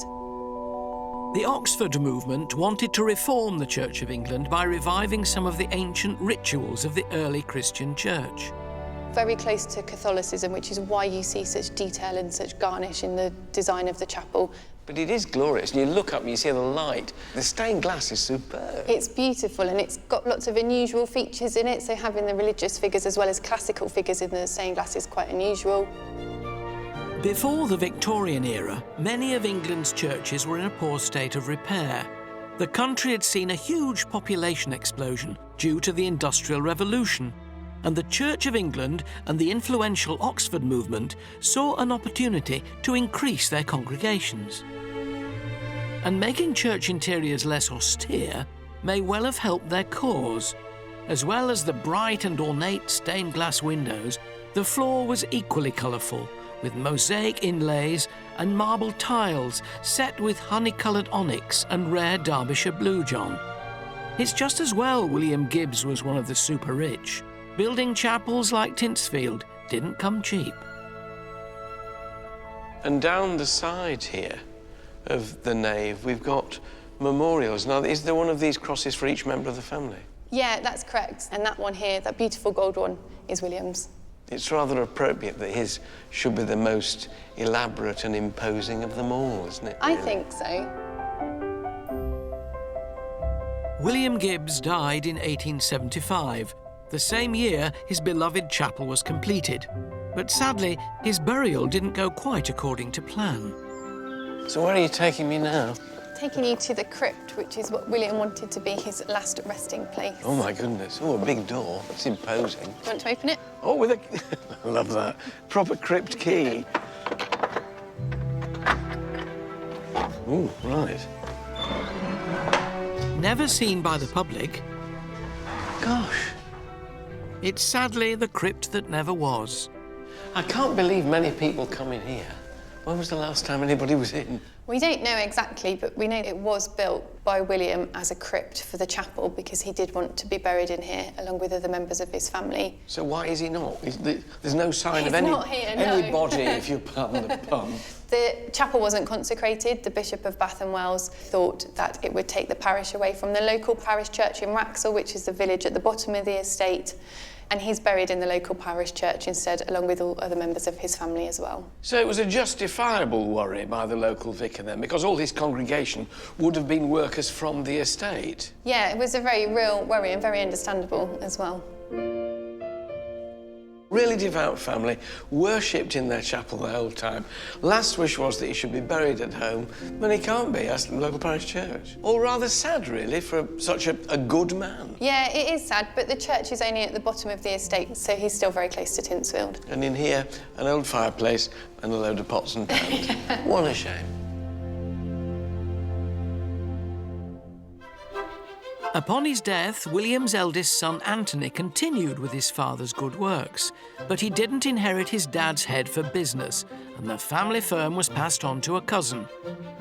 But Anthony was left Tinsfield, and it, along with other estates, allowed him more than enough income to indulge the other passions in his life. He remodelled the billiard room in the late 19th century, and today it holds a clue to a very curious pastime of Anthony's. Like many other Victorian gentlemen, he was hooked on ornamental turning, the art of carving materials including wood and ivory. Today, the courtyard buzzes with the hum of its more rustic cousin, the old-fashioned craft of bodging. In the spirit of Anthony, I'm off to meet head bodger Dick Berry to try this 19th century craft for myself. Hello, Dick. Hello, Alan. Pleased to meet you. I am intrigued by this Somerset bodgers. I mean, what is a bodger? Because to me, a bodger means somebody who doesn't do a very good job. A bodger is someone who makes chair parts from green wood. All right, so spokes and spindles and... Yeah. The term bodger historically only referred to the wood turners around the furniture-making town of High Wycombe in Buckinghamshire, who would turn soft green wood into chair spindles and legs. It's a wonderful hive of industry here. We'll have a go, shall we? Right, yeah, I'm up for it. Practical man, me, you know. The more gentlemanly art of ornamental turning became quite a fad for upper-class Victorians, but was soon dropped for tinkering with the first automated cars introduced to Britain in the 1880s. Shall I hold it and you hit it? Oh. If you want to take that risk. So... As hard as you like. That's good. Gosh. Yeah, that's a nice piece. This is called a shave horse. Essentially, it's a vice. Yeah. And this is called a draw knife. Yeah. So essentially, this is the way we do it. Both hands on the handles. Whoa. Just pull it towards us. Very sharp. It looks dangerous. Yeah, it does. But in fact, it's impossible to cut yourself in half. Watch me. Well, if you did, you'd be the first. There we go. Oh, I like this. Dick, it's such primitive equipment in relative terms, but really effective, Yeah, isn't it? absolutely, yeah. And the wood's quite green, it's quite rare. The wood, it's quite soft. It's lovely wood to work with. It smells divine, too. OK, so when I've got this a bit round then, where do we go next? We go on to the lathe next. Take me to your lathe. I'm enjoying this. Once fixed in the lathe and spun... And then we just wind that Wind one. it in. The wood is further shaved and shaped. We're just catching the edge. So is this the kind of thing that Anthony would have done in the house, Anthony Gibbs? I mean, the difference between Anthony, who was a gentleman of great wealth, and the bodgers of old, was that they had to turn out 144 of these a day. That's a huge amount. How many can you do a day? About 4. You're 140 shy. Exactly. Yeah. Anthony had the money and time to become very skilled on the lathe, producing work like these intricately turned ivory candlesticks displayed back at the house. Am I holding that the right way up? Yeah, that's right. This is really tricky.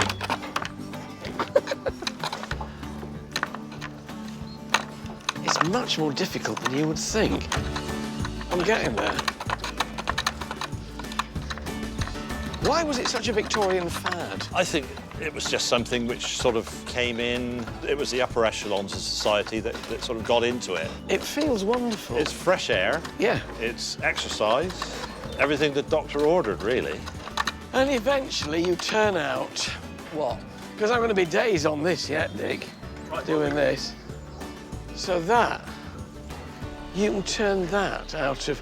I recognise that. That's a gardener's dibber, isn't it? With the measuring marks on it. We thought it was quite appropriate. Bless your heart, it is, isn't it? Wonderful. We hope you'll be using it in the future. Oh, I will. Thank you very much, Dick. Brilliant. Even though he was busy with his unusual hobby, Anthony still had the time and the money to further enhance Tintsfield. He spared no expense on remodelling and refurbishment. And part of his money was spent on building an orangery in the gardens to celebrate a very special anniversary. TV chef Tony Singh has stepped out of his kitchen to take a closer look and cook up a storm. The kitchen garden here at Tintsfield is an absolute treasure, but I'm keen to check out the orangery, a fashion-forward building curator Sue Hayward can tell me more about. You've brought me to the orangery. Such a flamboyant building. It was Anthony's statement piece, and it was a big statement of him as an artistic, cultured man. Whereas the house is Gothic revival, this is neoclassical or English Renaissance in style. And it was part of Anthony's celebration of Queen Victoria's Diamond Jubilee.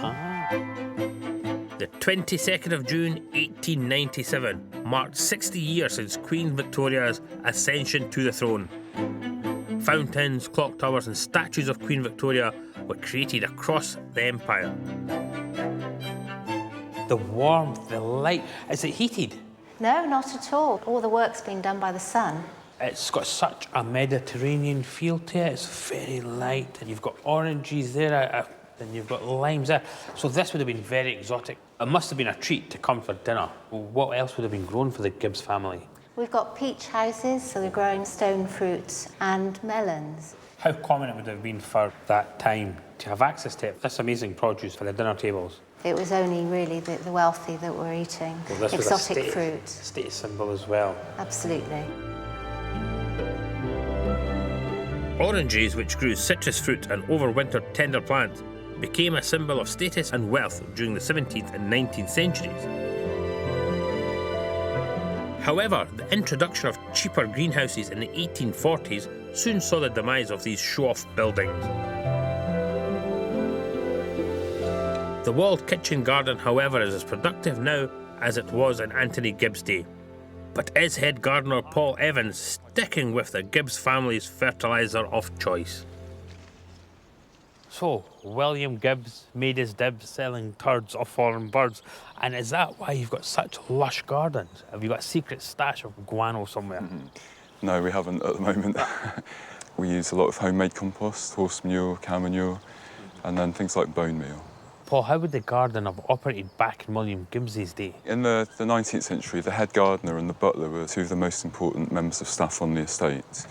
So they'd have had a really good working relationship. They'd have been in contact daily about what their menus were, what was coming up, what was ready. Can I rummage around to get something to cook for you guys? Yeah, of course. We've got lots of Morello cherries. They're ready. Morello cherries were one of Queen Victoria's favourites.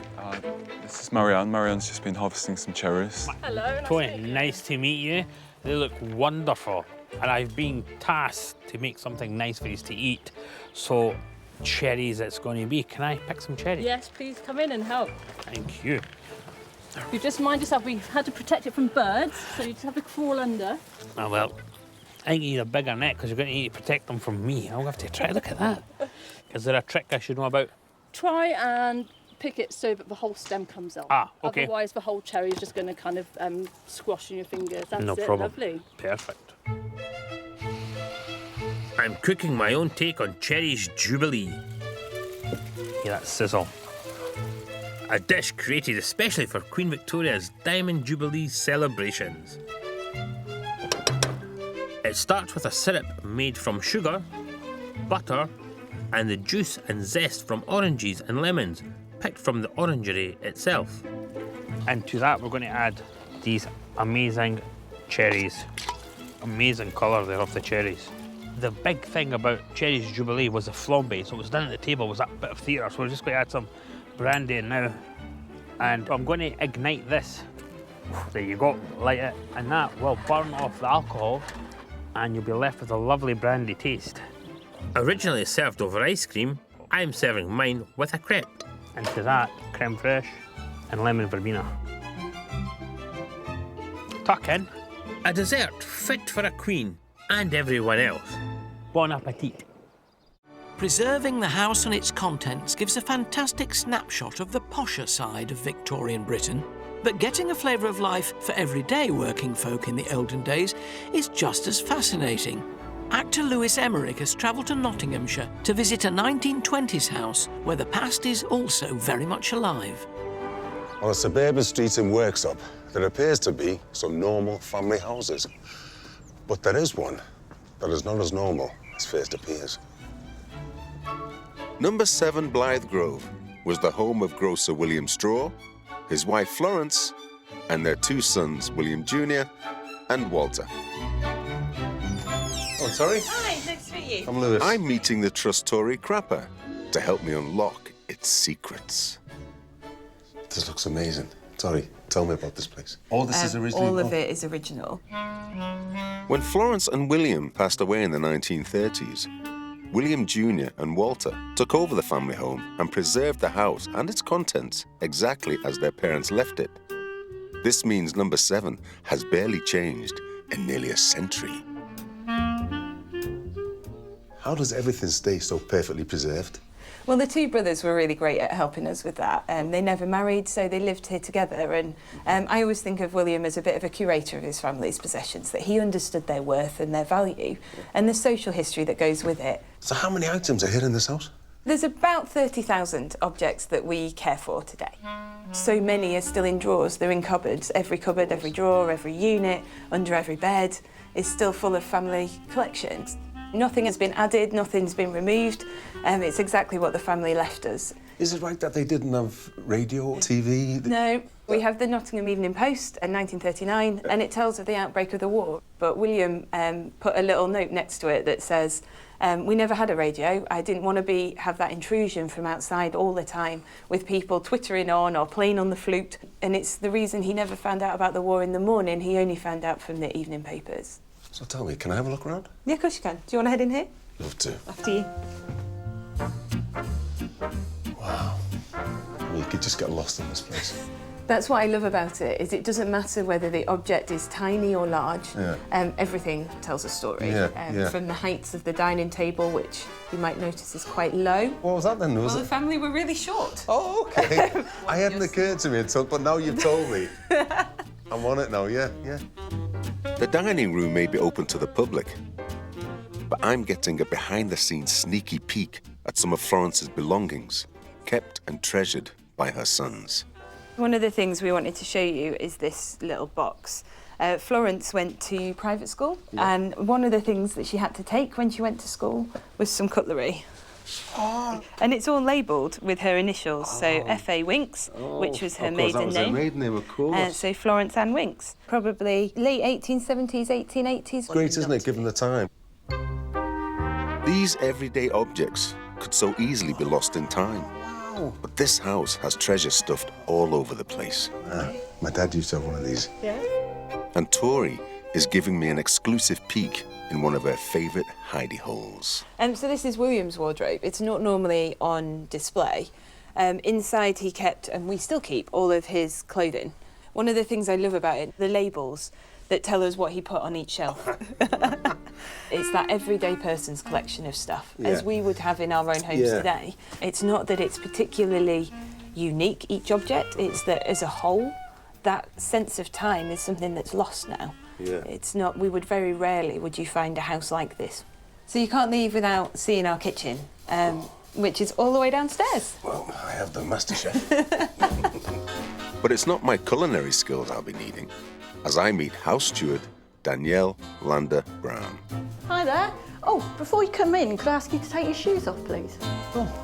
Danielle is in charge of conserving every last detail of the Straw family home. This floor looks like it needs a bit of TLC. Tell me about it. Well, it's one of the reasons I asked you to take your shoes off. It's early form of lino, and it's made by mixing wood fibres with oil and then laid out on a Hessian back. It's been inlaid in strips to make it look like a parquet flooring, so it would have looked expensive. Because these were quite, fairly affluent people, weren't they, here, the Straws? Yeah. And that was like a statement of like some of the success, wasn't it, really? It was. It would have been quite a new modern material for them at the time. It does need a bringing back to life a bit, doesn't it, this? And Danielle is going to show me how, with some lint-free cloth and natural beeswax. Circular movement, that's it. And as you can see, you can really see the wood grain colour start to come out. The idea is that we're putting a protective layer. We're not trying to restore the lino. We're just trying to stop it deteriorating any further. So if you'd like to do the rest of the floor. See you in about a week, then. It looks as though I'm going to be here for a while. Hey! I thought I was just stepping back into the 1920s. I didn't realise I was staying here. If there's one thing the Gibbs of Tintsfield shared with the Straws of Worksop, it was their habit of throwing little or nothing away. So today, their grand house is still jam-packed with secrets that the public has never seen. The Trust's Rachel Kavanagh can tell me more. Gosh, all wood. Oh, it's oak panelling. How beautiful. So this, presumably, is the study, then? Yeah. Glorious. And all the carving, all the way around it. The frieze, the little pillars there, beautifully It's carved. lovely. We think it was used by every generation of the family, every owner of Tinsfield, to run the estate, to do their business. Yeah. I love the cupboards at the side. They're classic Gothic arches on the top. Beautiful. Do you want to have a look in that one in the corner? Inside the cupboard? Yeah. Yeah. Right. You'll have to push it rather than pull it. Push the cupboard open? Push the cupboard open. Ooh. Oh, hang on. This isn't a cupboard. No. This is their secret door. It's a secret door. Can I go in? You can, yeah. Oh, goodness. Well, it's like our attic. It's a very big cupboard. It's astonishing. What was it before it was a store? This is the morning room, and it was used by the ladies of the family as their sitting room. It is packed with stuff. There's a Van Dyke on the wall here. There's only a copy. Oh, that's all right. It's not like my attic then No. at all. Clocks and chairs and tables. Anything I can have a rummage in? We've got this beautiful box here, which I can show you. What's that?